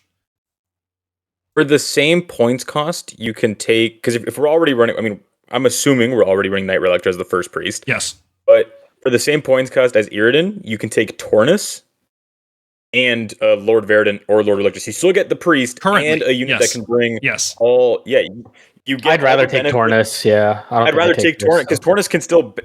He can bring anything, and he can give better rallies to prosecutors or reclusians. And he's a Knight Vexillor, basically. Every combat phase, as long as you keep rolling 3 up, he basically he acts like a Knight Vexillor. Okay, so what if Tornus did relevant damage? Because Tornus doesn't do good damage, and regular Iridan does bad damage, but it's better than Tornus. So what if Tornus could play the flank with 12 health and be a priest? Would you pay 60 points to upgrade Tornus that way, or 70 points? No. I think I would. I honestly think I would. I mean, it would be just very thinking about it situational. It is, if I'm remembering my numbers correctly, it is the exact same points to bring Tornus and a Lord Veritant. Actually, 10 points cheaper to bring Tornus and a Lord Veritant. Yeah. And then you get that bringing any unit, and you get the priest. And Tornus himself won't be as valuable, because when you do bring Iridan for the situation you're saying, if Iridan dies, you lose the priest. But if Tornus dies, in that example I'm giving with Lord Verdant, you don't lose the priest. What I'm saying is that this War Scroll goes down to like 240 points. Oh, if it goes on to 240, Yeah. yeah. I mean, maybe. Yeah. That's my case. Is this thing needs to become massively cheaper, but it would be playable. But then in that case, I mean, assuming Lord Vigilant or Morgriff drops as well. Oh yeah, but that's a different War Scroll. That's like a cavalry flanker type unit, and we'll talk about why it sucks and why it could be playable. But yeah, I'm definitely gonna bring it up when we get to Soggy Iridan, but D3 damage on the axe. Yeah, it really shouldn't be. It shouldn't be D3. It should be flat 3. I agree. Even if Soggy Iridan goes away, we need to bring that to flat 3. No, they agree with our assessment because Soggy Iridan exists. So like everything we ranted about when when we first reviewed this War Scroll on the Battletome review, Games Workshop agrees with. Like they literally did a lot of the changes we were asking for. Yeah. Confirmed. Games Workshop watches the Stormkeep. I hope so. But yeah, I think that I agree with Morgan. I don't think Soggy Iridan's going anywhere. I think once Scourge of Grand's over, Soggy Iridan is going to become like the current Iridan. But if they don't, at the very least, make the axe damage 3 and not D3. That would be a good start. Okay. I made my case. You guys disagree. That's okay. Let us know in the comments if you think Paul was right. And you know what? We'll come back in like a year and we'll see what happens. We'll see if Paul was right. Well, this just shows what Paul said. We are not a monolith. Paul may be Lord Commander, but we are not a monolith. We can have our own opinions. So This kind of just shows how some units that we all said were good are actually pretty good. The takeaway here is if the Iridan War Scroll, the new one, which we're going to talk about, which is great. New Iridan is fantastic. If that doesn't stick around, you have bought a terrible model. So if you love Iridan just for the new War Scroll, don't buy the model. Okay? There's other stuff. That's my point. Yeah. If we're going to talk about Iridan, like normal Iridan a little bit, I do just want to. The prayer is just really bad. Okay, I'm sorry, I don't want to rant about this anymore. We talked so much in the Battletome review. It's not worth revisiting. I wanted to make the case for why this could become playable in the future. I don't want to revisit the rant. I do see your point. I do see the point. I agree that it can be a role it can perform. I just don't agree with it being a good role. No, Tornus is performing a role, but it's not good. Yeah. Okay, that's out of the way. Let's talk about Scourge of Gairan, Iridan the Witness, and why we are giving it the A tier. Do you guys mind if I take this one? I'm pretty excited about this War Scroll. Yeah, go ahead. All right. It really grew on me. I thought, 12 health, 3-up save, not very durable. 6-up ward is like, okay, whatever, it doesn't matter. I never count 6-up wards, right? They don't mean anything unless you have death level health points behind it. For Stormcast, a 6-up ward is not very good. But it's so massively improved up from the previous Iridan in every way, right? The melee damage is consistently 12 max instead of 4d3. The crit mortals are a lot more meaningful when you're not d3 damage. It gets charge +6 on the mount, which is fantastic. It has a re-rollable resistance roll, and it has its own resistance roll. It doesn't require using the Ruination Chamber one, so you can use the Ruination Chamber one and you can use this one. And all the other ones around you are also going to get the reroll. So Prosecutors could be a 4-up rerollable Ruination. Reclusians could be a 3-up rerollable Ruination Chamber roll, which is just so good in this meta right now.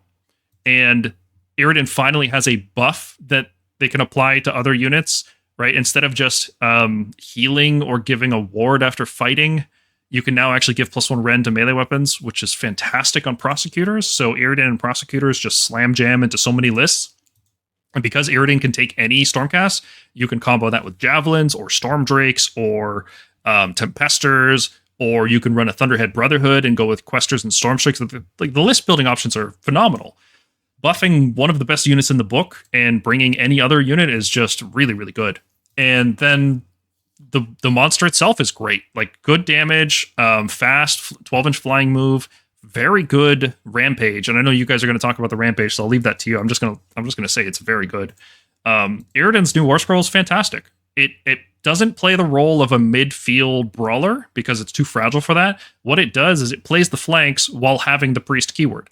There's not much on the flank that's going to survive this melee profile, but potentially max 30 with about, I'd say, a third of it having crit mortals and all of it having rend 2.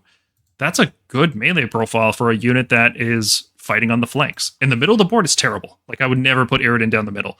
But up the sides, it's really, really good. So, yeah, I think I've gushed enough about it. I was originally thinking this was going to be a B tier, but more and more in my lists are including Iridan. I think it's one of the best hero units that we have in the whole book. And it's not even in the book. To me, the things that stand out the most is 3 things. The rerollable resistance rolls, her resistance roll being different than the normal Ruination Chamber resistance roll, and the rampage. Like, her having a different Ruination roll means that in normal games, you can use 2 a turn, which is already like a huge increase to defensive capabilities. But if you're playing the Ruination Brotherhood Army renowned once per game, you can get 3, which is brutally good. And especially when they're all being re-rolled, potentially. And then the rampage, I mean, I'm not as competitive as the rest of the people on the team, but even I can see how really strong it can be. If you're charged by 2 units that can absolutely destroy her, since she is fragile, you can just completely get out of combat with one of them and give them -1 a hit. Like, you make destruction armies cry, like just absolutely weep on the floor, hitting on 5s. It's not only able to be used defensively. You can charge into a screen and then move over the screen to attack something that they're trying to protect in the back line. If they have a shooting unit or a support hero, you can just absolutely ruin the role of a cheap screen like Clan Rats or Crypt Ghouls. Like, honestly, right now, I'm kind of seeing Iridan as a bit of a hero sniper if you play her right or against the right list. Could be. Yeah, that rampage can really get you into interesting spots. Spots you're not able to really understand until you put the model on the battlefield. Yeah, it can win you tactics as well, or it can just give you primary. Like, if someone's trying to protect an objective and you get behind them and get onto the objective, you can deny their tactics, score your own. There's so much you can do with it. I mean, it is on a 3-up, which needs to be said. I mean, it's not reliable, but when it does work, it can have like huge impacts and keep her alive. I had a game where I was able to charge Iridan up one side. I think this was round 3, and I was working on my domination tactic for Master of the Paths. And Iridan charged up one side and then teleported into combat, like into a different spot. And then at the end of at the end of the turn, used power through to do a 12-inch flying move into the corner to score my domination tactic in round 3. It was pretty lit. Yeah. One of my games, I used this ability in 20 models unit, and that was totally split on the table. So the jumping from one string to another is really huge, and you are escaping to a massive attack on her. So there are many good things that you can do with her, and it's opening another kind of skills that you cannot find in another Warscroll. So that's the important thing. Also improving the rent. In the Renaissance Chamber are turning it to your unit in a possible hammer. So it doesn't matter because at the end remains for till your next hero phase. So it's unique. This war school is unique. So I agree with the A tier because also as we have said in the previous Iridan profile, right now this is the fastest priest that we have, and also it's the cheapest considering if we are comparison with Ionus. So I could see it even it's a good war school if you are taken into the Renation Brotherhood. It's a really good. Doesn't matter at the end. It's one of my favorite war schools right now. I think this is really good at avoiding things like the Quicksilver draft combo, and then whatever else like combat tricks and support heroes that also want you in combat to trigger some combat phase ability. Because if you get that 3-up rampage off, you have to be within 1 inch of the target, which means you can, if they are placing the units in such a way where you are within, the 3 inches of them, you could be like 0.9 inches from your target, and then out of combat of whatever hero is like trying to debuff you, stuff like the Marascroll Herald or like a Lord Terminus with the Quicksilver draft. Yeah, and with the huge oval base, you get to spots like you tie down stuff that nobody expected to be in combat with you, because that huge oval base can really do some tricky stuff. Yeah, to me, and this may be a grand sweeping statement that maybe I'm just riding the soggy Iridan high, but I think off the top of my head, this might be the best, if not one of the best, heroes that can bring any Stormcast Eternal. For the value, as long as you're bringing Ruination units that she can get some benefit out of, because it doesn't feel like a tax if you have at least one unit of 6 Prosecutors. It doesn't feel like you're paying a tax to bring like Vanguard Palladors or Vanguard-Hunters. If you have one squad of 6 Prosecutors, you're getting constant value on them, on herself, and bringing units that are otherwise locked. Yeah, that's probably the downside here, is that you have to bring Prosecutors to get use out of the rend bonus. I haven't built a list yet that has Iridan just as a priest, as a unlock all priest. It's always with Prosecutors. That's always the way it goes. But that's because Prosecutors are so good, and we have the beacon combo available to recycle them, right? So it's like we can do Rend 2 recycling. So we can do the thing that we do with Prosecutors, but they can be Rend 2 at the same time. So I don't know. I think there's probably even more potential than what we're seeing here, right? Because I still haven't tried building a list without Prosecutors. I think the only combo I can think of that Iridan doesn't stop, like in terms of like, Quicksilver draft combos, or Quicksilver draft combos, is the Marascroll Herald. Just because the Marascroll Herald's ability pops off in the charge phase, so it's before Iridan gets to do her rampage and get out. So that's probably the only target you don't want to go for, because the Marascroll Herald will just give everyone strike first against Iridan. You could Ruination Chamber ignore it, though. Or not Ruination. Guardian of the Final Threshold, in this case. Yes, that is true. You could Guardian of the Final Threshold it, which is good, but not reliable, as you're depending on 2 rolls at that point. It's a 3+ reroll. It's totally reliable. Yeah, that's true. 3+ reroll. Yeah. And then a 3+, so it's a 3+ double reroll. But remember... Yeah, definitely big win for Scourge of Garan. But remember, in a year, this might not be legal. They've said all this stuff is going away, and they have not said anything else. So the assumption should be that this is going away in a year. There are counters, but I don't think any unit should not have counters. So I think that's still very healthy for the game. Yes. Because today I faced the Chosen, and they have one model that you cannot use commands, so she got stuck against Chosen. So the rampage isn't a command. No, the rampage, no. But in the moment that you are not rolling a 3, Oh yeah, you're you looking for the cannot power. power through. Yeah, so you cannot Yeah. escape, and you cannot a lot defense. You cannot a lot of things. So that's huge. Yeah, this is a very good power through user. I really like that. Between the rampage and the power through, very, very high mobility. I also want to put this note here. We're going to get this question. We've talked a lot about using prosecutors for the buff, and people are going to say, well, why not Reclusians? And I'm going to put up on screen now the table that we use to determine how much benefit a unit gets from getting an additional Rend bonus. As you can see, the Reclusians only get a 20% Rend bonus to their damage output at most. When they're fighting a 2+ save, that's when they get the most. Because they have the Crit Mortals, Rend bonuses just don't do that much for Reclusians. The Prosecutors are shown here at 37%, but realistically, if you're looking at their melee weapons only, they get the exact same benefit as Questor Soulsworn, which get a plus 50%.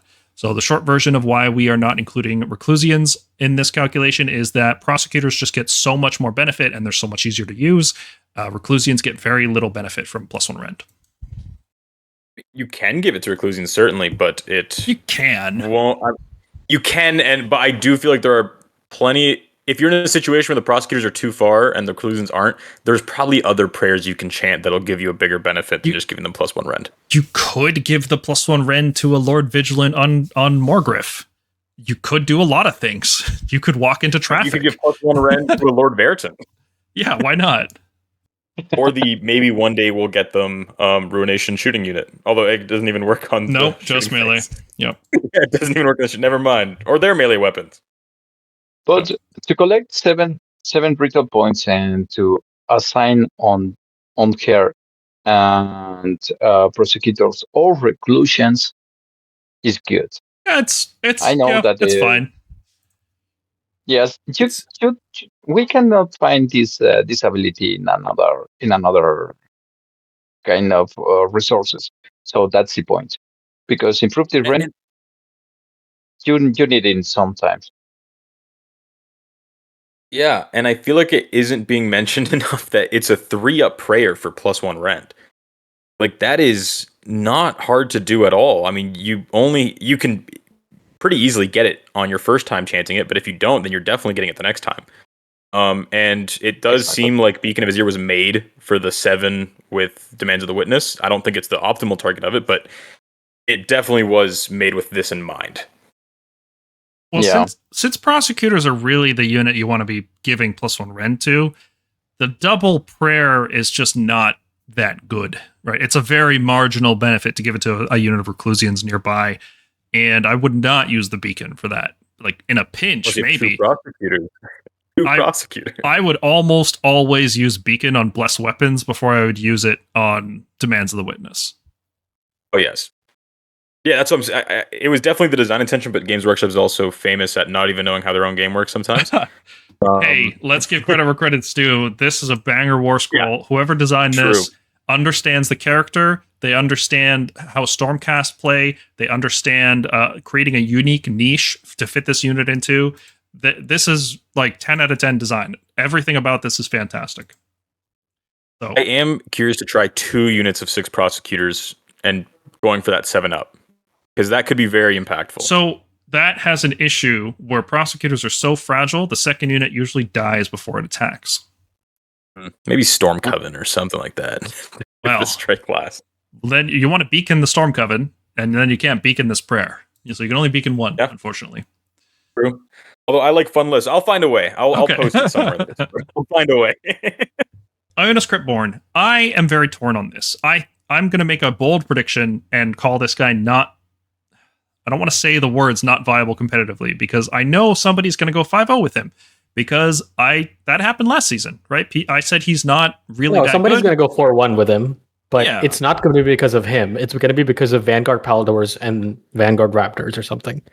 Like, it's going to get misattributed to him, but he is not the reason. It's the other stuff. Yeah, that pretty much happened. Like, there were a bunch of lists that were Karazai and Ionis, right? And the double big dragon, you give him the Ruination Chamber ward from Bleak Citadels, and then you have Karazai, and it's like, oh, look at these 2 tough dragons. But like, Ionis just isn't that tough. He's just 16 health on a 3-up. giving him a ward is nice, but it's not like it's worse than giving it to Reclusians, right? It's okay. And so what Ionus does is very cool. He is a priest 2, which means he has an easier time generating ritual points in order to use blessed weapons and translocate and things like that. He himself can't wear the beacon, but he can use the beacon. So if, for example, he wants to be on the front line, you can give him a 5-up ward. Maybe instead of losing your priest when you recycle, you try to tank the damage and survive and try to do some damage in return. Try to get up there for soul burn, which is pretty cool. You just do D3 mortals for the rest of the game. There's definitely a good war scroll here. The problem is all of it is stuck with this 400 point cost. Like, he's so expensive that you start to look at alternatives to him, like the Lord Relictor. If what you're bringing Ionus for is generating ritual points in order to chant blessed weapons, you could basically do that with a Lord Relictor using magical intervention in the enemy turn and then using blessed weapons on your turn. Yeah, it's not the same, obviously, right? You're using command points. Ionus doesn't use command points, but then you also have 270 points in your list that you can spend on stuff instead of having like a pretty mid body and like poor, not good damage, but not bad damage either. He's so swingy when he gets in melee. There's times where he'll like club a whole unit to death, and then there's other times where everything just, fails. He's never consistent for me. I've never been able to get anything regularly with him. Sometimes I try to build for the big bless, and that just never works out either. I can't make him work. I think he's probably like a C- or D+. Like, I'm sure he's not garbage, but I can't make him work at 400 points. So I'm really down on him. What do you guys think, though? To me, it really is just the points. I mean, he has a really good war scroll. Like, it's a good package. The soul burn being able to work even after Ionus dies. Like, if you sprinkle that to 2-3 units during the game, and they're constantly taking D3 mortals, that's good because Ionus probably will die. But it's is it really though? Is it good? I don't think it is good. If you hit the right targets with it. Sure. I mean, if we're in an extremely elite meta, it's good. But I don't think it's good. I think it's overrated, honestly. You're talking about something that A, needs to does damage, B, you keep rolling a D3, just assuming you're doing an average of 2 mortal wounds. The nature of the game has completely changed. We are seeing higher volume in terms of wounds. We're seeing higher health pools. 1 or 2 incidental damage, and the entire unit being based around that and pointed like it's doing 3 mortal wounds to everything all the time. And everyone has wards now. This is not a mortal wound effect that can just disappear. Go beyond wards. I think it's a little overrated to like base this entire unit around that effect. No, yeah, I didn't mean it in the sense that it is a great ability that is like solid and will have good impact. It's a fine ability. It's good that it works even after he dies. I do think it was much stronger in 3rd edition when it would stop recursion. That was much stronger. If it still had that, maybe 380, 390, because recursion is a big problem with stuff like Flesh Eaters. If you can stop Flesh Eater recursion, it's brutal. They lose a lot. But what I was trying to get to is, what do you guys think is a good point? Good points. 300. Where I am. I was thinking maybe 350, 360. The Priest 2, I mean, he can't be cheaper than Iridan, Soggy Iridan, because he's Priest 2. I don't know about that. He's going to be better. No. He can be. The reason being, so his melee is extremely meh. I think Iridan's melee is way better. They're comparable. Iridan has a much... They're comparable in damage output. Thorax has better melee than Iridan's mount. Sure. Iridan's shooting keeps it a close comparison.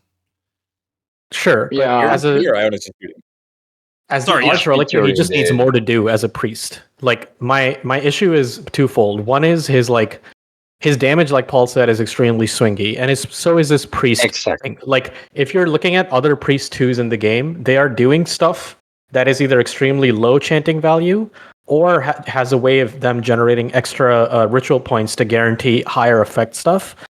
His priest 2 is a very like in my opinion, when it comes to being a priest, he's worse than the other normal priest 2 in the game, in my opinion, which is the Rune Master in Fire Slayers. Because even the Rune Master is doing something like collecting these magmic ritual points and then having enhanced effects on the Fire Slayer runes. And he's not really doing anything with Priest 2. You could just roll like a 2 and a 1, and Ionus would basically not be doing anything for those turns. There's a lot of times you're using Ionus to generate his points. profile. Sorry, go on. Yes, Go ahead, his profile. The shooting. Thank you. The shooting and the melee have a really expensive toll, and both of them has a 4, even if it's in the wound or in the hit. So that make it so swingy.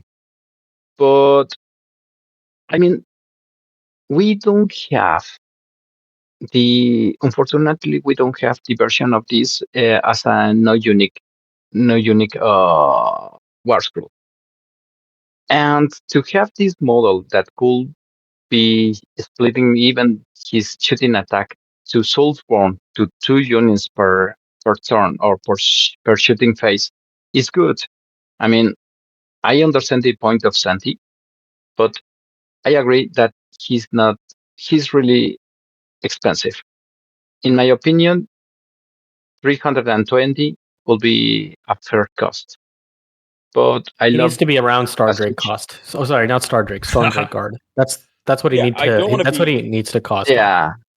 I don't want to be 320 is fair. 400 points is good. I don't think he's a 400 point hero.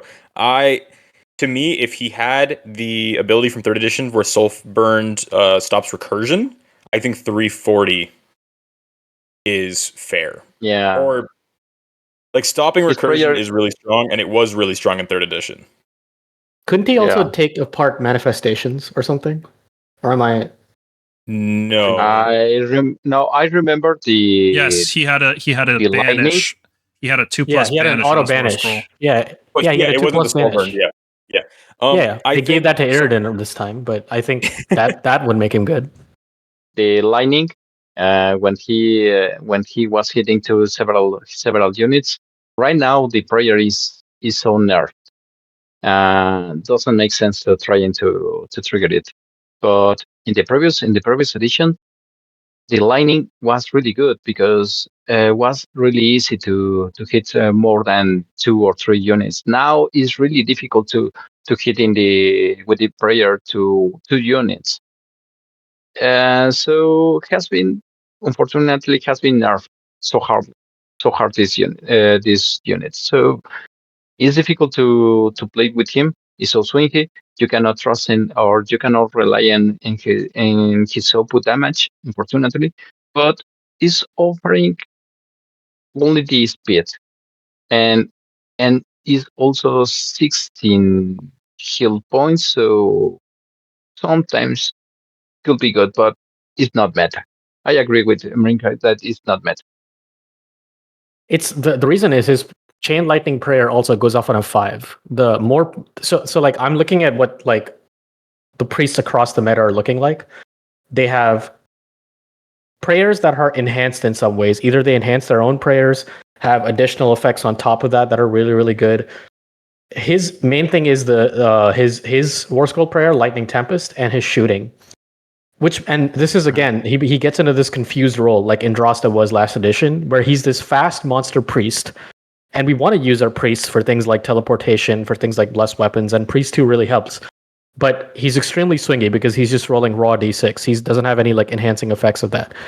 His Warscroll Prayer, Lightning Tempest, if you just don't even care about the enhanced effect, which is like the chain lightning we want to go for, the normal effect goes off on a 5. That's so bad. You are not going to get that most of the time. Yeah. You're going to basically use both your chants just to get the normal effect for that. All of our prayers are surprisingly hard to chant. Bless is a 6, Translocate's a 4. We don't have any baseline 3-up prayers, so it's not like Iridan where you'll usually get it off, and when you don't, it makes the next one more reliable. Everything Ionus does with this Priest 2, almost every turn with him, is the first prayer is banking points, and the second prayer is trying to spend it.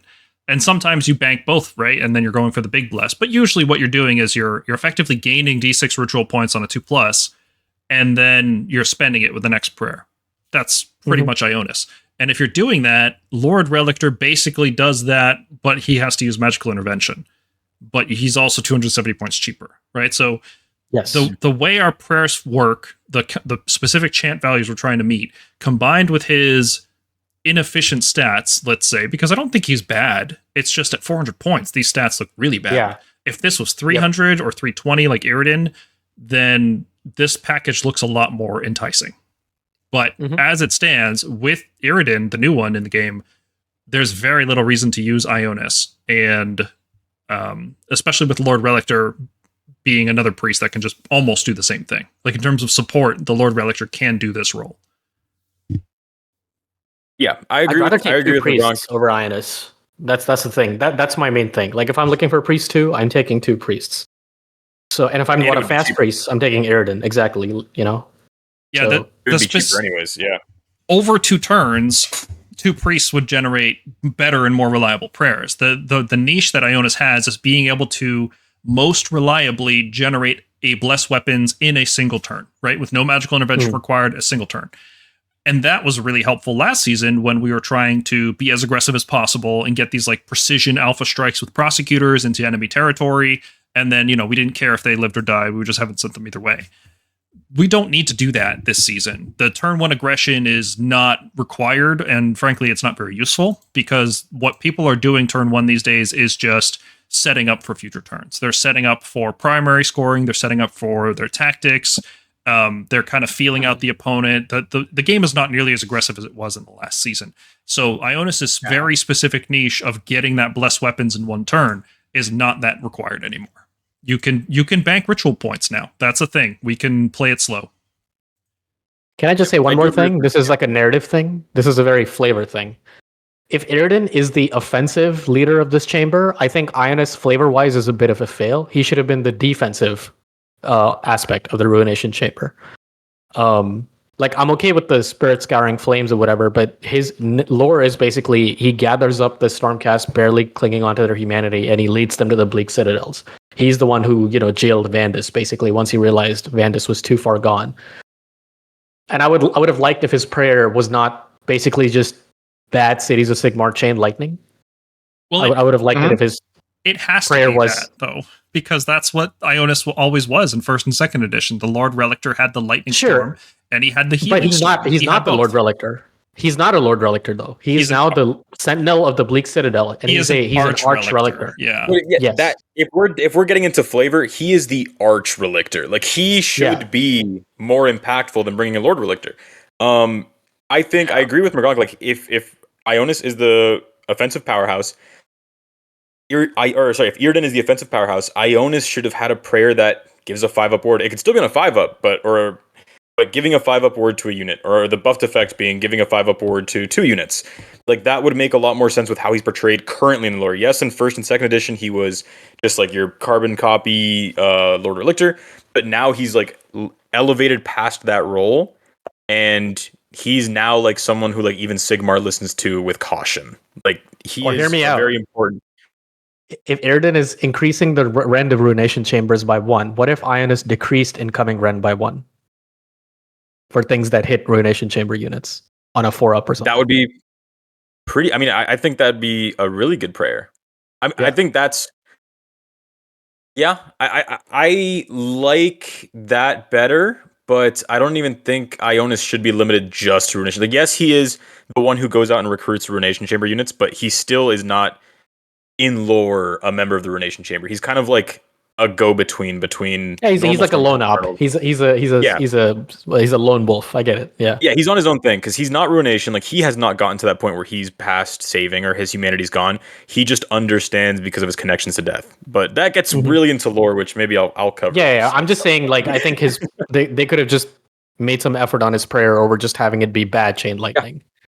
For sure, it should have been something defensive. Playing Ionis, the Arch Relictor, the guy like almost like one of the right hands of Sigmar. This guy has direct communication with Sigmar all the time. He convinced him to start the Bleak Citadels, right? Like this guy's really influential. He's a big deal. He's been there since 1st edition. They've kept making him a bigger and bigger deal. Playing this model should make you feel like you just rang Sigmar on your phone and he put Zenestra on hold for a minute so that he could help you in your game. That's how like it should feel like the fist of God is crushing your opponent every time you put Ionus Cryptborn on the battlefield because he is that close with Sigmar. And it doesn't feel like that. It feels like he's kind of, spraying piss on you and then dying, and then the piss keeps burning you. Like, it's just not very effective. He feels like a mid priest on a dragon. He doesn't feel like you said, the right hand man of Sigmar Heldenhammer. Yeah. I think, and this is way, but I think it could have been a cool move to have like Celestin Prime get retired and then Galmaraz go on to Ionis with how important he is now. No, you can't do that, and you know why. You know why. I know why. But if they did that, I'd have been like, okay, of all the targets for Galmaraz, Ionus Cryptborn or Ionus Dritborn is the guy. I don't think it's controversial to say that he should be stronger than Zenestra in game. I don't even understand his weapon profile. His weapon is called Soulbreaker, the melee mace that he's holding, the giant mace, and it doesn't even have crit auto wound. Like, what are we doing here? Soulbreaker sounds like Crit Mortals to me. Soulbreaker sounds like Crit Mortals. Yeah, no, not even that. Kills. And it's, I don't know. No. Maybe he just forgot the weight of the armor after being AWOL for like 10,000 years. Soulbreaker sounds like if it hits you, you shouldn't have a ward anymore. Yeah, that would be. I mean, but it would be very strong, but it'd be very powerful. He has a worse melee profile. He has the same melee profile as a normal Lord Relictor, which is like, this is Ionis Cryptborn we're talking about. Like, he shouldn't be just a Lord Relictor on a dragon. I feel like we're really down on this guy, but he's not that bad. he's not first Iridan bad. No, he's not that bad. I wish he would get a soggy level Warscroll rewrite, but in lieu of that, I would just take 100-point cut. Like, I don't think should be anywhere near 400. If the Carnosaur and Magma, the Auric Runeset on Magmadroth, if those things can be 340, this guy can be 320. Like, this guy can be around Iridan. Yeah, I think it's fine. 320 is right. Yeah. I'm normally the guy who pushes for bigger point cuts, and you guys saying 300 doesn't sound right to me, because Celestin Prime, I think, should be around 270, and this guy should be about 50 points more than that, because he does quite a lot more than Celestin Prime does for your list, and they both kind of do the same thing as a bring any Stormcast kind of unit. This guy has a lot of utility built on it. 300 is too low, I think. Yeah, I think 320 or 330 is a right spot, but I think all the hating on Ionis isn't that Ionis is bad. It's one of those situations should be better. I'm not angry. I'm not angry. I'm disappointed. Yeah. It's he's not an F tier hero. Like, he can still see play, and like Luis was saying, him and Iridan together can be very like oppressive, but it's just for the points you're not getting what you're paying. Well, we've talked about the priests, and I think the consensus with putting the Knight Relictor in S tier is that every Stormcast army should have a priest. You may disagree with us on which priest is the best and which one you need to include. We obviously think it's the Knight Relictor, but I also think we should generally be using a wizard, at least one, because manifestations are so strong in this edition. Even after the nerfs, they still provide a tremendous amount of utility, and being able to unbind baseline without having to use a place of power is still a very useful ability. So priests are very good, but wizards are also very good. And I think our best wizard in this season, probably just like last season, you could argue maybe Krondys was a bit better, but I think the Knight Arcanum was our best wizard last season, and I think she's going to be our best wizard in this season as well. Well, we won't have much to choose from, so yeah, that also helps her. Like, there's not much competition left now that the legend units are gone. But the Knight Arcanum really doesn't do much. She's a 6 health foot hero, and she gets +1 to summon spells and +1 to banish spells. And that's it. That's all she does. She has another ability, something about like a 4-up ward against manifestations. I've never had this come up in a game, personally. She's never been attacked by a manifestation in the year that I've been playing 4th edition. Maybe this is the year she finally gets attacked. We'll see. Yeah, the other part of the ability is better, but I always forget about it. And as you said, I don't think that some manifestation has attacked her anytime. But they cannot end in combat with her. They cannot use 2 abilities. Yeah, but her base is so small, it's really hard to get value out of the ability. You can just ignore it, honestly. Like, it doesn't really affect how you use the unit, how we rank the unit. So, very good. What makes her A tier? Well, she's cheap. She gets +1 to summon and +1 to banish, which is actually a very good effect. That +1 to banish is very rare in this game, especially now with Places of Power no longer granting +1 to banish. The Knight Arcanum is one of the few units left in the whole game that gets +1 to banish. And that's very useful because you could do things like just on the baseline, what you can do with her is, summon stuff and banish stuff. And that's fine for 120 points. Let's say 140, because you might want to pay 20 points for a spell lore. Maybe 150 if you want to bring the Morbid Conjuration spell lore. And that's good enough, honestly, for 120, 150 points max. But there's other uses for her as well. Let's say you bring 2 Night Arcanums, and one of them summons the Shackles with a +1 to summon, and then activates them. And then they do D3 mortal wounds to 3 different units. And then in your opponent's turn, you use Banish Manifestation. In your opponent's turn, you use Magical Intervention and choose to banish your own shackles, so that on your turn you can reposition them. And then before banishing them, you can also activate them another time. So how that sequence looks is you summon, activate. Next turn, you activate, and then Magical Intervention to banish them, because your opponent might just walk out of range of them. So being able to banish your own spells and resummon them is very, very cool, especially because you'll have +1 to banish, which doesn't get reduced by Magical Intervention. Magical Intervention specifically says you have -1 to casting and to chanting, but not to banishing. So you are still banishing with +1 even during the opponent's turn. Yeah, that is a great ability, and as you said, you can do these funky combos like popping the manifestation, putting it away, reposition it. It's very good for those static manifestations. And also the spell lore from Stormcast, it's good. Some of the spells can be game changers. You don't use them that often, or at least not in my experience, because we don't have like an aggressive wizard. But when they come, it might change swing combats and stuff. And also taking one die from the charger, it's really, really, really messy. It can mess people. Oh yeah, Guns. Starfall can be devastating. Yeah. Thunder And Shock as we is don't good have too. many other options, this guy comes in handy because you are popping the manifestation, and if they get close enough to her, or if you get the chance, you can mess up their plans. So I think that is another bonus to her, that the spell lore that we have. Mm-hmm. It's very situational. I like that unlike most armies, we don't have a buffing spell. Like, we don't need to give our guys +1 to wound with a spell or anything. Our wizards are there purely for the utility of summoning and banishing and casting our debuffing spells, right? We've got Starfall and Thundershock. And even in a pinch, Lightning Blast is not bad. D3 mortal wounds can help push extra bits of damage that you need. It can also get you out of combat if you're in combat with a unit that has 1 to 3 health left, and you can just, ping it and it's dead. And because any number of wizards can do it, you can just, spray D3 mortal wounds across the enemy army. Of course, you can't pick the same unit multiple times, but just having multiple wizards allows you to do potentially 2 D3 mortal wounds to 2 different units. So this guy has killed Morathi for me several times. Yeah, it's surprising. Night Arcanum is also just good because it's nice to have a support hero in your army that's not crucial to your success. Your opponent may prioritize killing the Night Arcanum, and you're like, okay, that's fine. Like, that's not the unit that's going to win the game for me. It's more often than not, I just score battle tactics with the Night Arcanum. I summon stuff, and then I score battle tactics, put it into a corner. Like, it's fine. Yeah, just run forward into one border and then try to go and grab the the objective or something, or teleport it with the bathroom. The portal potty, yeah. Yeah.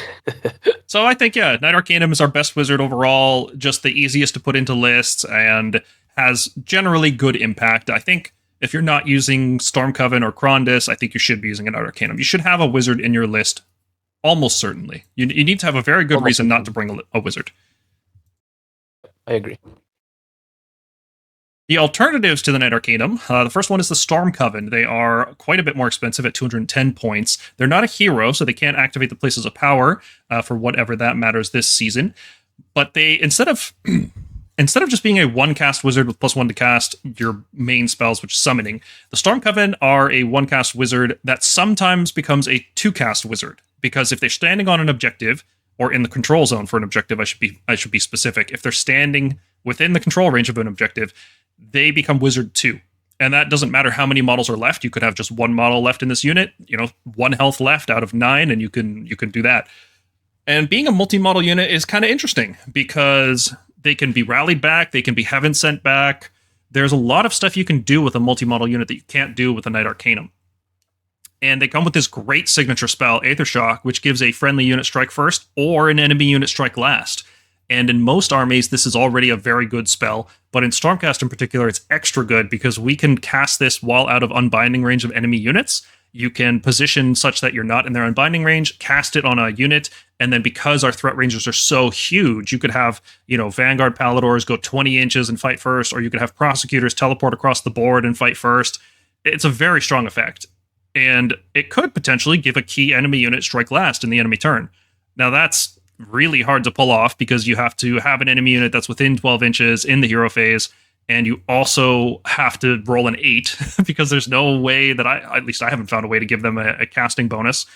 The one, I guess you could use the Beacon of Azir to guarantee it, but of course your enemy does get a chance to unbind after you cast the spell. It's not like it can't be unbound.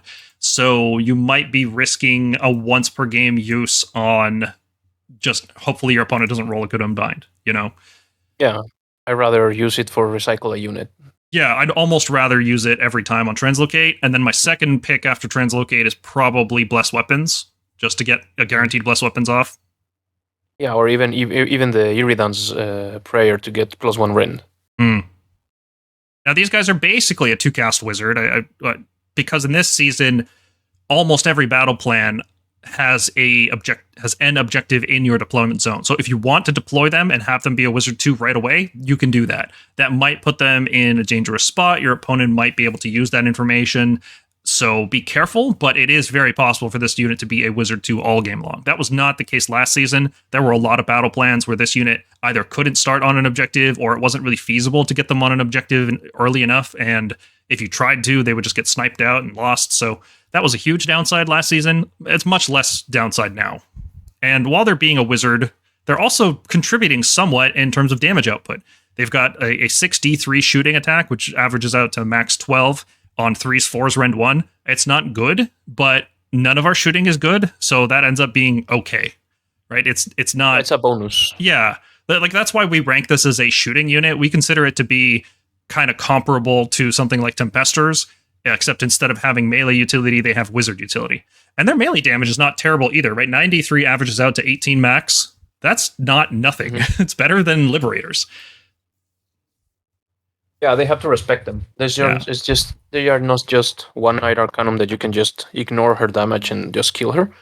So these guys are 9 wounds on a 3-up, so they are not easy to kill, and they have this profile that can scratch some wounds out of you. Yeah, and I believe that the spell could be better this season. I'm still waiting to see because I am seeing like a lot of strike firsts and a lot of strike lasts mechanics throughout the armies. And I think that these guys might come in handy if those styles of play get to be very common. Because just having the threat of putting strike first into a unit might change the result of a game, particularly against Skrull Boys and all that stuff, and all the battle plans that give you strike lags and stuff. These guys could be more handy than now. But for now, I think that they are good in B tier, and we will see how useful they become. Yeah, we'll see. The models are sick. They are very sick models. I just use the leader of the Storm Coven, the dude with his hand raising the rock. I use that as my Night Arcanum, and you can't tell me otherwise. And our final wizard is Krondys, son of Dracothian, who was very good last season. And I think we gave him B tier at the end of the season because personally we felt like he was falling off. The meta was shifting to a point where he would usually just get shot off the board by some armies. Like, he was really bad into the Stormcast mirror match. Like, that was one of his worst matchups. It felt like you had to bring a Vexillor and Praetors in order to heal him to survive the shooting. And that has changed this season. Yeah, it's way too many points, right? It's another 260 points on top of his 560 already.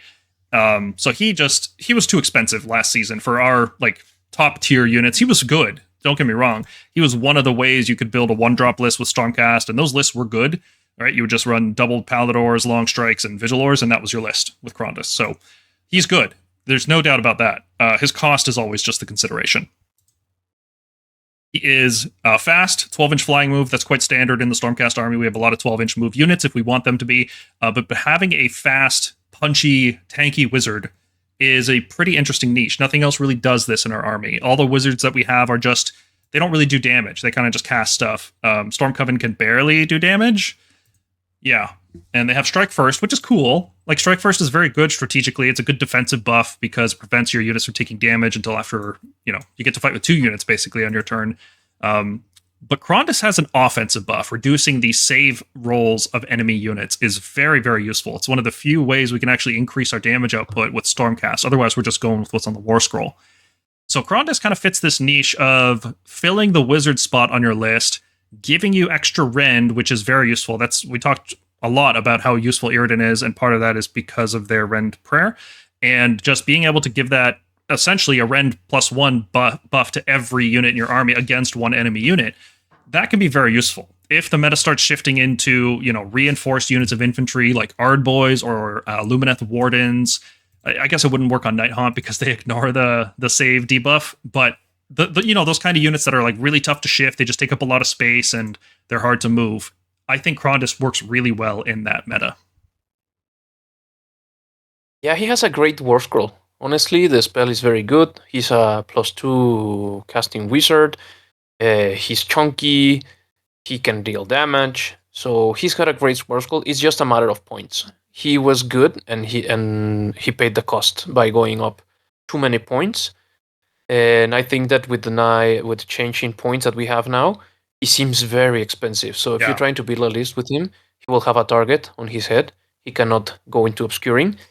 And that is what puts him down into B for me. But if he starts going down again in points, he might reach a point in which we will start using him, because he has a great War Scroll. And he could honestly come down 100 points, I think. Yeah, without a problem. Yeah. Because the bodyguard rule also helped him stay alive longer. You just paid any unit, even the Night Vexilar with him, and he would reduce 1 attack. So even in melee, he would have been more survivable. But now you don't have that rule, so it feels weird. It feels too expensive. But he has a great War Scroll, and he's also a great model. So I hope that they just start putting him down. Yeah. So how do you think he's going to adapt to this season in particular with the obscuring rule, and people are generally going to be using less shooting? I think that gives Krondys more space, right? Because his issue, like I said, was getting shot off the board. Against melee armies, he did mostly fine. You could screen him out. You could keep him away from the really scary stuff, and you can keep him fighting stuff that's more appropriate for his profile. And I think, especially now with the recycling trick, being able to just teleport him out of a very dangerous spot, potentially, if you position properly, I think he could see play this season. Yeah, he could. Because the cogs can give him -1 hit, and then you can give him bodyguard from the Praetors for a 5-up board, and then you can give a Vexilar and heal D3, and you have a very tanky Wizard 2 with +2 cast, and he disables commands baseline, and his damage is good. Although on the damage question, it should be worth noting that Iridan does about the same damage that Krondys does, and Iridan is 240 points cheaper. Good lord. Yeah, for a big dragon, it's not that big of a damage. And the problem is that it's very few attacks. You can swing very bad and do nothing, and it happens a lot with him. So again, I think it's a matter of points. If you're paying 560 and all the other stuff just to keep him alive, and he doesn't do damage, it's useless. So yeah, I think that he can adapt, but he will for sure need to go down in points. I think so, yeah. Although it is fun to try. I will give him a try. Yes, building on him. You will have to build on him for him to be good. I wonder how much the obscuring is going to affect his viability, because Stormcast do a lot of shooting, right? And we want to bring Krondys because he debuffs enemies for the whole turn, and that -1 save really helps us push shooting damage through. Like, Adjudicators go up to Rend 3, a lot of our melee units go up to Rend 2. It's a really important part of our damage profile. But Atavistic Tempest requires a visible enemy unit. All of our spells require visible enemy units except for summoning. So that is difficult. You may not be able to cast it on the target you want when you want. Yeah, that is also a problem for his spell. And we will see. I've been thinking more and more that shooting is not going to be less dominant, I think. It's just going to be different. You're going to bring more units. Different units, small units, and you're going to spam shooting in corners and stuff, and you're going to bring mobile shooting units. So I don't think it's gonna be less shooting. It's just gonna be different, and I don't think that he will adapt very well for that, because with the changes in all-out defense, you're gonna be -1 to your save technically, because you're just gonna be able to all-out defense one of the profiles. So I don't know. We'll see, but let's just hope that it goes down hard on points. So that's it for our wizards. We think the Knight Arcanum is the best one, but Stormcoven and Krondus are definitely playable in the right list. So it's just harder to slot them. They may require a specific combo to set up. You might require a specific playstyle. The Knight Arcanum just fits into any list anytime. Very slim list. Okay, let's talk about the rest of our heroes. We'll start with the non-unique ones, and then we'll move our way over to the unique ones. We'll finish off with them. That'll be the last units in our book. So first up is the Knight Azuros, who started this edition at a ludicrous, I think, 180 points. That's what they released him at, and now he's dropped down to 130 points. And I think when we did the review initially, I said he had to be cheaper than Prosecutors, and Prosecutors at the time were 140. So now this guy is cheaper than Prosecutors. So was I right? Is he playable now? What do you think, Eduardo? I don't like him. He's fast. He's cheap. I could see some play for him, but there are better options. For similar points. Yeah, I don't know. He's good. If you bring another urination chamber, he loses value because you are not gonna 5-up ward him. Yeah, I don't know. Well, for people who aren't familiar, let's talk about what he does, and maybe you guys can judge for yourselves. So he is a fast flying hero at 12 inches, so he can go score battle tactics very easily. He can keep up with our cavalry and charge in to support them. His melee damage is Stormcast hero melee, 10 max on 3/3s, Ren 1, doesn't really matter. He has 2 abilities. Both of them require rolling a 3+ in order to activate, which is a big problem. The fact that multiple turns can go by and this guy just ends up doing nothing is a real bummer. Yeah. The first of these abilities... Sorry, go on. 3+ abilities are D tier. Yeah, almost. You only have those, you are D tier. Almost by default. Haha, fun. Yeah. So the first of these is a very strong ability called Light of Sigmar, which gives enemy units -1 hit while they're in combat with him. So you could put him inside a unit, like put 40 mil bases surround him, and when an enemy charges in, you can activate it on a 3+ to give them -1 hit, or you can charge him in alongside your units and give enemies within 3 inches -1 hit. Or instead of giving -1 hit, you can heal D3 from each Stormcast in range. And this is really cool with bigger health models like Vanguard Palladors, Stormdrakes, our big dragons. Very cool ability. And it activates... Stormstrikes, yep. And it activates in every combat phase. Your combat phase, the opponent's combat phase. So it activates twice a round, every round, even if you're not in combat. It just activates every single time. So it's pretty good. The problem is the 3+, right? Like if it was a 2+, or it just happened on your turn or just in the enemy turn, if there was just some way to have this reliable effect, that way you could actually make a plan for this guy and say, okay, he's going to go here because he's going to do this while he's here. Instead, he's going to go here because he might do this. And that just never feels good. Yeah, he might be used in some kind of lists in which you want to bring like a lot of warrior and ruination and not a big unit, like I don't know, prosecutors and questors, like all over, or something like that. Reclusians with prosecutors, with annihilators, or these infantry lists could see him because he is a good hero to bring them both. Mm-hmm. But other than that, yeah, the 3+, I hate it. I am like you. I don't like relying on those type of things. I could never play Annihilators because of this. I always failed the 7-inch charge rerollable and then just lost the game. Yeah. And I hate it. Yeah. Now, his other ability also requires a 3+, but it's also very strong. It allows you to move or retreat with a unit of prosecutors wholly within 12 inches at the end of the turn. And it's at the end of every turn. He can try to do that. And moving at the end of the turn is very, very strong. And when it's movement that is 12-inch flying movement, well, that is very strong.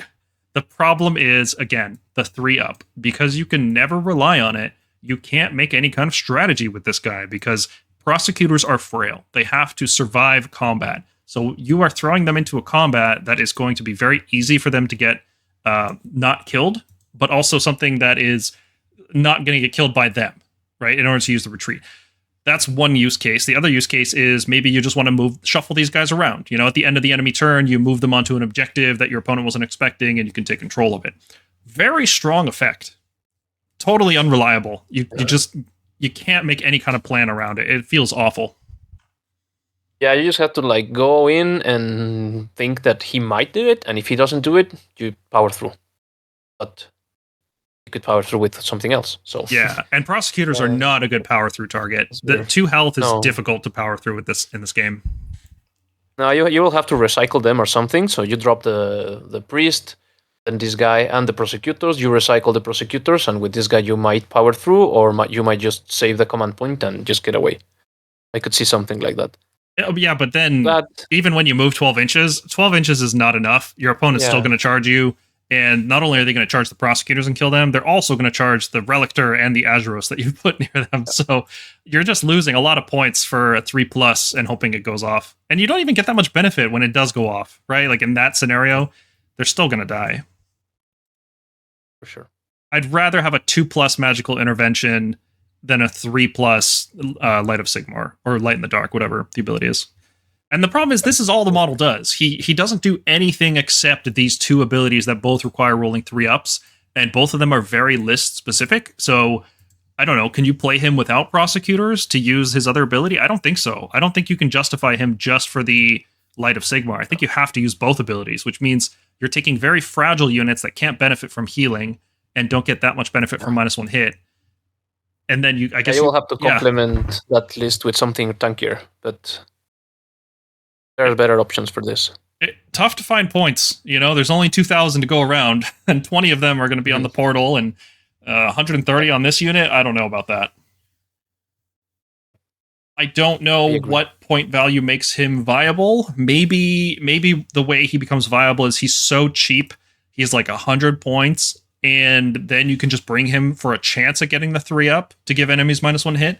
Like, if he gets cheap enough, you can ignore one of his abilities, and then he just becomes a cheap hero that can sometimes do stuff. I don't know. It's still not a great niche. He might be F tier, honestly.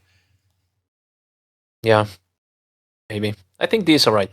But D is, there's hope that he can be playable one day if he gets cheaper. Yeah, D is for the guys that want to roll 3-ups all game. It is very strong. I can't deny how strong that ability is. Knight Draconis. So Stormdrake Guard are an A-tier unit, and the Knight Draconis buffs them with a 4-up spell ignore, and he can give them +1 attack on their companion weapons, which are their better weapons, and he's only 230 points. So, yeah, you'd think if Stormdrakes are good, this guy should be good too, right? But he's just not. He doesn't feel very useful. There's a lot of issues with using him. His ability, his rampage, that's how he gives the Stormdrakes +1 attack, requires him to be in combat range with the Stormdrakes. He can't just activate it on his own. He has to have a Stormdrake unit nearby in order to use it. And usually when the Stormdrakes go forward, they are going to either power through back or they're going to get recycled back, right? Like, so you don't want to send the Draconis up in that scenario. No, he's going to get stuck and die. Yeah, exactly. The spell ignore is... I mean, it's only for spell abilities. It's not for damage done by manifestations or anything like that. So it's not that useful. It's questionable how good that ability is, especially now with offensive spells kind of taking a backseat because of obscuring terrain. Most offensive spells require visibility, so people just aren't relying on them like they used to. Yeah, and with the new strategy of recycling the Stormdrakes, you don't want to leave them there in range for the spells anyway. So it won't come off that much. He's kind of like a chariot unit, you know, an independent actor, fast, reasonably punchy. He's got 11 health, which is slightly more than the chariot at 10 health. He's got okay melee attacks. I think he does max 18, and he always wounds on 2s, and he has Rend 2 on everything. So it's okay damage. It's not bad damage. It's just not good damage either. And sometimes he'll get in range of the Stormdrake. So the way I kind of see him being used is he plays as a flanking type unit and tries to harass weaker units. The thing is, he's not very durable. There's not really an easy way to give him a ward either. So he just kind of dies. I've had him die to 2 Doom Divers in 1 volley. Like, it's just not... Yeah, it's not good. He dies really quickly. The game is too deadly for him.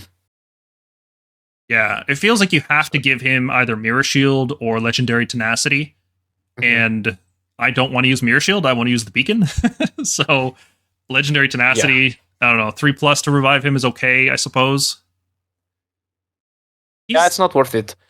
If he would be cheaper, maybe, because you will say, okay, it's just 200 points, he died. Okay, but 230, it's like, I could bring something else. Yeah. Yeah, I don't know.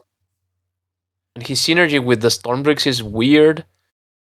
It's not like they need an extra attack. It's good, but in the same time, you are going to 230 points, which you can invest in something else to buff them, or...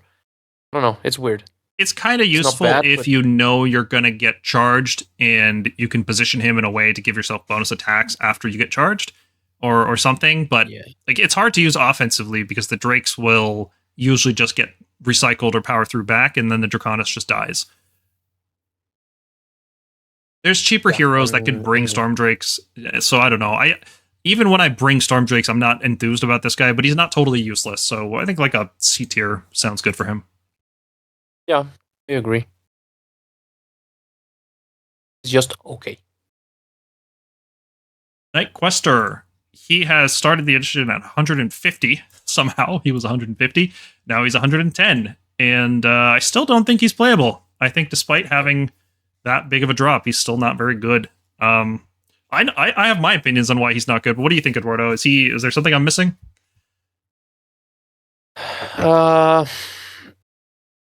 The teleport, it's not very good because it's just like adding a little bit more health into the Questor.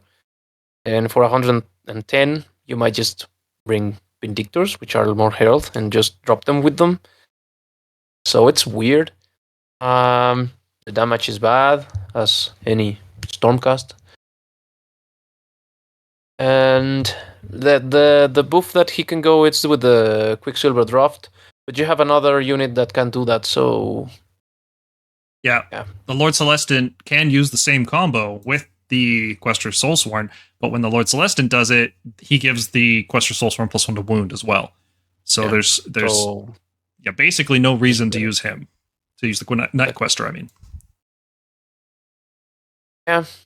The good thing is that he can bring the Ruination, but there's other things. There's other ways to do that. Yeah. So yeah, I agree. It's it's not a very big buff into the Questors. You can bring something else that does the same work. If he was 90 points, I think he could see play because he would be the cheapest hero that can bring Ruination, and that might be enough to get him into some lists sometimes. Yeah. It's still not exciting. No, this is like approaching F tier where he needs a Warscroll change of some kind.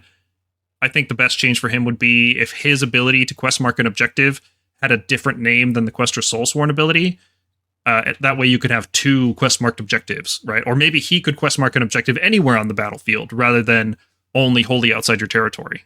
Maybe he could. That would be a very good way to bring him into the game. Yeah, I'd like that. I would, if that was the case, if I could have any objective on the board quest marked, I would bring him at 120 points and bring 2 squads of Questor Soulsworn, and that would be a cool list. Yeah, I agree. But as it is, he's, I don't know, he's bad, really bad. Maybe someday. The model is good.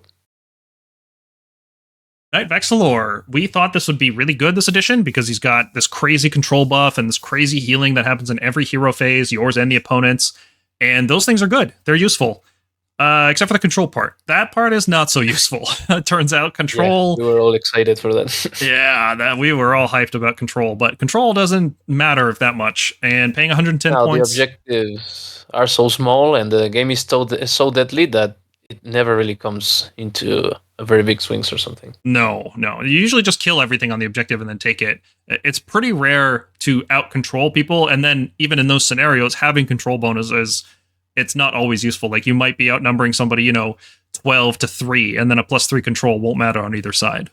Yeah.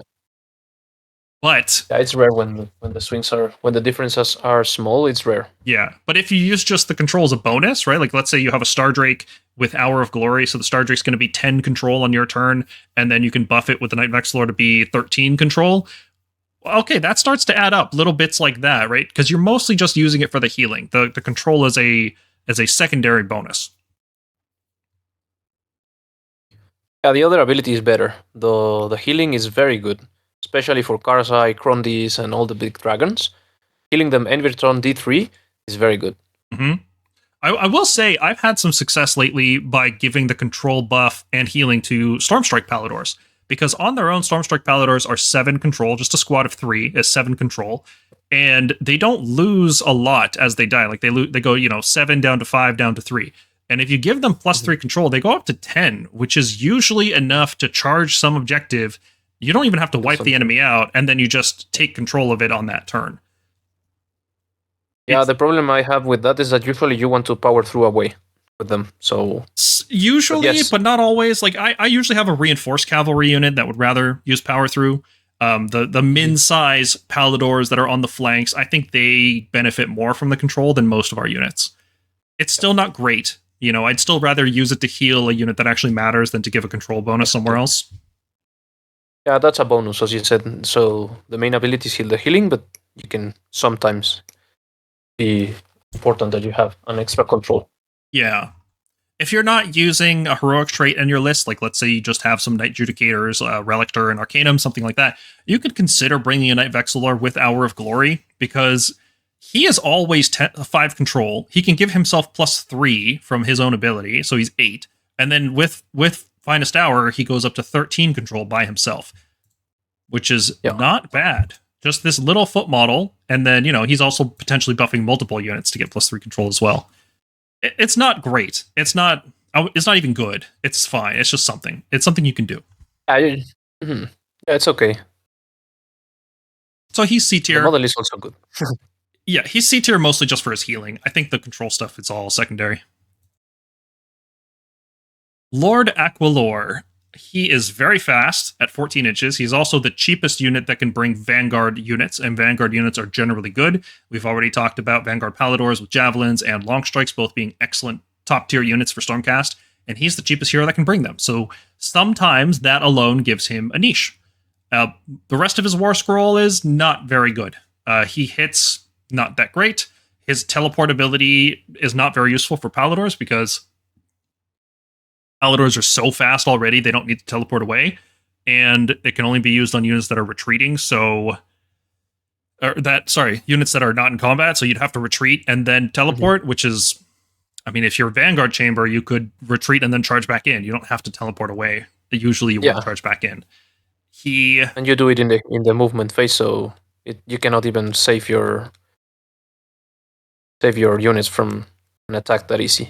Yeah, but where he excels is his ability to teleport himself every turn for only 150 points. We had a Knight Zephyros doing this last season, and it felt good for 130 points. So 150 for a bigger base. The bigger base I would count as a downside here, but it's still a good ability. And if you're using him to bring your Vanguard units on the cheap, like let's say you don't want to bring Tornus and you just want to bring a more useful unit, he's not bad, honestly. He scores tactics, he steals objectives when opponents aren't paying attention, or he forces enemies to stay on objectives, which is a tactical win for you. He's not bad at all. Yeah, I think we might be underrating him. Somebody said something in the Discord channel these days, and I go and review this guy. They are right. He's good. He's a tactical piece that it's good. You have to go into the Vanguard chamber, at least in one of your drops. So he's not bad. He might be B, doing tactics and stuff. Because he moves very fast and he can teleport. So see, he could be doing something there. But it's a niche. It's a niche use. We will have to see. I think C tier is appropriate. We'll see. He might rise to B. He's definitely got a better chance than some of the other C tier units. Yeah, we will have to give him a chance. Lord Celestin on foot.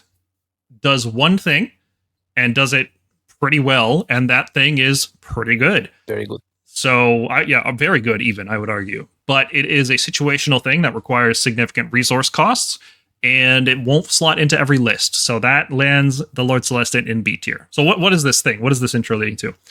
Well, the Lord Celestant has an ability called Furious Retribution. When the Lord Celestant fights, she, I guess it's now a female model, so we'll say she, can pick another friendly warrior chamber unit nearby, and that unit can fight as well. And on its own, that's okay, because the unit you pick gets +1 to wound. So you could do something like Questor Soulsworn get +1 to wound, or your Stormstrike Palladors get +1 to wound. And this works on both players' turn, right? So, and you don't have to use Finest Hour, so you could have multiple units wounding on 2s now. That's pretty good. But what really makes this good is using the Quicksilver Draft artifact once per game to give the Lord Celestant strike first. Because if the opponent charges into the Lord Celestant, or the units surrounding the Lord Celestant, so you kind of just drop them in together, then the Lord Celestant gains strike first, hits stuff, and then you get to attack with a stupidly strong unit like 6 Grandhammer Annihilators, who will obliterate the enemy target. Right? So effectively what you've done is you've dropped a unit into play from reserve that your opponent can't melee. And let's say you've dropped that unit into obscuring terrain or onto an obscuring objective, and in the path of your opponent. They can't melee you, they can't see you, so they can't shoot you, and they can't cast spells on you. How do they deal with you? It's a tough puzzle for your opponent to solve, and if the rest of your army is taking pieces away that make it difficult, it might be the thing you need to just checkmate your opponent. Yeah, it's very good. The combo is very good. He is just a regular Stormcast dude, but the Quicksilver Draft and the other units make him good. So I think it's one of the most important combos that we have, because you can just guarantee you're staying on that objective, because opponents will be scared of this guy and 6 Grandhammers striking first. Yeah, and unlike so that is where his value comes from. Yeah, and unlike the Lord Celestant on Dracoth, which we'll talk about soon, the Lord Celestant continues giving a +1 wound buff for the rest of the game to other units nearby. And we're using other units like Questors and Annihilators and sometimes Vanquishers, units that can benefit from this +1 to wound. So the Lord Celestant continues to get value even after using a once per game ability. And speaking of which, Lord Celestant on Dracoth, basically the same thing, right? It's the same thing as the Lord Celestant on foot, except instead of using Grandhammer Annihilators, you want to use Concussors, because Concussors have Concussors have crit mortals, Concussors can disable command abilities, and most importantly, Concussors can move 10 inches and shoot. So they're not just moving 4 inches a turn like the Grandhammer Annihilators would with the Lord Celestant. They have board presence. They can actually go and do stuff once they drop into play. And that, on its own, just having a 10-inch move on those units makes this a viable alternative. So you're trading stupid high damage output with the Grandhammers for a reasonable movement speed. You still keep the same strike first benefit, but you have something to fall back on after the strike first is done. Now, yeah, and you have a little bit of shooting, and they are more tanky. They can also endure a hit. If they are bringing something that also gives them strike first or gives you strike last, this might work better, because they can also survive the hit. So, yeah, as you said, it's the same combo, but it's a little bit, it has a different niche or a different use. Yeah, if the rest of your list is very fast, then the Lord Celestant on foot with Grandhammer Annihilators is a fine choice. Like if, let's say, you're running Javelin Palladors and a Stardrake, and you're like, okay, well, I want like a tough unit that is really hard for my opponent to melee, then you drop Annihilators with Celestant. But let's say the rest of your list is very slow. You're using Shield Annihilators as a brick. You're using Questor Soulsworn. You're using maybe 1 unit of Prosecutors. Well, maybe you need more speed than Grandhammers would give you. So Lord Celestant on Dracoth fits in there nicely. His ranking is entirely based on whatever Concussors are. That's what the Lord Celestant on Dracoth will be, because these two units don't see play without each other. It's not impossible. You can run Concussors without them, but I think the combo is so strong that the way I justify paying 210 for Concussors is because I'm paying another 160 to give them strike first once per game. Yeah, I totally agree. There's not much to say about this guy. Yeah, he does nothing. It's so disappointing. After the combo goes off, he does nothing. He's like a Lord Vigilant on Gryph-stalker. He just wanders around hitting stuff meekly. I don't know why they hate Stormcast heroes. Like if they hit them with their bare hands, or I don't know. Yeah, he could give When they +1 to have wound. big Like, axes. why can't he give +1 to wound to extremist units like the Lord Celestin does? It's very confusing. Yep. Lord Celestin on Stardrake is very good. Have you used this model, this edition yet? Not yet. This Oh. edition, yes, but not this season. Okay, so what do you think about the Stardrake in the last season? Oh, it was in the last season. It was great. Eating the models, it's amazing. People does not account for that. And when you go and eat 3 of their cavalry, they are just like, what? Did you just do? So it's a very, very nice ability. He has to be played with care. You cannot just put him on front and wait for him to get charged. But the ability is very good, very, very good. Yeah, I had some success with him. Yeah, the Jaws ability is so freaking strong, and he shoots really well. He's got surprisingly good He almost is a Knight Judicator, right? Knight Judicators are 9 max, 3s, Rend 2. This guy is 8 max, 3s, 2s, Rend 2. So arguably better than a Judicator because he's got that +1 to wound. And more importantly, it's 24 inches. It's so crazy how far away this guy can shoot. I don't know if there is much other shooting in the game that can shoot that far. It's a cannon, right? Artillery shoots that far in this game now. Yep. And in melee, he's okay. You know, he's comparable with Krondys. It's about the same level of damage output, and it's okay. But what really sets him apart from Krondys and Karazai and these other ones is the gobble up, right? The rampage that eats models is so good. There's so many units that have 5-up wards and 3-up saves, and you just, oh, okay, I rolled a 3 and I ate a chosen. I rolled another 3 and I ate a chosen. You know, you just every combat phase until he's dead. And it takes a lot to kill him because you can even eat heroes. Oh yeah. Yeah, you can eat heroes. It's very funny. Yeah, 5 wound hero, okay, gone, you know. just dead instantly. It's very strong. Dwarven heroes are dead because you throw the 3 dice, even if there is only 1 model in the unit. Yep. And we were already considering him to be good, and then they went ahead and gave him the ability to bring any Stormcast units. So you can bring Vanguard units with him, you can bring Ruination, you can bring Extremists, you can bring Warrior. This guy brings it all, and it's fantastic. And enhancements. Oh yeah, he is one of the best units we can bring enhancements on. There's not many heroes I would consider Hour of Glory to be a good use, but this guy, +1 save on your turn on every single one of your turns, is very useful and becomes 10 control, which can add up, right? Like it's not nothing. And the other the heroic trait, is it? The one that ignores rampages? Oh, that's the sigil. That's the artifact. Right. So there's the artifact, yes. Yeah, the sigil of Morda is insanely strong. If it was in any other army, it would be the best artifact in that army. In Stormcast, it's like second tier after the beacon, which we'll talk about. Yeah. But Sigil is great because anybody that gets within 3 inches of the Stardrake, now anytime they use a Rampage on a 3-up, it's just gone. Or if they use a command ability on a 3-up, that command ability is gone and the command point is still spent. It's better than Krondys' Roar ability, which is a super strong ability. Like the Sigil on this guy is enormous value. Yeah, I agree. They even seem to have designed those artifacts for him. That's what I thought when I read them. Yeah, it sure feels that way. It feels like they designed a bunch of stuff to bring on a Stardrake. Yeah. Which I like. Yeah. He's also a huge model, which I really like for zoning purposes, for spreading auras. If you have, for example, Envoy of the Heavens on him, then he can put it wholly within 12 inches of any part of his base, and he's got a big base, so that's a big range. He can also put it on himself, right? Envoy is great on him. Yep. You can give him Praetors for a 5-up ward. You can heal him with the Knight Vexillor.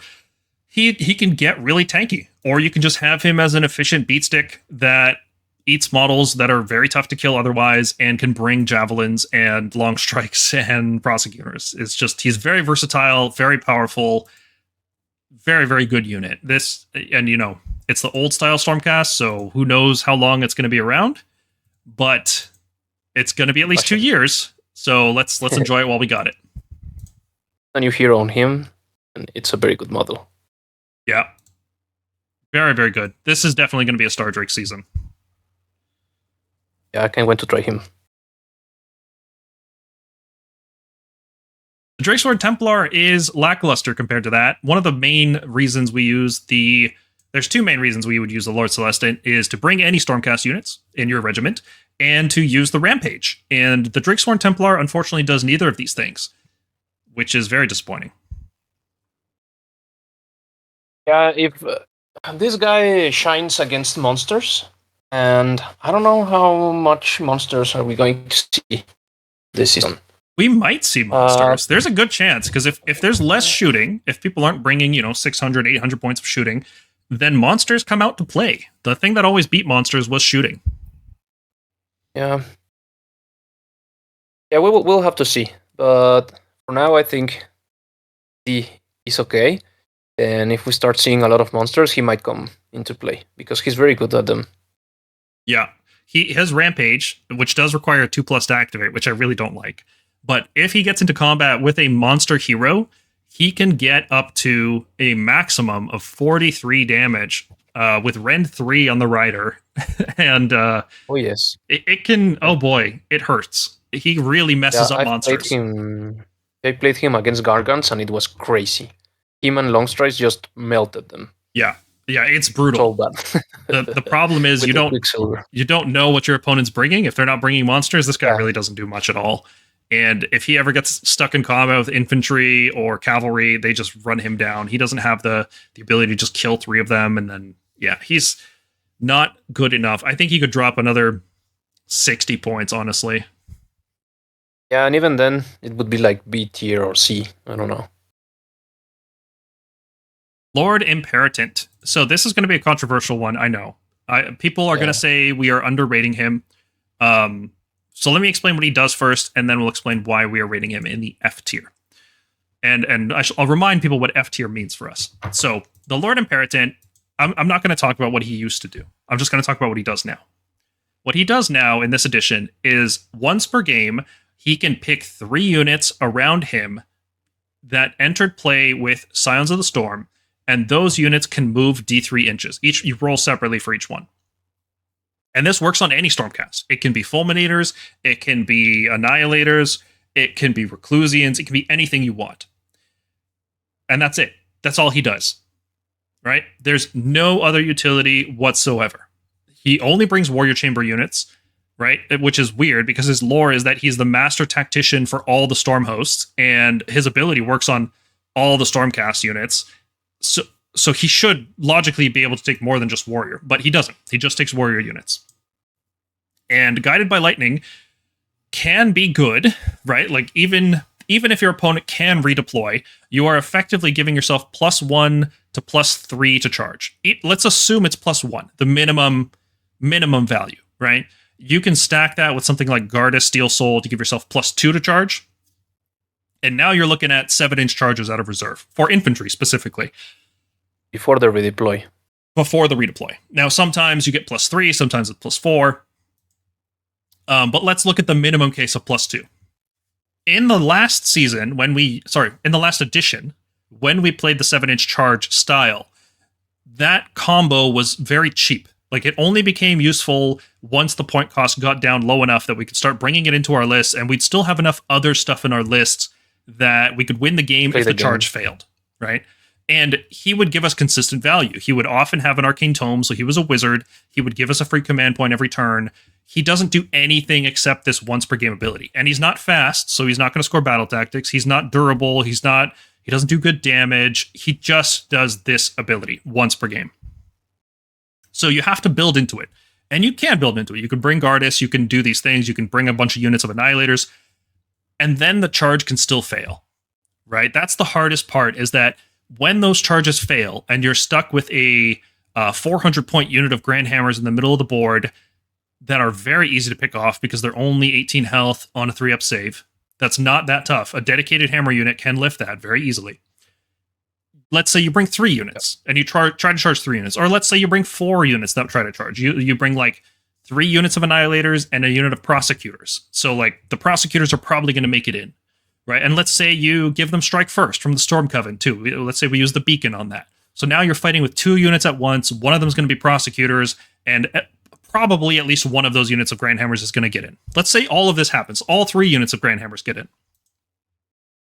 you didn't bring enough shooting, you didn't bring enough speed, you didn't bring enough of anything else that's going to help you win the game if that combo doesn't completely cripple the enemy army. Yeah, you're just gonna auto lose some games. Yes. So Just by statistics. And good players, or even just people who are experienced against the deep strike charge style, it's not hard to counter, right? It's just a matter of moving your units up, not letting your opponent charge into your important stuff. And this season in particular, people are going to be bringing chaff like they didn't before, right? People are going to bring little screens. They're going to bring small cavalry units that they're going to be using to score tactics. People are bringing these kinds of units again. So especially this season, it is not going to be a good time to go all in on this style. And unfortunately, I don't think you can play the Lord Imperator properly without going all in. Because if you just bring one unit to use him with, then your enemy can just redeploy. Right? It's not hard to redeploy against one charge. It's hard to do it against three, especially when they get +1 from Gardas. Right? So like those Annihilators can charge in, they can connect, they can do good damage, but then they will die on the clapback. Right? Unless your opponent is very foolish. So that's why we kind of rank him F tier, because there's consistency problems. He's an all-in playstyle that doesn't really have any flexibility. The point cost is extremely high compared to, how risky it is. If the Grandhammer package was, if Grandhammers were like 300 points and this guy was 80 points, like you're paying under 400 for that package, I would actually see that in play, right? The problem is I don't think that is ever going to happen. I don't think this guy can get that cheap. I don't think Grandhammers can get that cheap. So I just don't think there's ever going to be a point value where this guy feels like a competitive option for like a list that's trying to go 5-0 consistently, right? He's great for casual play. He's great for, I just want to gamble. I want to roll some 7s and charge in and do some fun stuff. Super fun model. And we get that people really like him, but I just don't think there's ever going to be a point value where at least I can't speak for everyone, but I personally can't see a point value where he will ever be an appealing option. I don't know, if he goes down enough, I might just consider him to bring in with the Prosecutors and just drop him beside them, and with the Night Relictor, just go to the D3, and then guarantee a better charge or something. But wouldn't you rather bring Gardas and get +1 attack at the same time? Yeah, but Gardas is very expensive. Yeah, but Gardas is probably too expensive. He's got to get cheaper too.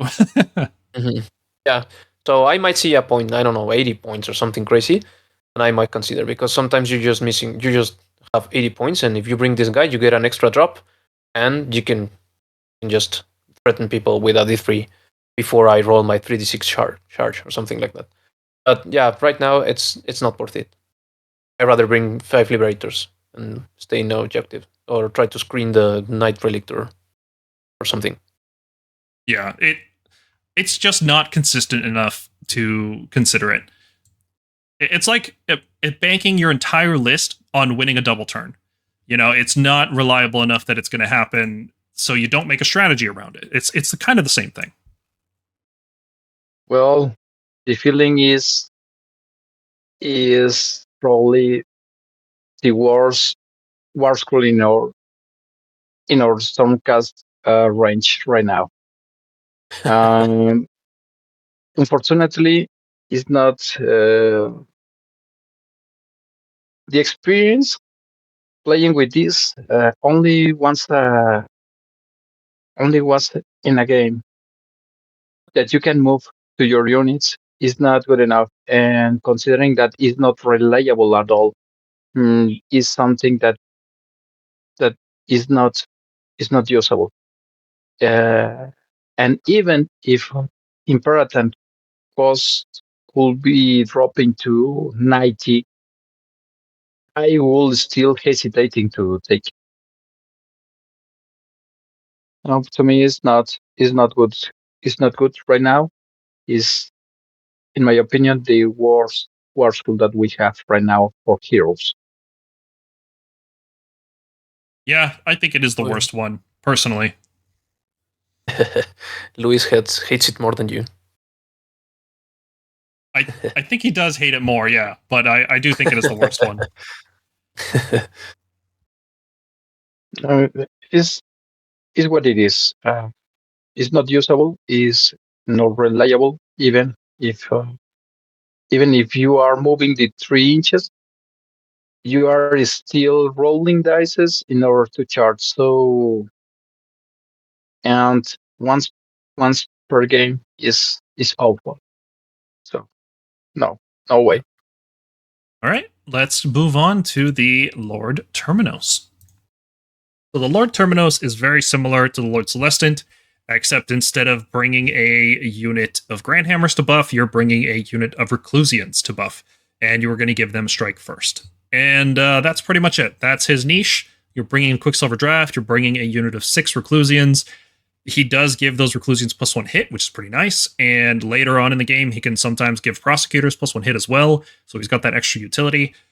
Arguably not as useful as giving them +1 to wound would have been, because you can get +1 hit from Vigilors and all that attack and things like that. So it's not as good, but it's better than giving nothing, like the Lord Celestant on Dracoth.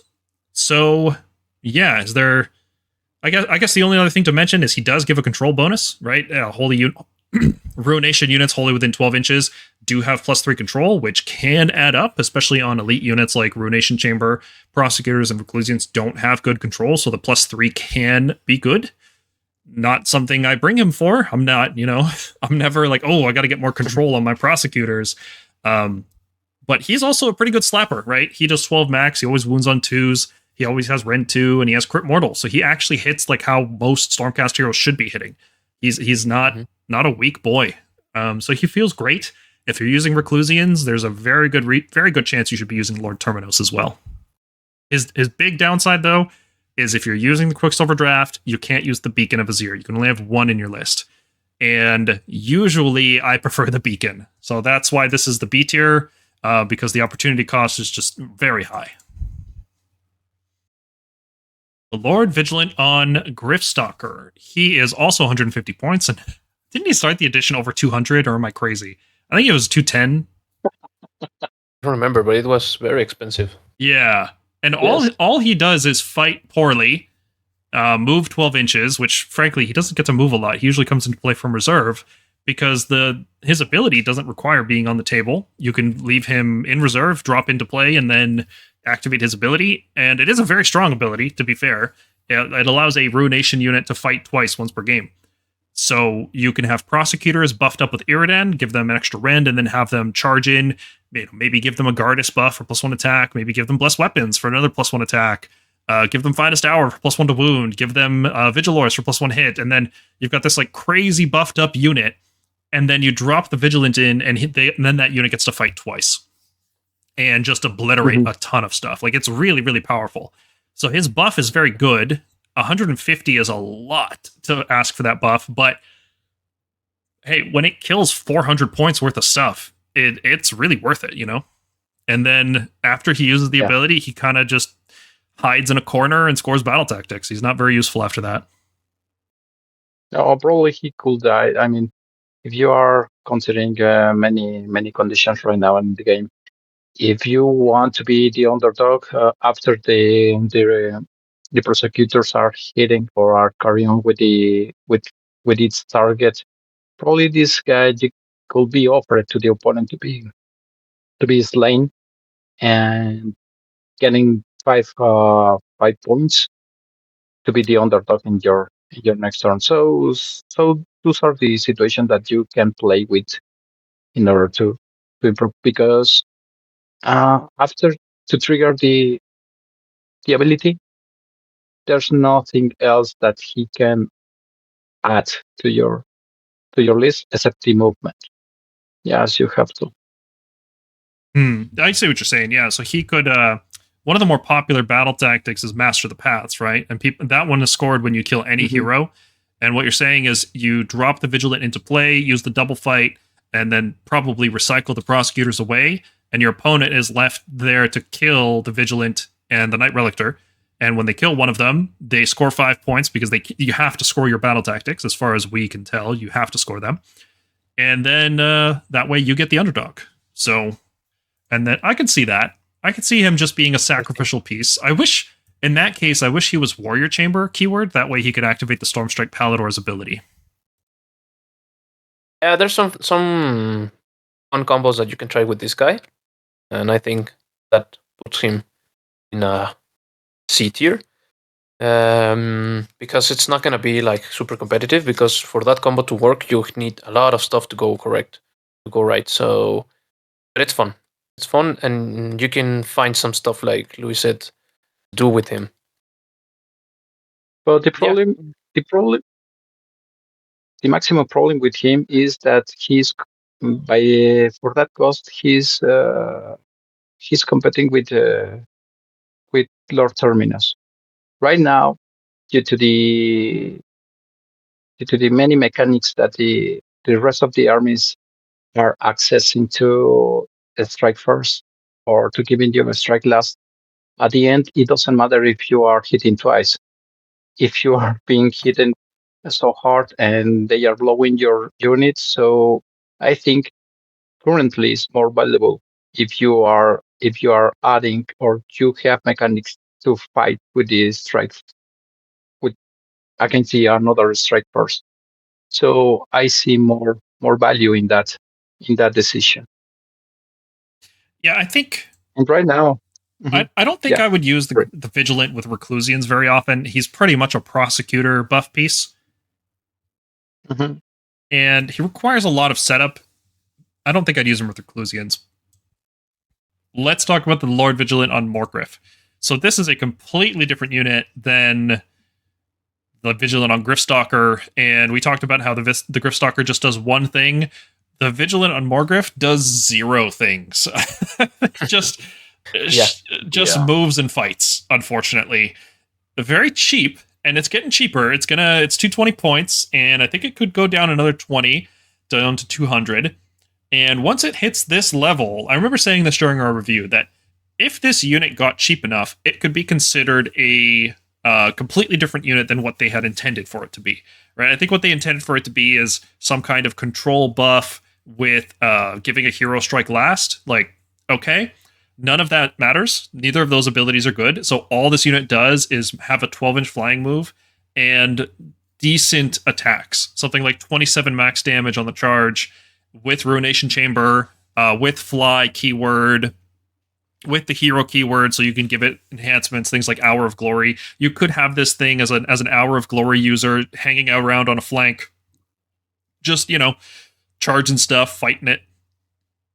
It's okay, right? For its cost, it's not very good, but if you give it enough enhancements, it turns out it starts being a pretty decent unit.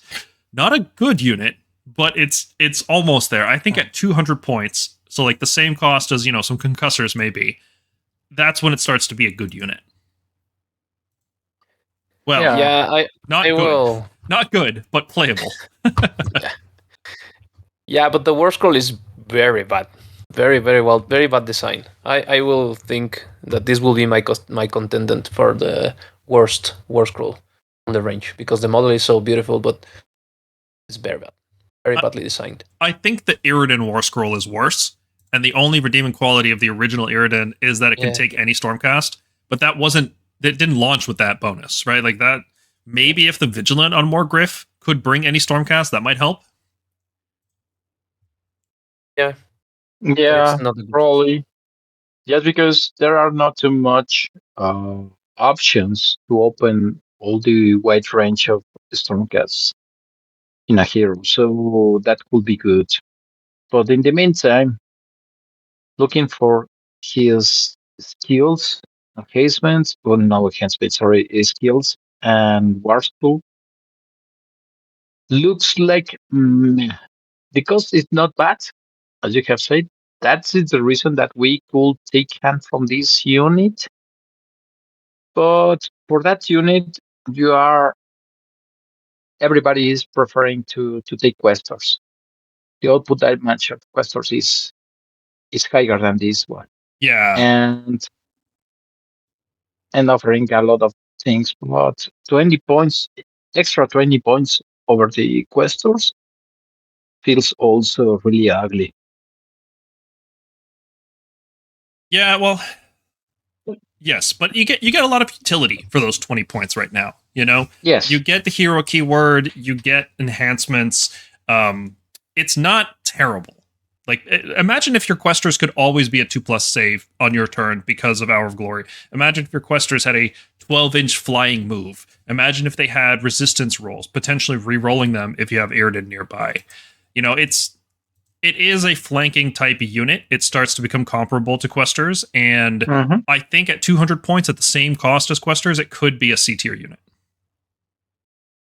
Yeah.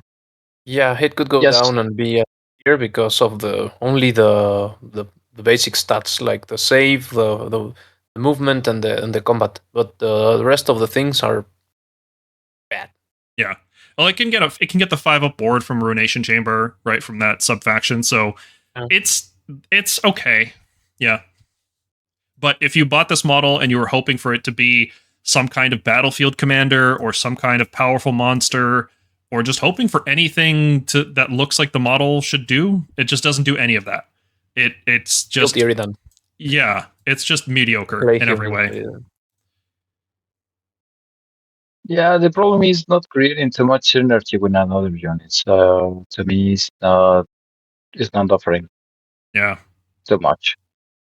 Speaking of not having any synergy with units, let's talk about Celestin Prime. The first and like best Stormcast of all time is just a flying beatstick, and that's literally all he does. He has no buffs. He shows up on the battlefield, ignores everything around him, and hits things. He has no synergies. He is just a flying beatstick. And for that purpose, he's not bad, because for 290 points, you get 24 max damage with crit mortals that always wins on 2 and has rend 2. He has, he can spit D3 mortals at something with his scepter, and he can bring any Stormcast. So sometimes you don't want to bring, a Tornus, because Tornus is just the War Scroll itself is really bad unless you are buffing Ruination units. Sometimes you just want to bring a beatstick. You want just more damage in your list. You don't want to bring a support unit. And Celestin Prime fills that niche. He's not great, but he's not bad either. Mm-hmm. He's like a low B tier unit. Sometimes you bring him, he feels better than a C tier unit. That's the best I can say for our boy. And that sucks, right? Like, it sucks that the most iconic Stormcast of all time is such a situational and arguably weak pick. It's not a good niche for him. I wish they redesigned this War Scroll. There's so much you could do with the story of this guy and how the mechanics could play into it, and they just chose to do none of it. It's so disappointing. Yeah, he doesn't deserve this kind of war. So that's the summary that you have pretty well said. And the problem is, to me, even if you are taken to any Stormcast in his regiment, it doesn't feel that, as you have said, he doesn't feel so good. He's only okay, a simple okay, but probably 290 represents this represents the 50% of your 2K list. So unfortunately, he is not offering something that could make the synergy that we are waiting, because right now the most of the armies that are good are creating synergies between their units, and that's the best when you can find another use, not only by the use of the War Scroll, but what he's offering to the rest of the units. So I prefer to carry on to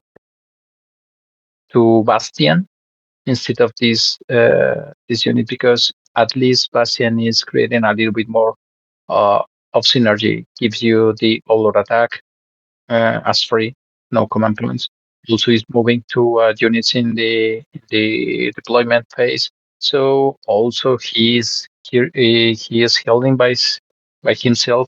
So another kind of units, another kind of skills that could be much better appreciated in the game. Yeah, I think units have to either, like heroes especially, have to have a good buff, or they have to be reasonably powerful, like the Stardrake. The Stardrake basically doesn't have a buff. We didn't even talk about it when we talked about the Stardrake, but you can give +1 attack to nearby extremist units. It's such a rare thing to actually matter, because when you bring the Stardrake, you don't usually bring a lot of Dracoths with him or Stormdrakes or anything like that. Like, it's fine, it's okay. But the reason we use the Stardrake is everything else on the War Scroll. It's just a good unit. And Celestin Prime, it falls into that second category. He is just a good unit. Now, 290 is probably too high for him. He could probably come down 20 or 30 points, and still be reasonably costed.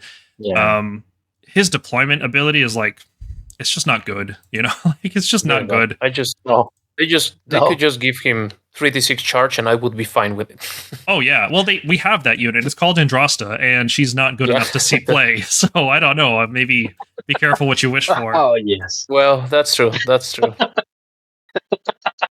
Yes.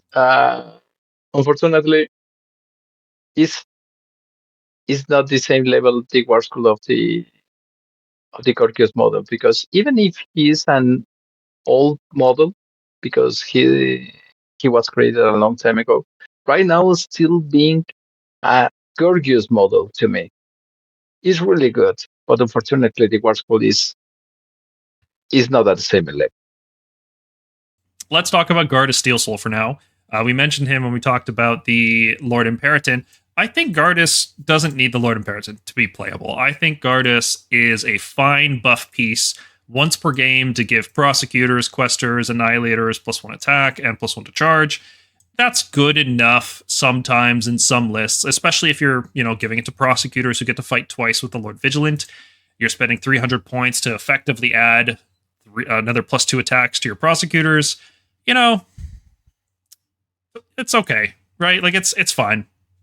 His other ability to give a 5-up ward if he charged is just not very good because it's very hard to use. They have this vision of the Lord Celestin being a frontline fighter, inspiring the troops around them, and Gardus is he's known for purity and excellence and, defense. And so these two things fit together and they create this rule, but the problem is that most of the time you're charging in the game, it's only on your turn. And this guy really wants to come out of reserve so that you can buff the units around him at the exact moment you need to happen. And he's not going to make that 9-inch charge, even 8-inch if you give him +1 charge. So he's not going to give the ward off reliably. And even if he did, a 5-up ward on your turn is the worst time to have a 5-up ward. You'd much rather have it in the opponent's turn when you're taking damage. When you're controlling combat and shooting, when it's your turn, a 5-up ward is not nearly as useful. So it's a very hard ability to use, and countercharging with this guy, no, forget about it. You're not spending 2 CP to get a 5-up ward on some units, especially since the 5-up ward goes away if he dies. It's not like a buff that lasts for the turn. It will be dropping him with the Prosecutors or something that can land the charge from reserve or from a teleport. So this guy will stay behind. So yeah, that's the problem with his ability. He's not going to charge. No. Yeah. And we are still bringing the nerf from 3rd to 4th edition, because he was so good in 3rd edition. He was a really, really good piece that you should be taking if you are playing with self-subtraction. But right now feels so it's not good enough. Even if in paper the 5-up ward is good, but you depends on many conditions that you have shared. You need to charge. You need also a 5-up ward, but in the opponent's turn. And I don't see that his ability really makes sense, because we have another mechanics that we can use to cover that niche that he is offering. So this is the problem, and also because 160 is really heavy. I don't see it being part of the most of the list, even if he's offering, even if he's dropping 30 points. I don't see too much so necessary to be included, because we can cover the 5-up ward, we can cover the +1 to charge. Sometimes could be good, but we are talking about the 16% of the reliability in your rolling, and practically +1 to attack, we can use it with the prayer. So that's the problem to me. Yeah, I think he could be. I think he's playable now. I think he could be more playable, easier to slot into lists. A very simple change is to let him bring something besides Warrior Chamber. Like if he could bring Extremist, because he is a Lord Celestant, and he's basically the Lord Commander of the Hallowed Knights at this point. Like a lot of the Hallowed Knights want him to be that. Even Sigmar wants him to be the Lord Commander. So I think maybe one way they could go about buffing him without changing any of his points or anything is just let him bring more stuff. Because the +1 attack buff is good, but when he isn't bringing anything besides Warrior Chamber units, that means if you want to buff something like Prosecutors, you need to bring a Lord Veritant at least. And yeah. So if he could bring Ruination or Extremist, I think that would go a long way to helping him out without making any other rule changes. Just change what he can bring, and I think he looks better. Yeah, you could see that. Karazai. Karazai is an interesting unit, isn't he? He was good in 3rd edition, and he was good at the start of this edition. I think he was very good at the start of 4th edition.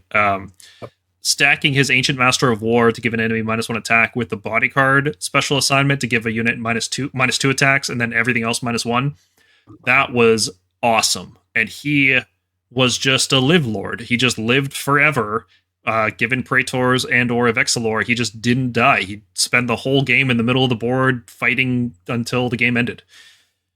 And he was very good at that. And he could bring any Stormcast, and his damage is pretty good. It's the same as Krondys. He does get bonus attacks if he takes more damage. But, his damage was never really the reason to use him. The reason we used him before was to be this live lord. Super durable, sit in the middle of the board, tie up stuff. This season, though, that role is a lot harder because we don't have the Bodyguard for another -1 attack, so he can only give one enemy unit -1 attack, and that is much worse than every unit -1 and then one unit -2.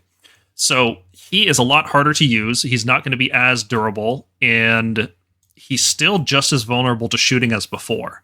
He's still going to be a very bad unit in the Stormcast versus Stormcast matchup, which is much more common than you think. And that is going to make him a lot harder to use.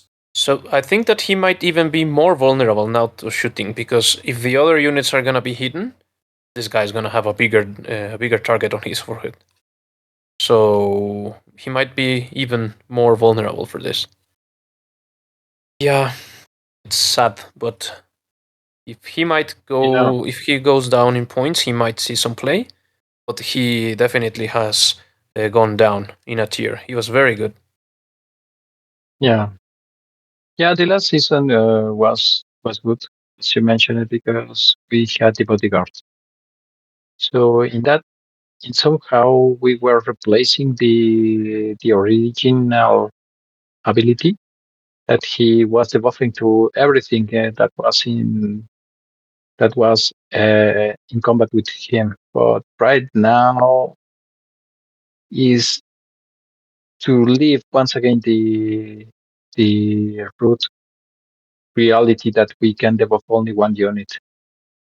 And since we have also the all attack debuff, and we can use only all of defense to one attack, that is creating the condition to don't pick to off Rambo unit in our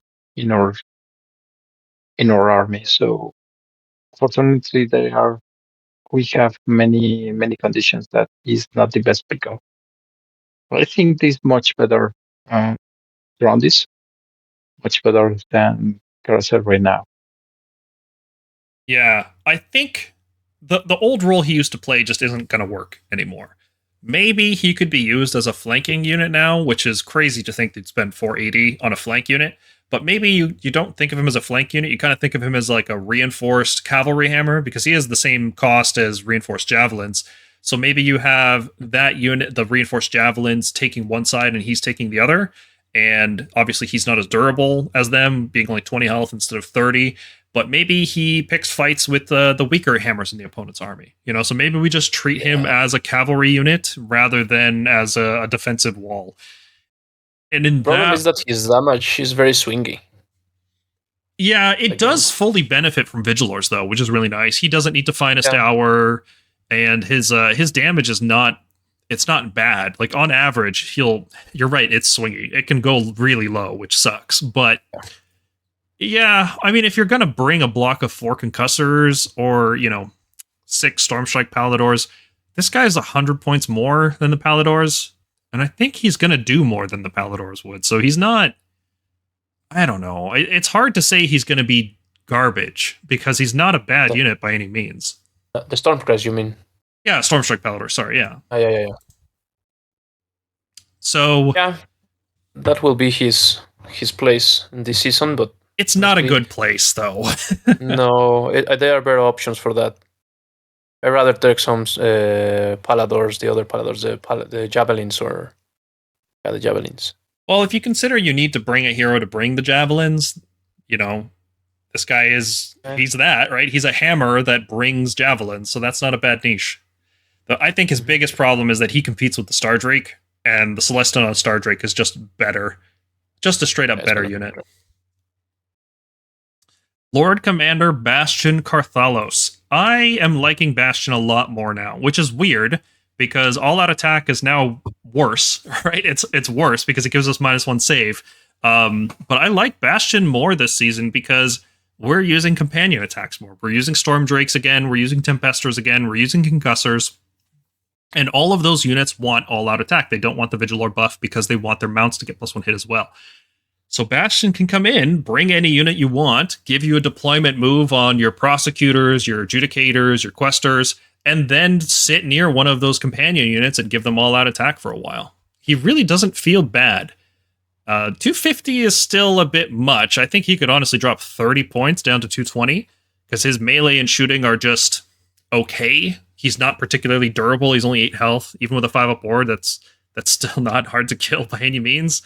And there's a lot of issues with his War Scroll, but I think his upsides are starting to shine finally with how many companion weapons we want to bring. Yeah. I mean, the only problem with the most of our heroes that could carry on the most of the units in the regiments is that the exemplar units cannot include or are not included right now to priests and to wizards. So that's the main problem, because if Lord Commander could have to 1 exemplar and that could have count with the keyword wizard or with the keyword priest, would be great. But right now, that's the only limitation that I have seen, even if they are War Masters, this is not the case. But Bastion, right now, with the conditions that he can offer, I see that he's really, really fun. Not a centerpiece, but could be a good, really hero supporting piece. He's offering a lot of things, and he is also counting with that ability that if he's laning to one model, he can heal himself. Is good. I have not seen yet in another unit, but the most beautiful thing of this is the model as well. Is such a good model, and everybody wants to see him on the table. So that's the best part of him. I agree. Let's hope that they make him better next time. Yeah. Do you think, or do you see any possible growth inclusion in a meta list? I think so. Yeah, I think he combos well enough with Stormdrakes and Tempestors. I think he could be meta, yeah. I don't know if he'll be the best choice, but he's going to be a viable choice, for sure. Next up is Neve Black Talon. Neve does a very interesting thing of bringing 2 different units with her in her regiment. So even though she costs 310 points, you get a wizard who's probably worth about 100 points, and then you get another unit that's probably worth about 80 points on its own. So but the thing is, you have to bring them all together. She has to be leading the regiment, and she can bring Vanguard units in her regiment, which is one of her better features. She's one of the heroes you can bring if you want to bring that. And 3 different units has a lot of utility. You can spread them around the board, and you can just score a lot of tactics and score a lot of objectives and zone people out really well. So I really like the value of getting 3 units for 310 points, but it's not exactly something we can't do otherwise. We could just bring a Knight Arcanum, we could just bring some Gryph-hounds, and we could bring like Liberators, right? So it's not totally unique utility or anything. Her damage is not spectacular. Yeah, she does a 21 max to heroes, so she can get in and snipe some foot heroes pretty reliably because she hits on 2s with Ren 2, so those foot heroes just die to her. Maybe some cavalry heroes are usually pretty good to snipe. She struggles killing the big monster heroes. She's not usually going to be enough damage on her own. If you add in some shooting, it's usually enough damage. And then after fighting, she gets to teleport away on a 3+. She gets to teleport to one of the units. Yeah, that's the problem, right? It's maybe she teleports away. And you don't know if she's going to teleport or not until you use the fight ability. So you kind of have to just hope it happens or just assume she's going to die after fighting, which is neither of those is good. That's not the situation you want to be in. So there's a huge consistency issue with her. She's also very fragile. Sometimes she'll just die to covering fire before she gets in, right? And none of her damage is good for her cost. The little dangle bros she brings they're okay. They're not great. And I think a big problem with this whole playstyle is that if Neve could fly, like if she had the fly keyword or could move like she had the fly keyword, a lot of these issues would go away because at least she could get past screens and charge into like hidden heroes in the back. But as it is, she usually just ends up charging the thing the opponent wants you to charge and fighting that. And it's usually not going to be a hero. And yeah, it's just, and then she fails her 3-up and then she dies and you're like, oh, well, that's terrible. So we're giving her a C tier ranking mainly because she brings Vanguard, right? She's cheap enough now at 310 that her bringing Vanguard is like, it's not a great list, but it's an okay list, and it fits into kind of what Stormcast are trying to do anyway. Bringing Vanguard, bringing a wizard, it's not the worst hero you could put in your list. I personally don't like it. If it was just my choice, I would give her D tier. Like, she's way too expensive at 310 for me. But some of you guys think she's playable, so I'll let you give your opinions on that. Yeah, I think that she's playable, as you say. It also feels a little expensive, but it's not a bad option. And with the changes that we get during the season and the nerfs and all that stuff, I can see a point in which we decide to take her. Because she can take the Vanguard, he brings the Wizard, which is very useful to have a Wizard. And the ability, as you said, you're going to assume that she's going to die. But it's also a fluff, and I like it. It's a fun Warscroll. I really like the Warscroll. So I hope that they don't change it that much. Just reducing the points will make her useful, and it's a very fun unit to play, like in a non-competitive way. But yeah, I think C is okay with maybe in the future if we start getting nerfed, for example, to the Knight Arcanum or other stuff, we might start considering her in some lists. So I think it's okay.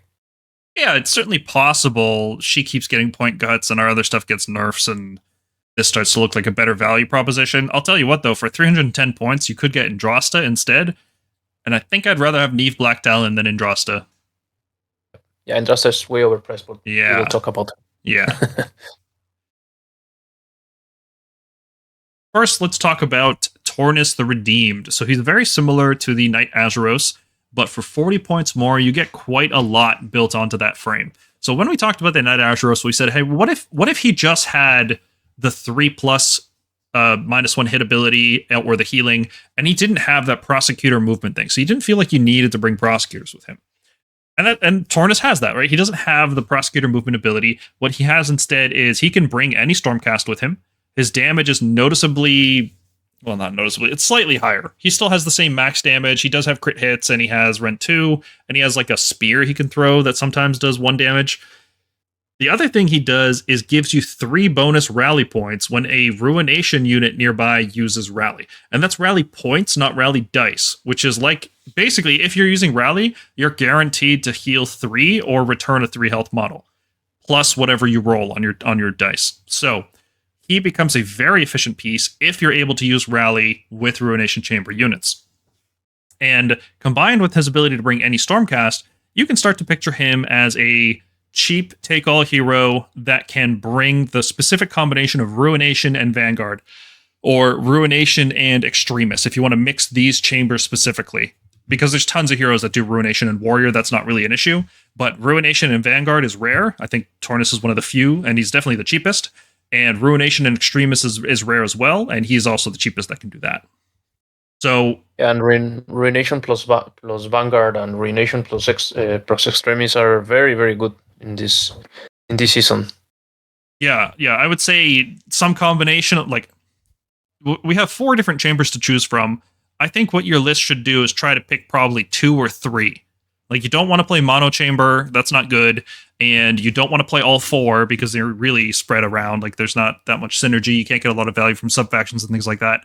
2 or 3 seems to be the sweet spot, and Tornus being able to mix any of them at a very low price point, he's only 170 points, is not bad. You could bring him as just the cheapest take-all hero, because he's kind of like Astrea Soulbright was, in the sense that he's very cheap and you can take any unit. But his War Scroll is just not good. It feels really bad if you don't have any Ruination units in your army.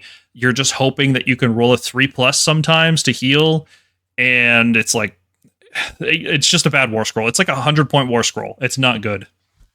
Yeah, I believe so. He's not bad because he's cheap, as you said. And I can see that ability of the giving +3 points to rally into Ruination Chamber units to be good, because we might be seeing more recycling the Prosecutors.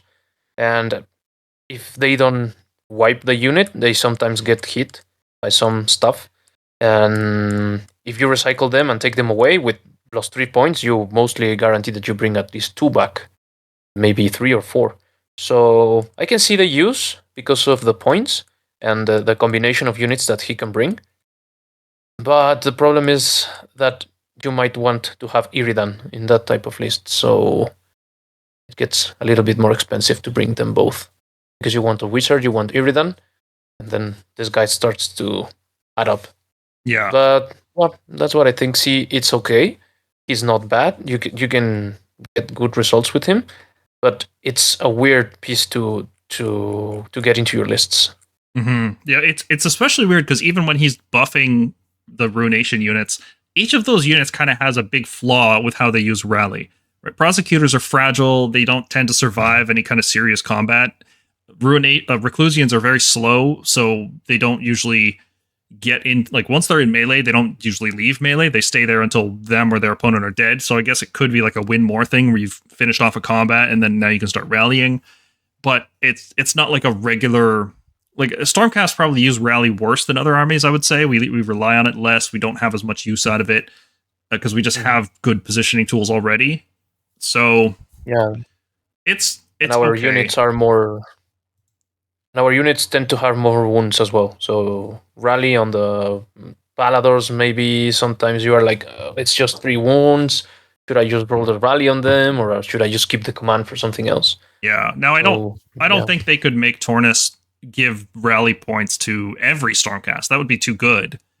But what if he could at least do it on Warrior Chamber? I don't think that would be broken if he could give a rally bonus to Warrior Chamber and Ruination Chamber. I like it. It could be good. And like in the lore, it wouldn't be bad, right? Because he's like all-around hero. Yeah. Yeah, he's leading the Redeemers, right? Not the Redeemer Conclave, but the Redeemer Chamber, right? He's a formerly corrupted Chaos champion, so maybe you could easily create some lore that, there's other Stormcasts, there's Liberators, there's Reclusians, there's everything in between that could also benefit from his effect. So I don't know. I'm sure there's a reason you could make it work. Let's talk about Vandus Hammerhand. He is 170 points. He brings Stormdrakes, and he buffs Warrior Chamber units. So that is a very interesting combination. to bring Extremis and to buff Warrior Chamber. And that happens to be a good combination right now in this season because Stormdrakes are a very good unit and we want to be buffing our Questor Soulsworn and Annihilators and units like that. So his profile is actually not bad. He's got a 10-inch move, so when he's not buffing stuff, he's kind of moving around, scoring tactics. His damage is not the worst from all of our heroes. He can do something like 20 max with crit wounds and Ren 2 on some of it. So he's not bad. His buffs are not bad either. +3 control for warrior units that can add up, especially if you have a Vexilor. You can start stacking these things. And he's always buffing himself, which means he's always 5 control himself. And if he fights, he can use a fight with me ability, and that can give a warrior unit +1 hit. So if you charge him in alongside Questors, you can fight with him, and then the Questors have +1 hit, which is cool, which means you don't have to run Thunderhead Host, but you can, or Vigilors, and you can still have a +1 hit buff. But that's pretty much all he's got going for him. If Stormdrakes are bad, he's bad, because he is one of the cheapest ways to bring Stormdrakes. He doesn't combo with Dracoths in any way, because he can't use the Quicksilver Draft, so his fight with me ability is totally useless there. He could potentially... Nope, I'm just going to scratch that. He doesn't combo with Concussors or Fulminators or Tempestors. All he does is bring Stormdrakes into battle and then buff up some Warrior Chamber units. So he's okay. It really is just a points thing. If you're looking to bring Stormdrakes on the cheap, your choices are Vandus, Lord Slisson on Dracoth, and Tornus. And of those 3, Vandus looks the best for that purpose. Yeah, and the combination of units that Kikan brings, Extremis plus Warrior, it's a very good combination. I can see some lists going with Investors and Questors and all that stuff. So, yeah, he is mostly going to be taken because of that. Because the rest of the Warscroll, it's like, okay. Yeah, I could totally see a list where he brings Tempestors and some other hero brings in some Prosecutors, and then you fill it with Annihilators and Questors. That way you've got like mostly a Thunderhead Host type list, but you've got the support units in Tempestors and Prosecutors as a scalpel. I could see that list working. Yeah, that is the thing that he's got. Andrasta, we kind of alluded to this when we talked about Neve. Andrasta is... Her Warscroll is how do I put this? Not good enough. I don't necessarily know if it's even a point cost thing, because even if she gets cheaper, what cost would make her playable to you? Like, I'm not sure it's a point cost thing. She can bring any Stormcast. She moves 12. She charges with 3d6. She has a ward save. The Warscroll is good. She can threaten monsters. Monsters cannot just go around like, oh yeah, it's Andrasta, whatever. I think it's a good Warscroll, but the points is they're so expensive. So I'm gonna push back. I think Celestant Prime is a better Warscroll, even though he has almost no rules. The fact that he's just 24 max damage all the time with a crit mortal shooting and crit mortals on his melee weapon, he just feels better to use, because if Andrasta gets stuck fighting something that's not a monster, her damage is not good. You know, we're looking at max 21 in combat, and it's on so few dice, it's very swingy. Usually when Andrasta charges for me, she just does nothing. Like, it all just misses, it rolls a bunch of ones, it's awful. Like, yeah, she can do a max of 35 to a monster if everything connects. She could kill a Gargant on her own, but it just doesn't happen, and it's like Stormcast are the army that has the least amount of trouble killing monsters. Between Judicators and Longstrikes and all of our other Ren 2 shooting and our anti-monster stuff, like, if we really want anti-monster, we can tech into a Drakesworn Templar. I don't think Andrasta serves a purpose on her own. She does bring any Stormcast, which is good, and she does have 3d6 charges, which are very good. But the problem with that is that Prosecutors have 3d6 charges, and 6 Prosecutors are always cheaper than Andrasta and will do more damage than Andrasta. So 5-up ward is like, okay, but she's only got 8 health, so a 5-up ward really doesn't matter. She's not durable. She's gonna die, yeah, every time. She's not worth recycling, right? She's gonna die every single time, and I would rather just have something like the Celestant Prime, who's gonna get more value against more targets. So yeah, I'll give you that. We don't have problems killing monsters, and that is also a problem to her. But that is not a problem of her Warscroll, because her Warscroll, when I read it, I was like, "Oh, this is so good." It's fitting. It fits for her character, right? Yeah. But the problem is that it just doesn't have a niche in the Stormcast army. It's outclassed in every way. if I had her in a different army, she would be great. Oh yeah, like for sure. But in Stormcast, we just have so many better choices. I honestly don't know what point value would make her playable. Maybe like 250. But you can never make her too cheap because the 3d6 charge. Yeah, I don't know. 250 seems right. She's not gonna be taken. You cannot take multiple of her, so you're not gonna spam her. And she is not a priest. She's not a wizard, so she doesn't solve all the problems from the book. So I think that she could go lower, and I would love to take her because it's also a gorgeous model. Yeah. And I don't know what else was I going to say. She just needs a big points cut. That's all. Yeah, I think so. Yes. And with this season, we are not that much interested anymore in bringing only one drop. So the other value that is that she brings any Stormcast loses a bit as well. Yeah. Because you don't mind bringing other heroes. It loses a little bit. I wish that they had reduced her points for the past season because she would have been more useful there. We hit our quota. They buffed enough Warscrolls and they couldn't buff anymore. There's just a strict high ceiling of how many Warscrolls they can buff in one pass. Yeah, can't complain though. But it's sad.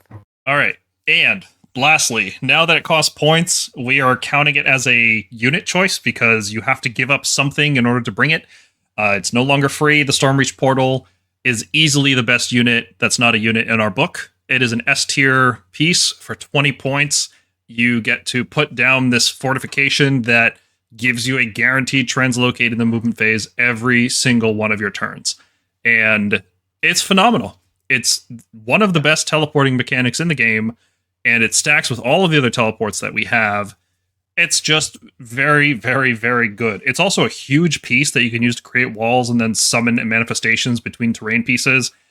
We did a whole video about the Stormreach Portal. We gushed about it for like 20, 40 minutes, something like that. It was a longer video. And we just love it. It's so good. If you want to know how good it is, just go check out that video, which I should, if I'm clever, I'll put up a link in the video right now for you guys to click on. But it costs points. So now it has to be compared to other units. And in that comparison, I think the Stormreach Portal is S tier. I don't think any list should go without it. It's so useful.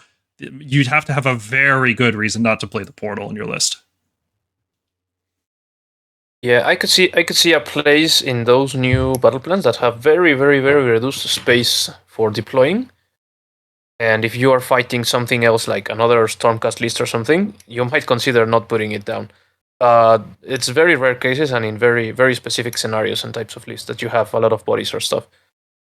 But yeah, the teleport, it's crazy good. You can just either keep your wizard in the back, casting manifestations, and suddenly he will just go teleport and steal an objective from the opponent, and that can win you games.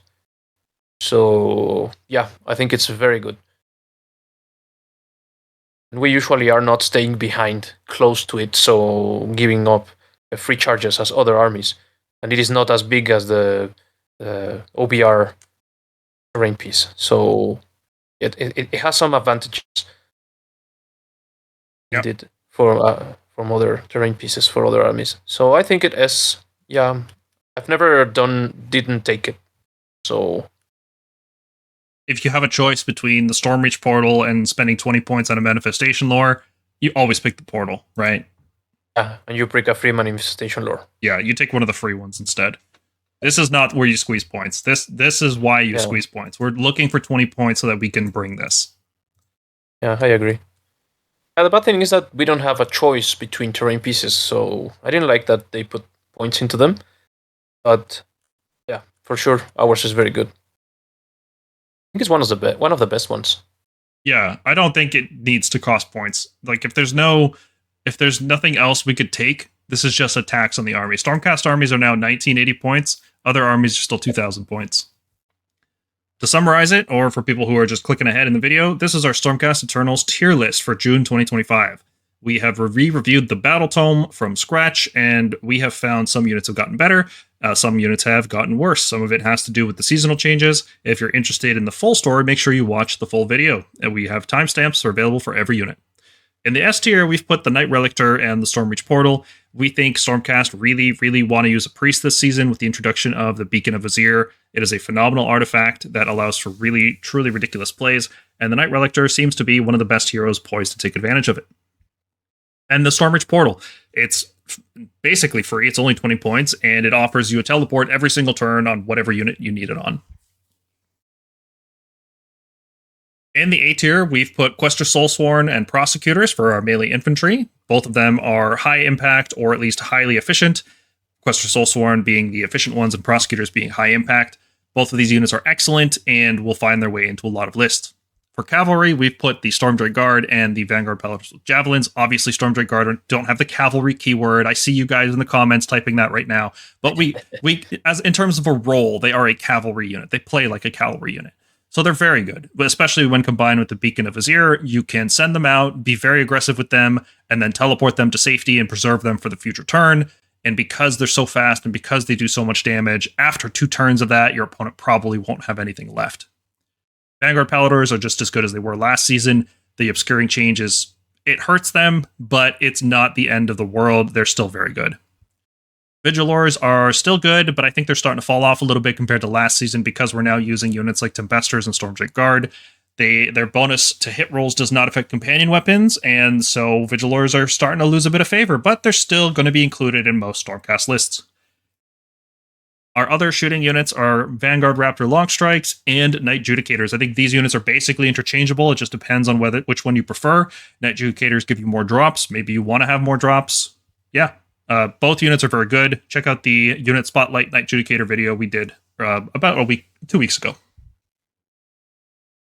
For heroes, we've got the new Iridan Warscroll from Scourge of Iran. We initially had it in the B tier, but after some playtesting, we decided to move it up to A tier. It is a phenomenal Warscroll that just has tremendous utility, tremendous mobility, good enough damage, and the one major weakness is how fragile it is. At 12 health, it will not survive much.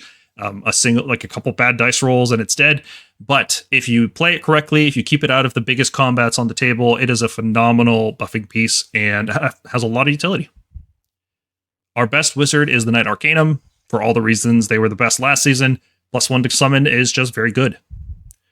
And the Lord Celestin and Stardrake rounds out the heroes in the A tier, being a very powerful monster that can just devour models whole before they have a chance to attack, has a 24-inch cannon in his mouth, does decent melee damage, works great with every enhancement, all-around all-star unit.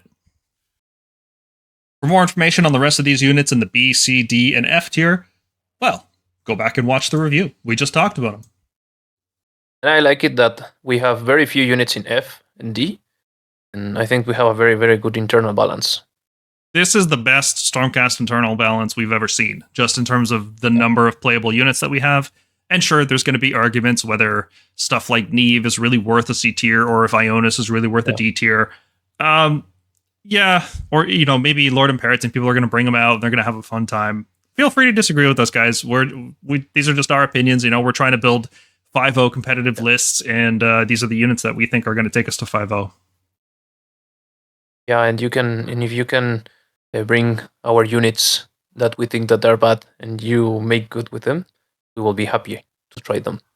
Yes, if you prove us wrong, we'll be very happy about that, because that means there's still more analysis that we can do and more for us to learn. So feel free to disagree with us in the comments down below. Let us know how you've had an amazing time with Karazai. I would love to hear that, because I want Karazai to be good. I have one, and I want him to be playable. I want him to be better than C tier. Recycle him. Maybe. We'll see. Section 2, the Stormcast Allegiance abilities. We use a very similar ranking system to what we had before, where S tier is something that is so powerful that it feels like every list has to use it, and it could even be argued that it's too powerful. It's crowding out other options. Maybe it's so good that every list starts with it, and then everything else is just, bad by comparison. A tier is kind of like that, but it's not creating a balance problem in the book. It's strong, efficient, versatile, impactful. Going to be a very popular choice. B tier is a little bit worse than A tier. Maybe it's a more situational thing. Maybe it requires specific units, but it's still a strong choice. C tiers are cut off for how good something would be in competitive play. We think anything below C tier is not worthwhile. D tier, of course, not competitively viable, significantly flawed. It could just be the opportunity cost is too high. And F tier is just something that is just way too niche and never worth using. It could just be way too random and not reliable. Let's start with the battle formations. We only have 4 now. We lost one going into this season. Most armies gained one or 2, and we lost one. So how about that? But we'll start with the Thunderhead host, which previously we had ranked as the weakest. I think we gave it D tier in our review. And after losing a bunch of units and the seasonal rules changing, it has, I think, become our strongest one.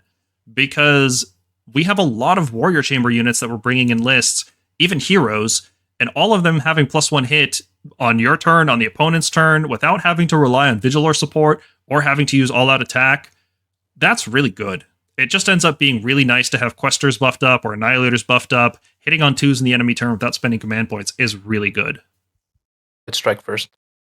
Yeah, especially when you're strike first. Yeah, like if you've got, let's say you have a Lord Celestant drop down with 6 Grandhammers, your opponent charges into it, and you happen to have, let's say, 2 Tempestors nearby. So your Grandhammers are now hitting on 2s, wounding on 2s, and have strike first, and have Rend 2. It's just, it's good. It's very good. Let's see who wants to charge them in obscuring.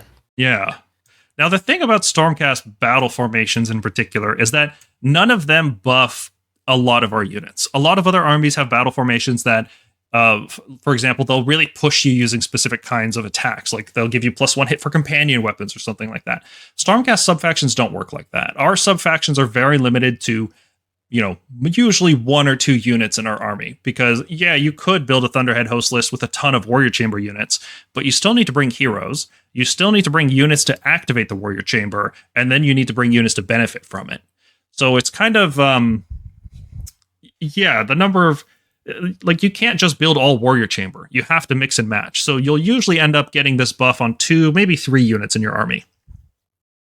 And that's enough. Right? It's enough that your Questors get +1 hit. You don't have to buff your whole army with one of your battle formations. Yeah, it really gives you sort of the list building, and it helps it. Very good. I think it's very good. Mm-hmm. Lightning Echelon gives an Extremis unit chamber that charged strike first, if you roll a 3+, which is not ideal that you have to roll a 3+, but oh boy, is it strong to give an Extremis chamber unit strike first. That is very strong. Anytime you can give strike first in Stormcast with how much damage we can do in melee, that's very good. And the fact that this works in any combat phase just requires charging. That means you could have plays where you, for example, countercharge in and then you roll a 3+ and you're striking first during the enemy turn. It can create some real game swinging moments when this goes off. Yeah, and also the only threat of this ability sometimes makes the opponent make mistakes. Like, I can strike first if I hit the 3+, and sometimes they deploy wrong or they do some stuff and you go into another way. So it's not a bad ability. Yeah, I would strongly recommend Lightning Echelon every time you use Stormdrake Guard in your list, because you want to have, at worst, another... So Stormstrike Guard have a really good Rampage that we talked about in this video, and the Lightning Echelon is kind of like a backup in case that Rampage fails. Because what the Rampage allows you to do is end out of combat and then pile into range when you're ready to attack, which is effectively strike first. It's actually better than strike first because it can't be interacted with strike last, it can't be canceled out. But that Rampage is on a 3+, so having it fail is really bad. And Lightning Echelon is kind of like a second chance at it. It's like, oh, well, if I can't use the Rampage, well, at least maybe I can use Lightning Echelon. So it makes it much more consistent, and you really want to be as consistent as possible when you're using a unit of reinforced Stormdrakes, because they are very expensive, and you want to make sure that all the dice go as much in your favor as possible. It's a consolation prize. Maybe. So, Thunderhead Host, we think, is the best one. It's A tier. Lightning Echelon is more situational. Even if you use Lightning Echelon, you still might use Warrior Chamber units in your list. You might still have Questors in there. There are other ways to give them +1 hit. You could use Vandus. You could use Vigilors. It's not impossible to get the Thunderhead Host bonus even when you're not playing it, but Thunderhead is the most efficient way to play Warrior Chamber units. Sentinels of the Bleak Citadels should be taken anytime you bring 6 Reclusians. I think if you have 6 Reclusians, you should take it. Another time you might consider taking it is if you have Iridan with 6 Prosecutors. I think that might be worth the subfaction as well. But unless you have at least that much Ruination, I just wouldn't bring it. And it's kind of, it works the other way around. Like if you don't bring Sentinels of the Bleak Citadels, I wouldn't bring Reclusians. They're only good if you give them a 5-up ward, and the 5-up ward is only good on certain units. It's really only good on Reclusians. They have the most health to take advantage of it.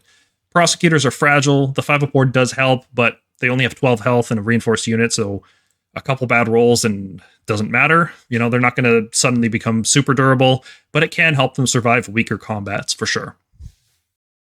Yeah, you have to be very precise with the Prosecutors when you use this formation, because you have to strike in a way that they cannot hit you super hard in the following turn with the most stronger hammer. It's very hard to do it, but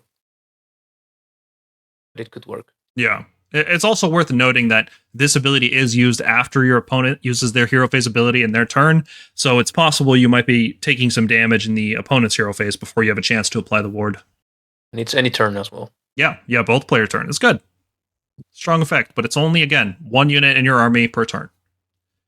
Vanguard Wing is a strange one. It doesn't offer any offense. It doesn't offer any kind of defensive utility like a strike first effect or a ward. It just gives us more mobility in the most mobile army in the game. If you roll a 3+, and the units that you would, like, you're probably not going to bring Aetherwings and Vanguard-Hunters. The units you're probably bringing that are Vanguard Chamber are going to be Palladors and Longstrikes, maybe Hurricane Raptors. Having a 3+ bonus teleport, because you're never going to rely on it, it is strictly a bonus, it can be nice. It's not the worst thing in the world to just, like, pull your Longstrikes and teleport them to the other side of the table. You know, you don't have to stick near a priest, you don't have to stay near your Stormreach portal to teleport. They can just teleport on their own if you roll a 3+. So yeah, that's a problem. Yeah, It was guaranteed. I could see it. Like bringing it will actually boost a little bit the long strikes again, or the other guys, the ones that are not long strikes. I forgot the names. Hurricanes. The Hurricane Raptors, because they could be teleporting and getting into the correct range to shoot whatever they want to shoot. But if on a 3+, I wouldn't risk it. And the good units for this chamber, they don't really need it. Palladors, They don't need to teleport. They are so fast that they don't really need it. And if you need to teleport them, you can bring a Lord Aquilor who does it guaranteed. So this sub-faction is very situational. I don't want to call it D-tier because I'm sure people will build lists where this is the only one that makes sense. But yeah, it's kind of mid. If you go heavy into Vanguard Chamber, you take it. But it's not like very well designed for the units that we have in that chamber. Honestly, even if you go heavy into it, I wouldn't do it. I would still bring Thunderhead Host just so I could get +1 hit on some Questors or something. Yeah. Like that, yeah, that's pretty much how our sub-factions work. All the rules in the Stormcast book actively encourage you not to build single chamber lists, which is kind of counter to the lore. The lore seems to say that, you know, we could have a big Ruination chamber fighting all together. We could have Vanguard chambers fighting together. But apparently the gameplay is mix and match the chambers as much as you can. You're actively encouraged to bring as many different chambers as you can. Very strange. It's very strange, but I like it in the game. And they tried to do this in many armies in this edition, like in Lumineth and stuff, to try to mix the chambers and the subfactions. And I like it because for the game, it's better. It's easier to get into internal balance and get more units, and it's more fun to play like this, honestly. Yeah, they force you to bring only one chamber because that's the only way in which you are going to benefit them. You tend to do weird lists and to bring stuff just because it's like the best option, which is not the best actually. So, well, I wish there was still a way to do that because so many people they'll build a Ruination Chamber list, you know, and they'll be disappointed with how poorly it performs because neither this battle formation or the Army of Renown are very good.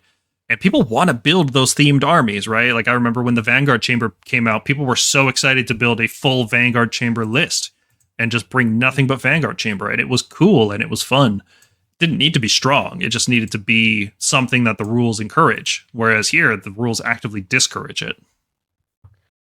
Yeah, I think that's why they have the Armies of Renown. Well, they should release more of them then. Let's just get tons of Armies of honestly, Renown. Yeah, they are super fun. I'd be One for down if Bastion is the next time they do this kind of army update thing, like Scourge of Gairan, if they just released a new army of renown for every army. That would be so cool. yeah, it would be nice. All right, let's talk about our heroic traits. First up, we're going to look at the ones from the Stormcast Battletome, and then we'll look at the new ones added with Scourge of Gairan. Staunch Defender it's not very good. Control is not that useful, and only adding 3 to the control scores of all units contesting objectives in your territory is still not that useful. But it should be noted that this does stack up very quickly. If you have a Knight Vexillor, if you have Vandus, if you have these different tools, you can get a lot of control very quickly. So even though control doesn't seem terribly useful right now, that may not always be the case. They could issue a rule change that makes control much better. I can't envision what that rule change would be off the top of my head, but it's a reasonably strong effect, you know? Maybe not in this season, because there's a lot of battle plans with 4 objectives in the neutral territory, so not ideal. But yeah, anyway, I'm just kind of trying to find some kind of silver lining. Staunch Defender isn't good. Don't use it. Yeah, I think it would be F. The only reason that you will take it if the rules change of the game or something. If you suddenly have tons of objectives in your territory and the opponent has to score them to win or something like that. Not going to happen. Well, but also considering. Go ahead. Sorry, if we are considering that not all the games we can, even with this buff to the objective control, even with this we cannot control the objectives, because there are many armies where you have not the numbers to win the control. So that's the problem. Even with this buff, we are low in quantity to win. So probably it's the same. It doesn't feel so strong in order to be taken and make the difference in the game. Right now, feels like it's not good enough to be a heavyweight reason to picking up this in one hero. So I don't feel it too strong, to be honest. Yeah. See, our heroic traits kind of fall in one of 2 categories. Either they are very good on support heroes, so you would stick this on a Relictor or an Arcanum or something like that, or they're very good on a Stardrake. And there's some overlap, right? Like Envoy of the Heavens can be used on both, and it's pretty good, even now that it costs 20 points. Staunch Defender is definitely not a Stardrake trait. It's one of these like small hero buffs. You would probably put this on an Arcanum or a Vexillor or something and just get more control. But there's just better choices even for that support role. Shock and Awe. Sorry, go on. That's okay. No, I was saying that you should put it on F. Maybe. I don't think it's that bad. It's not that bad. Put it in G. No, it's not random. It is battle plan dependent, but there's no dice rolls required. It's passive. It can really stack quickly. If you have 3 units on an objective, it's worth +9 control. It's okay. You are never going to take it, right? I took it last season a couple times because I just didn't. Envoy of the Heavens was just so hard to use. You have to understand, it is a nightmare to try to use Envoy. And there's only specific units that you really want to put it on. What you want is a 30 health unit to put Envoy of the Heavens on, or like a Stardrake or a Krondus or something like that. You don't want to just stick it on a unit of 18 health or a unit of 12 health, which is a lot of our army. No, and the problem is that, oh, yes, the unit died. I might get Envoy of the Heavens. Oh, the opponent won their priority, so I won't. Yeah, it was hard to use. And I thought, you know what? Rather than thinking of ways to use Envoy and trying to push myself to be in position for it, I'll just take Staunch Defender. And it sucks, but at least it's something, right? Like Envoy, way too frequently, I didn't use Envoy once during a game. Yeah, but with the new ones... Oh, with the new ones, yeah, I would never use Staunch Defender. So that's why it's down in D tier now. Yeah. So Shock and Awe is kind of similar to that. Gives you -1 hit if you set up wholly within 12 inches of the hero with Shock and Awe, if you set up with Silence of the Storm specifically. So -1 hit is very strong, especially in Stormcast, because effective health multipliers are very good. But once per game, no. Like, especially if you're going at the bottom of the round, that means you're only getting it for your turn, which is almost 0 value. Your opponent generally isn't attacking you, and when they are, it's with stuff like Covering Fire, which they're already going to be -1 hit for. It's, yeah, no, I'd pay the 20 points and use Envoy of the Heavens instead of Shock and Awe.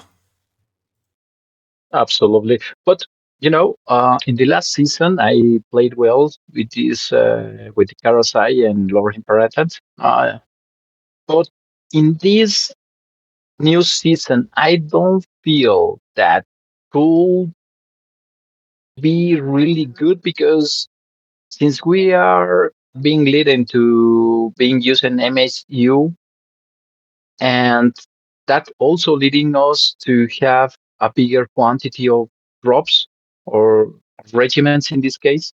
So this encasement doesn't match with the bigger regiment. So as you have said, this needs to be matched with a lower quantity of drops, maybe 2 maximum, just to have the chance to decide to start first and to get all the benefits in the complete round. Otherwise, it's useless, as you have said. But probably, and this is something that could be good, if you have to Lord Celestant with the Quicksilver Shroud, and also with Shock and Awe. And if your Annihilators doesn't charge, independently if you have an Imperator or not, at least you will have -1 to hit in the opponent's turn, and counting that you have no more than 2 drops, and you have the chance to take the first turn. So this is the only way that I could mix it. Yeah, I could see a playstyle in which you drop, as Louis said, the Grandhammers with the Celestans with the Quicksilver draft. And if you fail the charge, they are taking an objective in obscuring in front of the opponent that he cannot just ignore or something. And he will be very afraid to go and try to kill these guys. Yeah, I could see a play. It's not a good play. I would rather use any other heroic trait. Honestly, any other one than Shock and Awe. Shock and Awe should be very, very niche. All right, so let's talk about Envoy of the Heavens. If a friendly unit was destroyed in the previous turn, you can give one of your units a 5-up ward. The setup for this is quite silly because it requires very specific timing. You have to be going back and forth on your turns. It's very hard to activate it after your own double turn. You have to remember. You have to pre-position because it's activated in the hero phase before you do any movement. So it's very easy to screw this up, or you just charge too far, or you pile in too far. It's very hard to get value from it. And the benefit giving the 5-up ward. Sorry, go ahead. Sorry. You will end up giving the 5-up ward to your small heroes more times than you can think of. Yeah. So the 5-up ward is nice. It's really nice on Vanguard Palladors or Stormstrike Palladors or another one of these reinforced cavalry units with 30 health. That's the best case scenario. I probably wouldn't bring Envoy if I'm trying to buff reinforced Dracoths, or if I'm trying to buff some Grandhammers or something. Like, it's not worth that much unless you're buffing one of those big units. And it does last until your next turn, so it is good insurance against enemy double turns.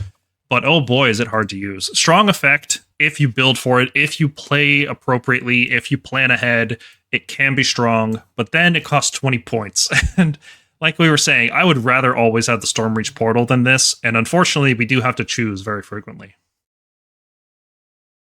Yeah, the point nerf on this enhancement is crazy. Okay, so it's like, oh, everybody's taking it. Yes, because the other ones are terrible. This one is not that good, even. Yeah, it's less bad than the others. So putting 20 points in it, it's like, whatever.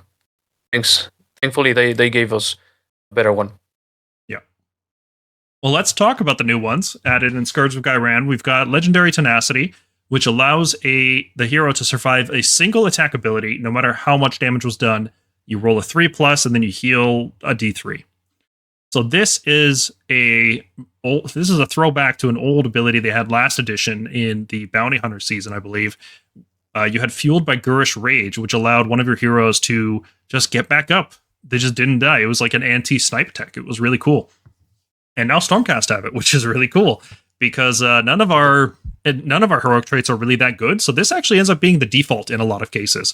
You know, you've just got a Knight Relictor or a Knight Arcanum or even a Knight Judicator, and on a 3+, they just come back to life. And it's also kind of cool on a Stardrake, right? I personally wouldn't do it on a Stardrake. I don't want to bank that many points on a 3-up. Personally, but if you get the 3-up and then you start healing with Vexillor and Places of Power and the Life Swarm and all this stuff, you're going to feel really, really smart. You're going to feel like you made a great choice. But yeah, it's fine. It's, again, not great. It's not an A-tier thing by any means. You don't build a list around it usually. I'll stick this on like a Quicksilver Draft hero just to ensure they don't get sniped out. I'll put it on a Knight Relictor that's meant for recycling, so maybe he'll survive and then come back to life and ruin my opponent's tactic or something. Like, it's good, but it's not great. It's not list building. You don't build your list around it or anything. Yeah, correct.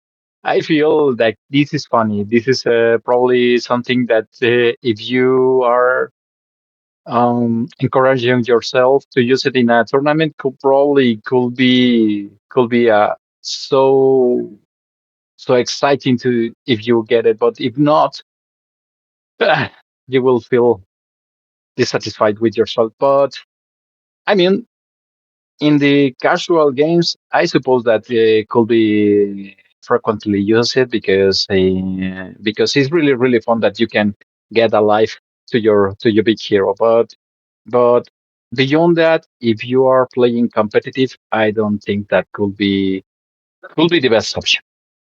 Yeah, absolutely. Well, But it could be the best option because the other ones are not so amazing if you don't bring the type of unit that you want to. If you don't bring the Stardrake, you might be taking this one because it's not amazing, but maybe your Relictor will survive. yeah, but thinking that you can increase the resilience of your unit if you take better the power of glory instead of tenacity, because you are depending of one row. You have the 66% of successful, but you have the 33% to fail it. So it's not really, really reliable.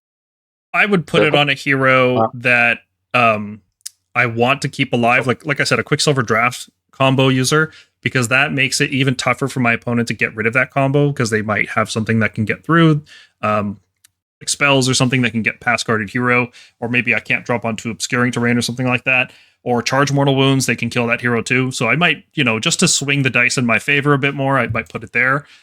I would put it on a hero I assume is just going to die, and then it becomes a bonus, right? Like a Knight Relictor recycling, we assume that Knight Relictor is going to die, and then if he doesn't die when you get back up, then it's like, okay, bonus, right? I would not make a strategy around this. It's too unreliable for that. Exactly. Yeah. Exactly. Yeah, but I've thought you drop the Knight Relictor, you send the Prosecutors towards the Stormbridge portal, and then you drop the Knight Relictor there, you take off their ward saves, maybe, you charge, you do a lot of damage, and then you use Beacon to get out of there. If you have this, the opponent cannot just go and say, okay, I will just send any unit to kill that guy. Because if he fails, he won't die, he will pin down that unit, and it will be a change into his strategy. So I see a value of messing with the choices of the opponent. He might have to shoot him and then see if he has to charge him as well. So I see it like a tactical piece, not because, yes, it's random, but the opponent might not want just to leave that guy back there. So yeah, I see it's a good value, even if it is a dice roll. But thinking on this, if you are fighting there are many cases. I mean, we can explore a lot of branches that could be applied to this. But if you are being charged with a foot hero, if you are being charged by 2 units, you can survive to the first one, and you can have a successful 3+ in the rolling. But in the second, if they are hitting you, um, you cannot use it twice. Oh, that's fine. You've gotten the So value out of it, like Eduardo said. yeah, yes. I think You made the one of their C+. units.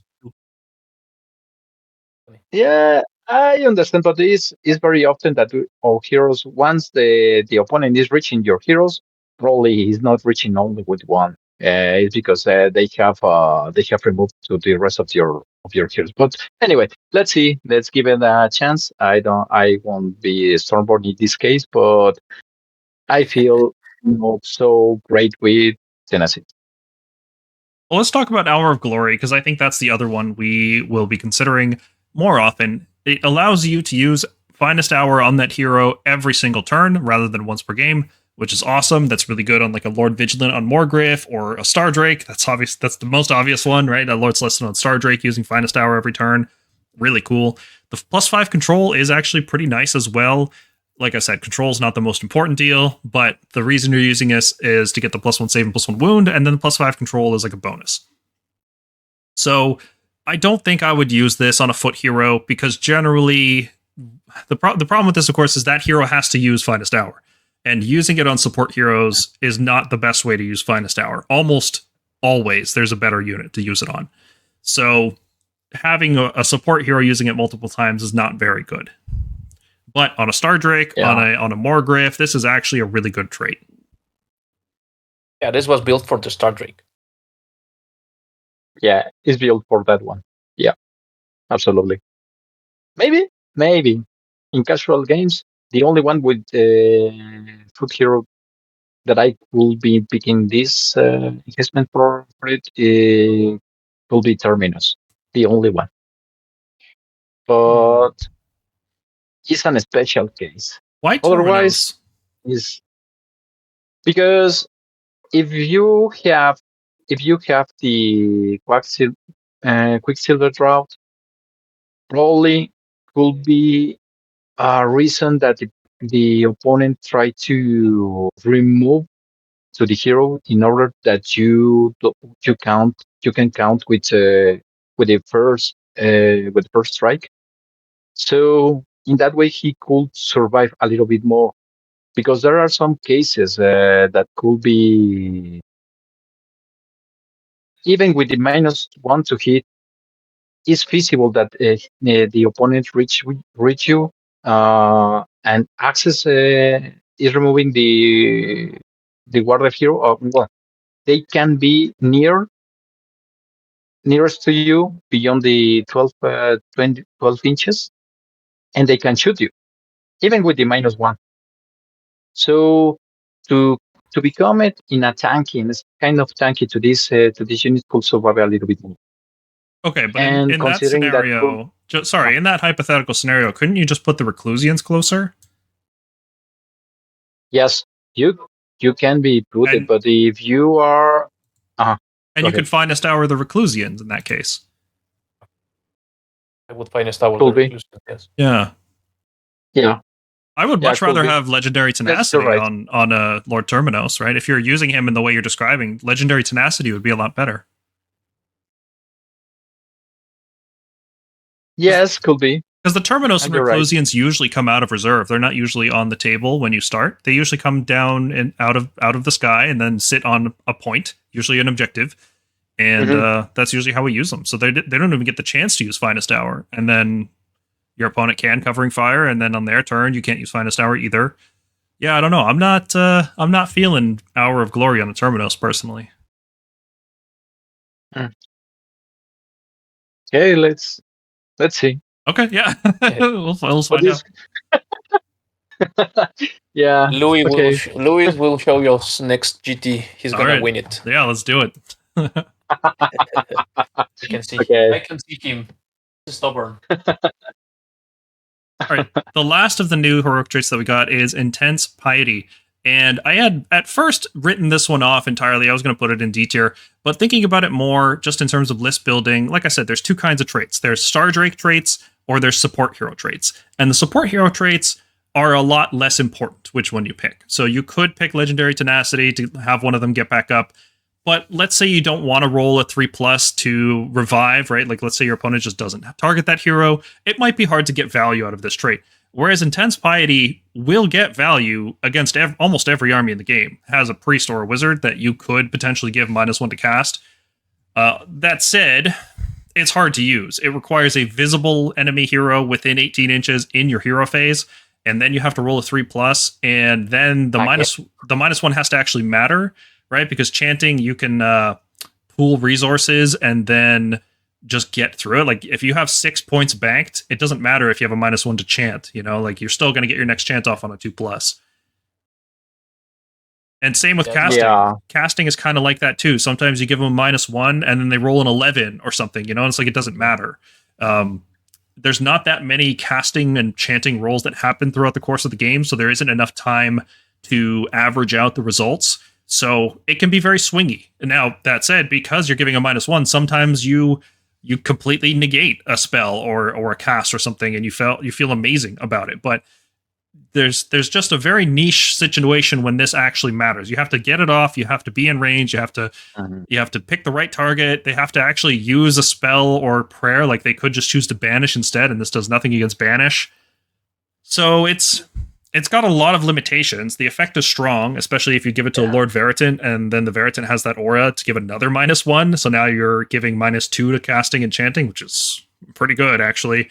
But yeah, it's good enough to see play, even with all the restrictions. I think it's a fine choice. If you don't care about Legendary Tenacity and you don't have a Stardrake or something, then yeah, you could use Intense Piety. It's certainly there in your list. Yeah. Yeah, I mean, should be matching with the range of Unbinding. Should be tier T to be usable one. Yeah, as you have mentioned. Against magic armies like Seraphon, Singe, just with that 2 examples, there is not too much to do, to be honest. We are not an army that could be identified by magic. I mean, the strong in magic. So this one is, to me, doesn't feel so good.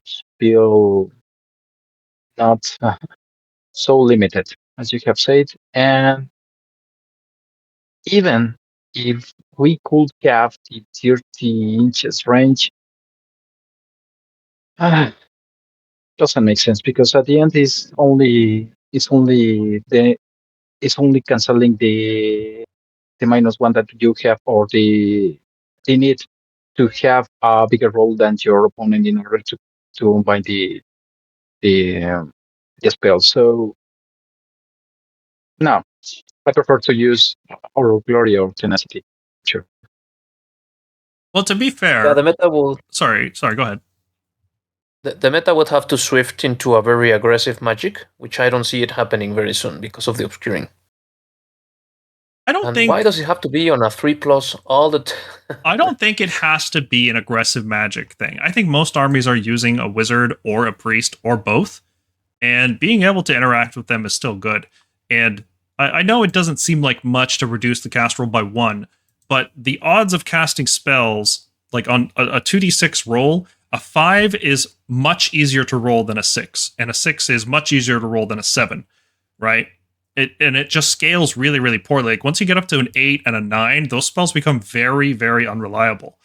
So on one hand, it does also make it less likely for the spells to cast, but then it does make it easier for you to unbind as well. Like maybe, like it's swingy, it's not reliable, but I think it could be better than Legendary Tenacity if your list doesn't care about having a revive. And that's the use case for it. Like I don't care if my hero lives or dies. I'm not going to get value out of Hour of Glory. I don't have 20 points for Envoy of the Heavens. Okay, whatever. I'll take Intense Piety. I'll try to make it work. It's better than Staunch Defender. Yeah, absolutely.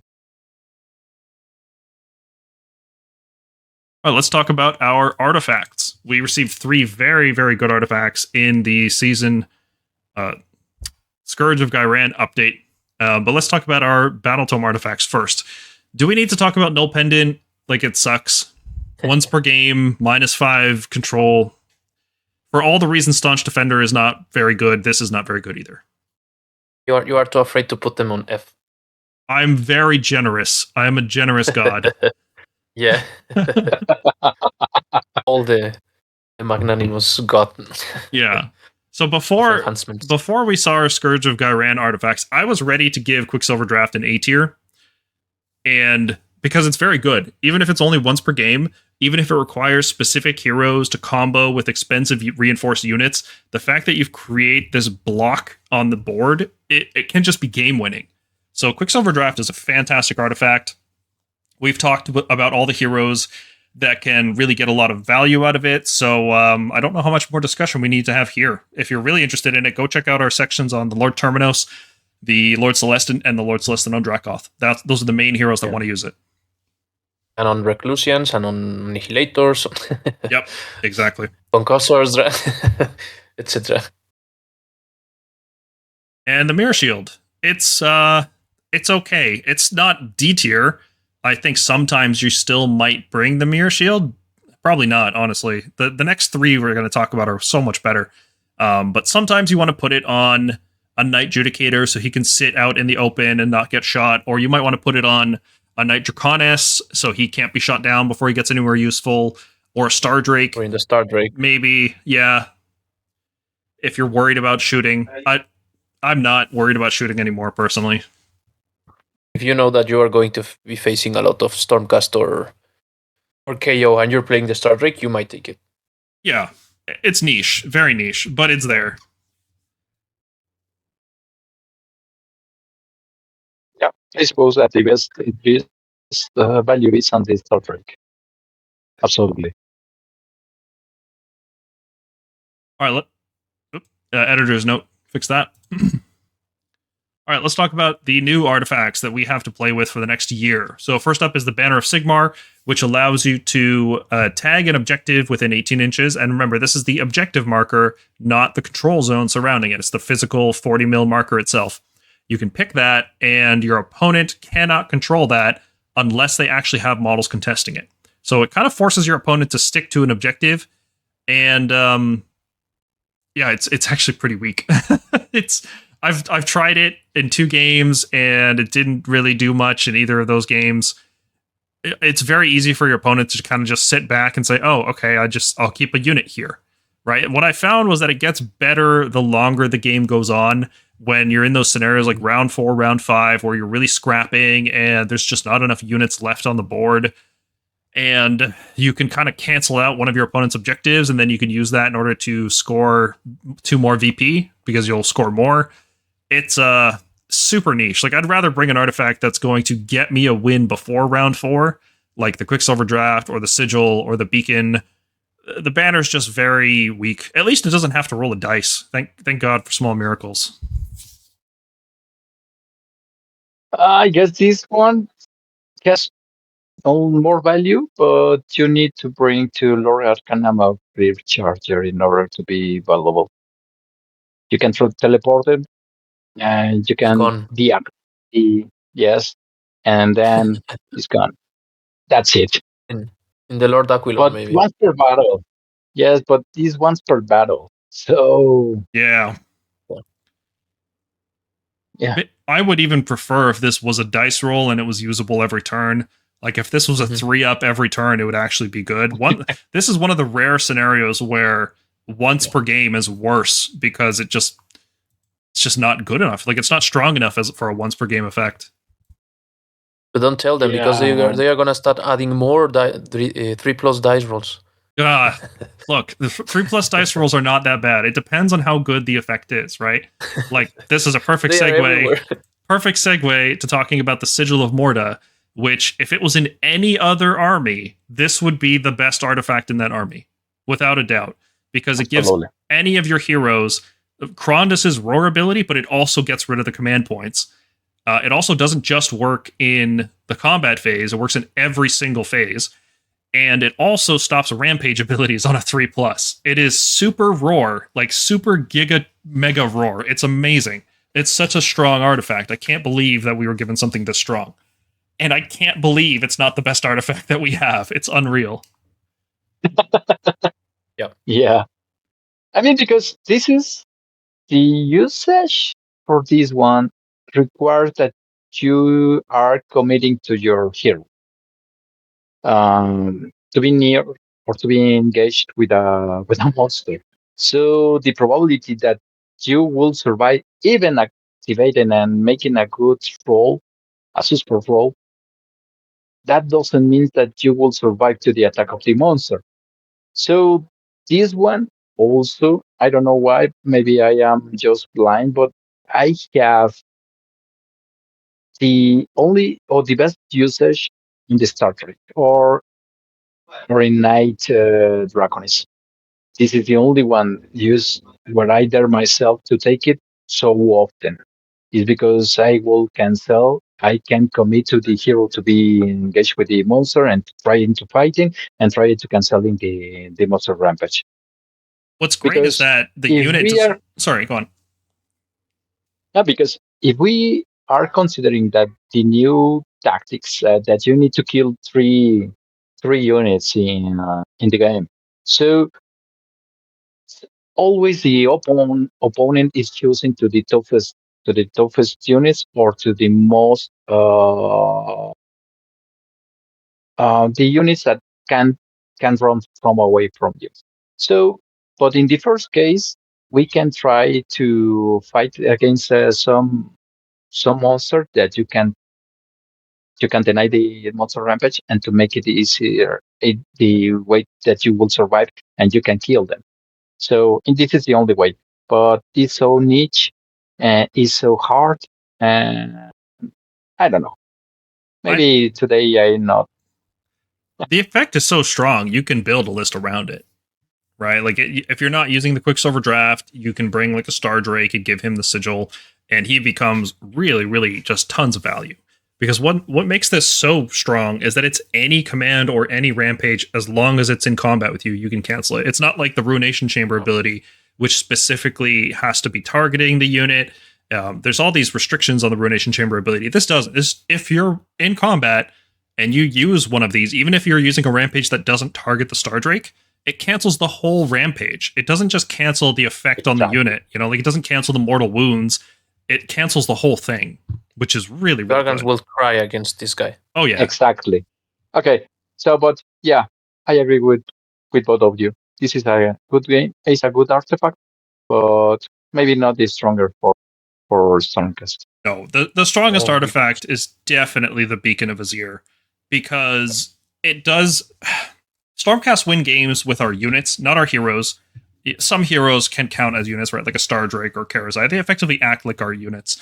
But our support heroes are not the thing that's winning us games. The units that win us games are the hammer units. And what Beacon of Azir allows you to do, more than any other artifact in the game, is it allows you to preserve one of your hammer units in exchange for a priest. We made a whole video about this. We call this concept recycling. It's very, very, very strong, especially on units like Stormdrake Guard and Prosecutors and Stormstrike Palladors. And that's just one use of the Beacon of Azir. And that use is so good that it's so close to being S tier. I almost want to call this artifact like so good that you need to play it. But the problem is that the Quicksilver draft and the Sigil are both also very good. And I think you don't need to play the Beacon to be competitive. It's probably the best way to play, but it's not the only way. I totally agree. Yeah. It's built... well, I don't know if they thought that it was going to be this they use. And when I read it, I went immediately to say people that this was the best one. Because you could just send the unit and just take it away. and that is why you named it recycling. You just it's like adding another unit that it was going to die, and now it isn't going to die. You can charge freely, you can go into more dangerous places because they are not gonna stick there. You're just gonna give them away a little 120 point priest. I have used it. I have assigned Beacon and on the Stardrake and take it to Ionus so near, because in this way, Ionus is collecting the ritual points, and the first one is sending to, or is using another the prayer, the first prayer for another thing that you need, and the second, after you have used all the ritual points that you have collected or you have banked, you are triggering to a unit with the second one, and is sending to the unit that needs to survive to another area. So that's the best usage to me in my case, in my experience. But that doesn't means that is the only use that you can take it. With the Oh yeah. recycle concept the recycle concept is really huge. And right now, taking the beacon for us is absolutely necessary to take one at least once safety to your unit. So yeah, I could say that is A+. Yeah. Beacon is A+. And that's just recycling. There's other uses. You can guarantee an Aether Shock from the Storm Coven.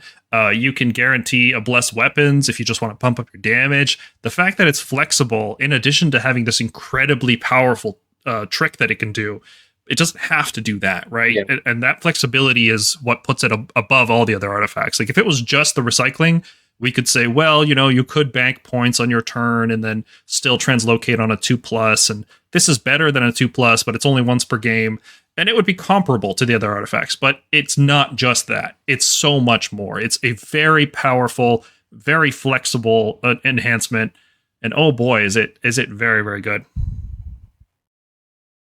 Yeah, you could also push to the Prosecutor Bomb combo that we were talking on that part of the... this could be used in the double tap. You could cast Aether Shock with this. You could put the Storm Coven out of the unbinding range of enemy wizards, and then guarantee an Aether Shock, and then teleport your Prosecutors up. It's very strong. Yeah, you can do a lot of stuff.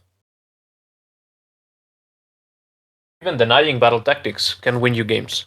Oh yeah, sometimes the best use for it is just teleport a unit. Your opponent has to score this tactic this turn, or they're about to lose it, and you can translocate in the enemy turn in order to deny it. Yeah, that's actually one of the reasons Double Priest is so good, is because you can always have a priest with points banked up in order to translocate to ruin your opponent's plan. Not 2+. Yeah, exactly. Yeah. Double prayer is good because cannot be denied. So with a 7, you can do everything. Yeah. All right, let's talk about the spell lore options. There's only one. It's the Lore of the Storm. And we kind of talked about it when we talked about wizards. But basically, we have 3 good spells. None of them are buffing spells. They're all, offensive or debuffing spells. And they're all situational. Lightning Blast is probably the easiest one to use. It just does D3 mortal wounds, and damage is utility. There's nothing wrong with just doing more damage sometimes. Thundershock is powerful. A -1 of wound effect is good. And a -1 charge dice roll on Starfall can be very good in the right situation. So, very good spell lore. It might not be as obviously good as other armies, but that's not a bad thing, right? That means we're not relying on buffs for our units from spells, because I can't tell you the number of times I've denied a key spell from an opponent's army that was like a really big buff, like getting the Crypt Mortals in Slanesh or Speed of Hish for Lumineth. When you deny those spells and your opponent their units just do nothing, it feels awful, Like, I don't look at the spell lores that buff units as a bonus. I look at them as, this is something your unit needs, because obviously it was balanced with this in mind. And as soon as it gets canceled or unbound, or you just fail the roll, your unit just sucks now. So Stormcast don't have that problem. Our units are good, and they don't need a spell to get better. Same thing's going on with the prayer lore. We have Blessed Weapons, which is fine. It's good on infantry like Questors, Prosecutors, but we don't need it. It's a nice bonus when you can get it. It's not something like a +1 to wound effect. We already wound on 2s. We're going to be hitting on 2s. Our accuracy is top notch. Blessed Weapons is for when you can bank points and then go for a bigger attack on your Prosecutors later. Healing Storm is nice. I've actually found it to be more useful now with running double priest lists. Being able to heal D3 for multiple units, it's not bad. And of course, Translocate, the best prayer in the game. Easily the best prayer in the game. Like, nothing even comes close to how good Translocate is. More teleports for us. A hero phase teleport is so good. Good God, is it good? Also, you can do so many stuff. Yeah. I love the Yeah. report that you brought located a wizard or something into Teclis, so he could not summon the spells. Yeah, and then you just I did a whole. Eduardo's referring to the video I made about translocation, where Teclis had set up in order to. He had like a perfect castle setup, and Teclis has an automatic cast roll of 10. He doesn't roll to cast. He just casts it, and it has a value of 10. But the one space that he could summon a spell, I was able to translocate my wizard into that, and then he wasn't able to put his spell down anymore because my hero phase happened before his hero phase abilities in my turn. And then in my turn, I just teleported away anyway. Like, it was really good move. I was really happy with that one. Yeah, and also when you have deep strike units that could have deep strike, you are sending to one unit in order to avoid an endless spell with movement. In this way, you can prevent that you are receiving the area where you are going to deep striking. So this is another usage that I have been able to use when I use Annihilators, and feels so good. Yeah, if you expect your opponent to cast a spell to block deep strikes, any summon spell pretty much blocks deep strikes. You can translocate into that space first, so they can't set the spell up. Yeah, it's you got to have some foresight. You got to think, what can my opponent do to stop me? And once you start thinking that way, though, translocate just gets better and better every day. Mm-hmm. Yeah, absolutely. Because in this way, even if you are translocated to a shooting unit, you are beyond the 9 inches. Besides, if you are given the room, the opponent, the endless spell that cannot be valuable in that moment, because needs to be 9 inches away from your unit that you have translocated. So that means that he needs to put in another place. So that is canceling the endless spell. So for this deep strike is perfect to blocking the areas. Yep. And reserve for your deep strike unit. Yeah. Yeah, great spell lore. There's not really any ranking we can do. It's the only one. So S tier, F tier at the same time, I guess. Yeah. We don't have anything to compare them to, but these do. Yeah. Let's talk about the manifestations of the storm. This is the Stormcast manifestations. I think I can sum these up pretty quickly. Everblaze Comet is good, but the cast value is too high. Deus Arcanum is good, but the other two spells aren't very good, so Deus kind of sticks out. And the Celestian Vortex is bad.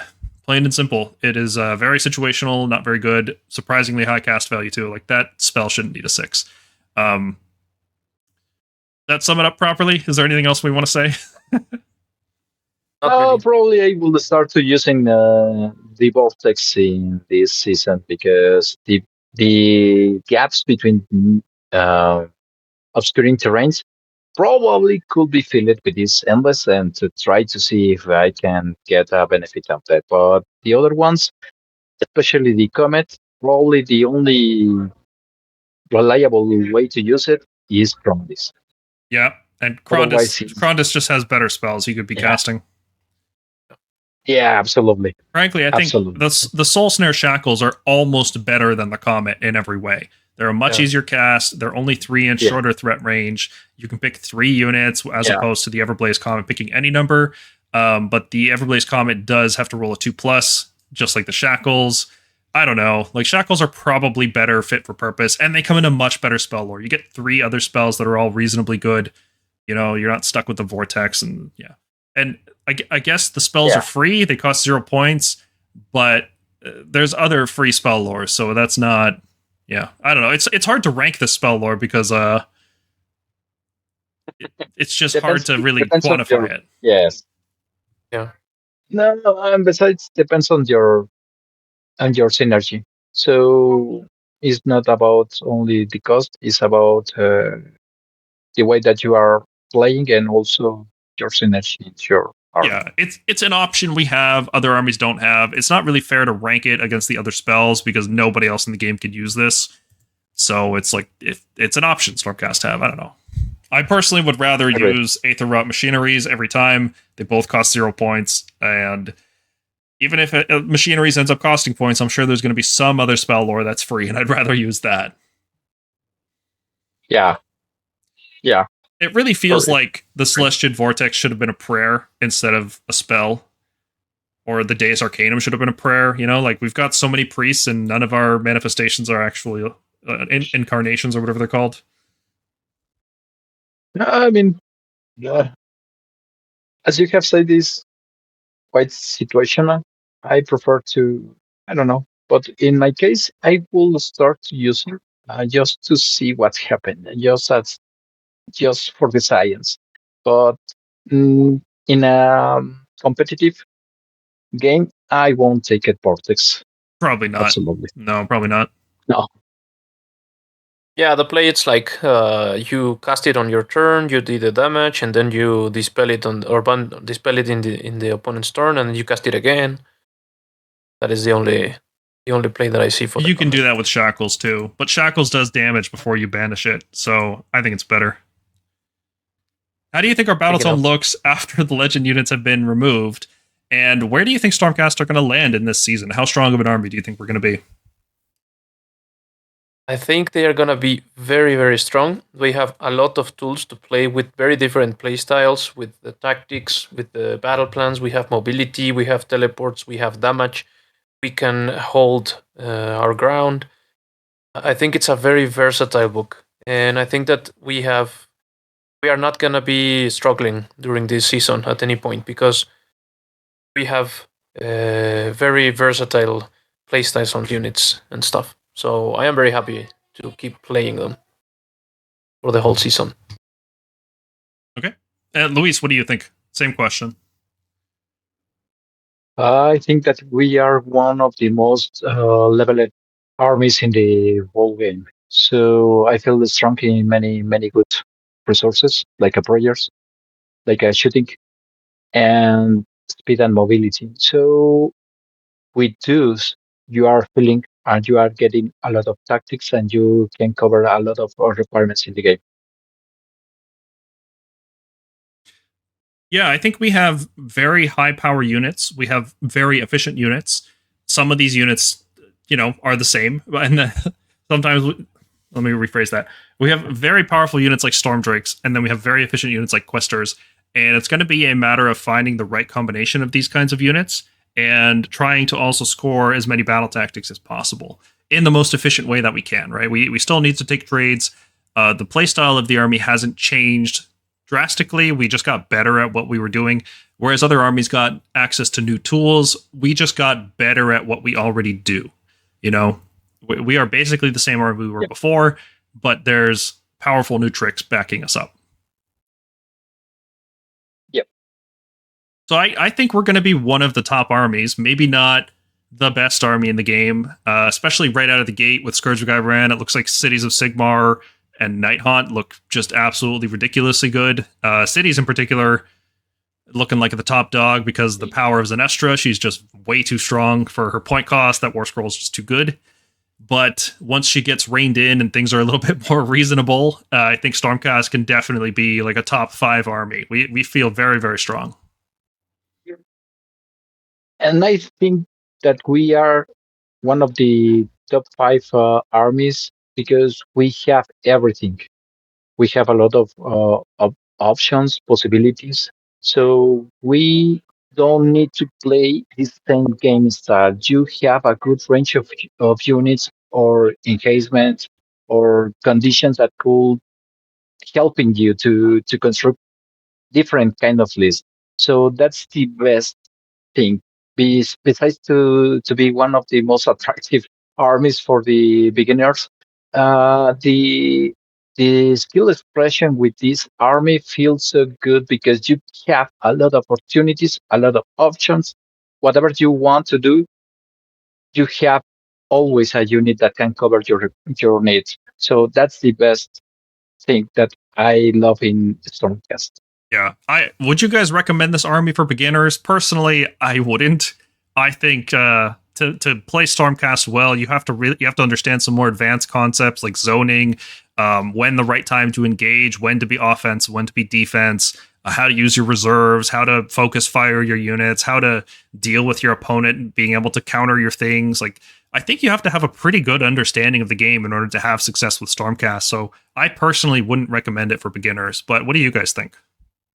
I would recommend it because of the models, because I always recommend new players to buy the models that they love. Okay, fair enough. Yeah, if you like the models, there's no arguing with that. You know, like there are simpler ways to play Stormcast. They won't be as effective, but yeah, it's not like you have to remember a lot of different auras and or to keep track of your points or whatever. You know, it's a fairly straightforward army to play. Mechanically, yeah, and the units are good by themselves, so that is also a good way to start playing the game.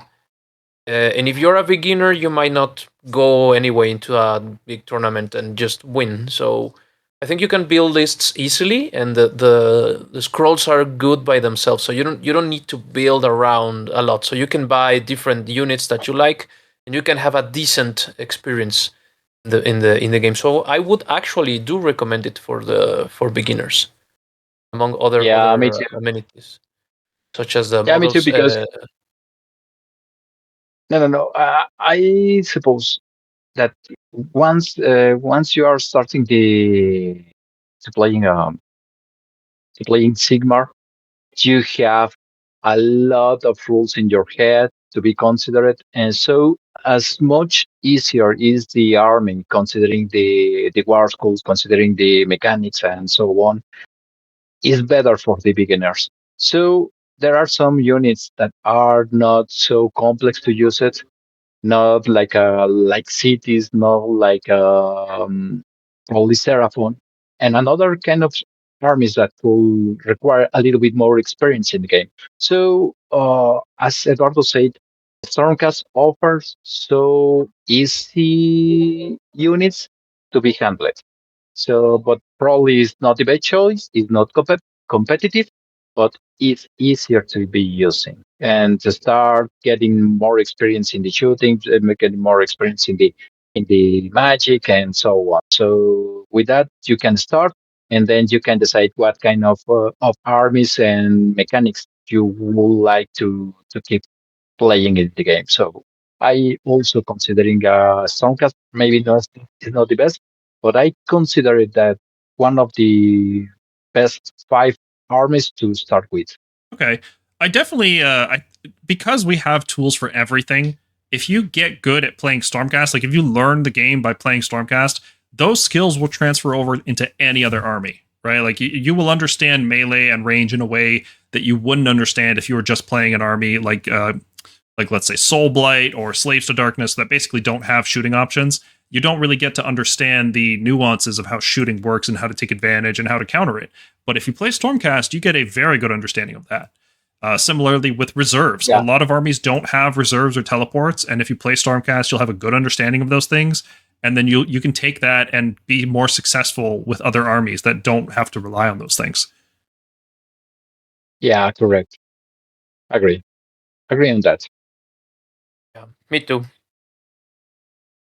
Thanks everybody for watching, especially to our Patreon supporters and YouTube members. If you think I missed anything here or our analysis is lacking in some way, leave a comment down below the video. If you want to talk about AOS, join the Stormkeep Discord server. We have a cool new fancy, unique name for our Discord server. It's discord.gg/Stormkeep. And thanks to our community for boosting the server so that we can have that. We have an active battle reports forum where many people post their battle reports, long form detail going into their thoughts about every turn, about every action, about every decision they're making. We have beautifully painted models. In fact, right now there's a painting Ruination hero contest going on. So if you have a Ruination Chamber hero that you have painted and you want a chance to win some fabulous prizes from our sponsor, then feel free to jump in there and post your model. We also do list building for all armies, not just for Stormcast Eternals. Although we are focused on Stormcast, that's the uniting bond between all of us here. We do talk about all armies. I play Flesh Eater Courts, Seraphon, Fire Slayers. We have a variety of armies within the team, so we're always doing list building for all of them. And consider supporting the gang by becoming a member on YouTube or Patreon at patreon.com/thestormkeep.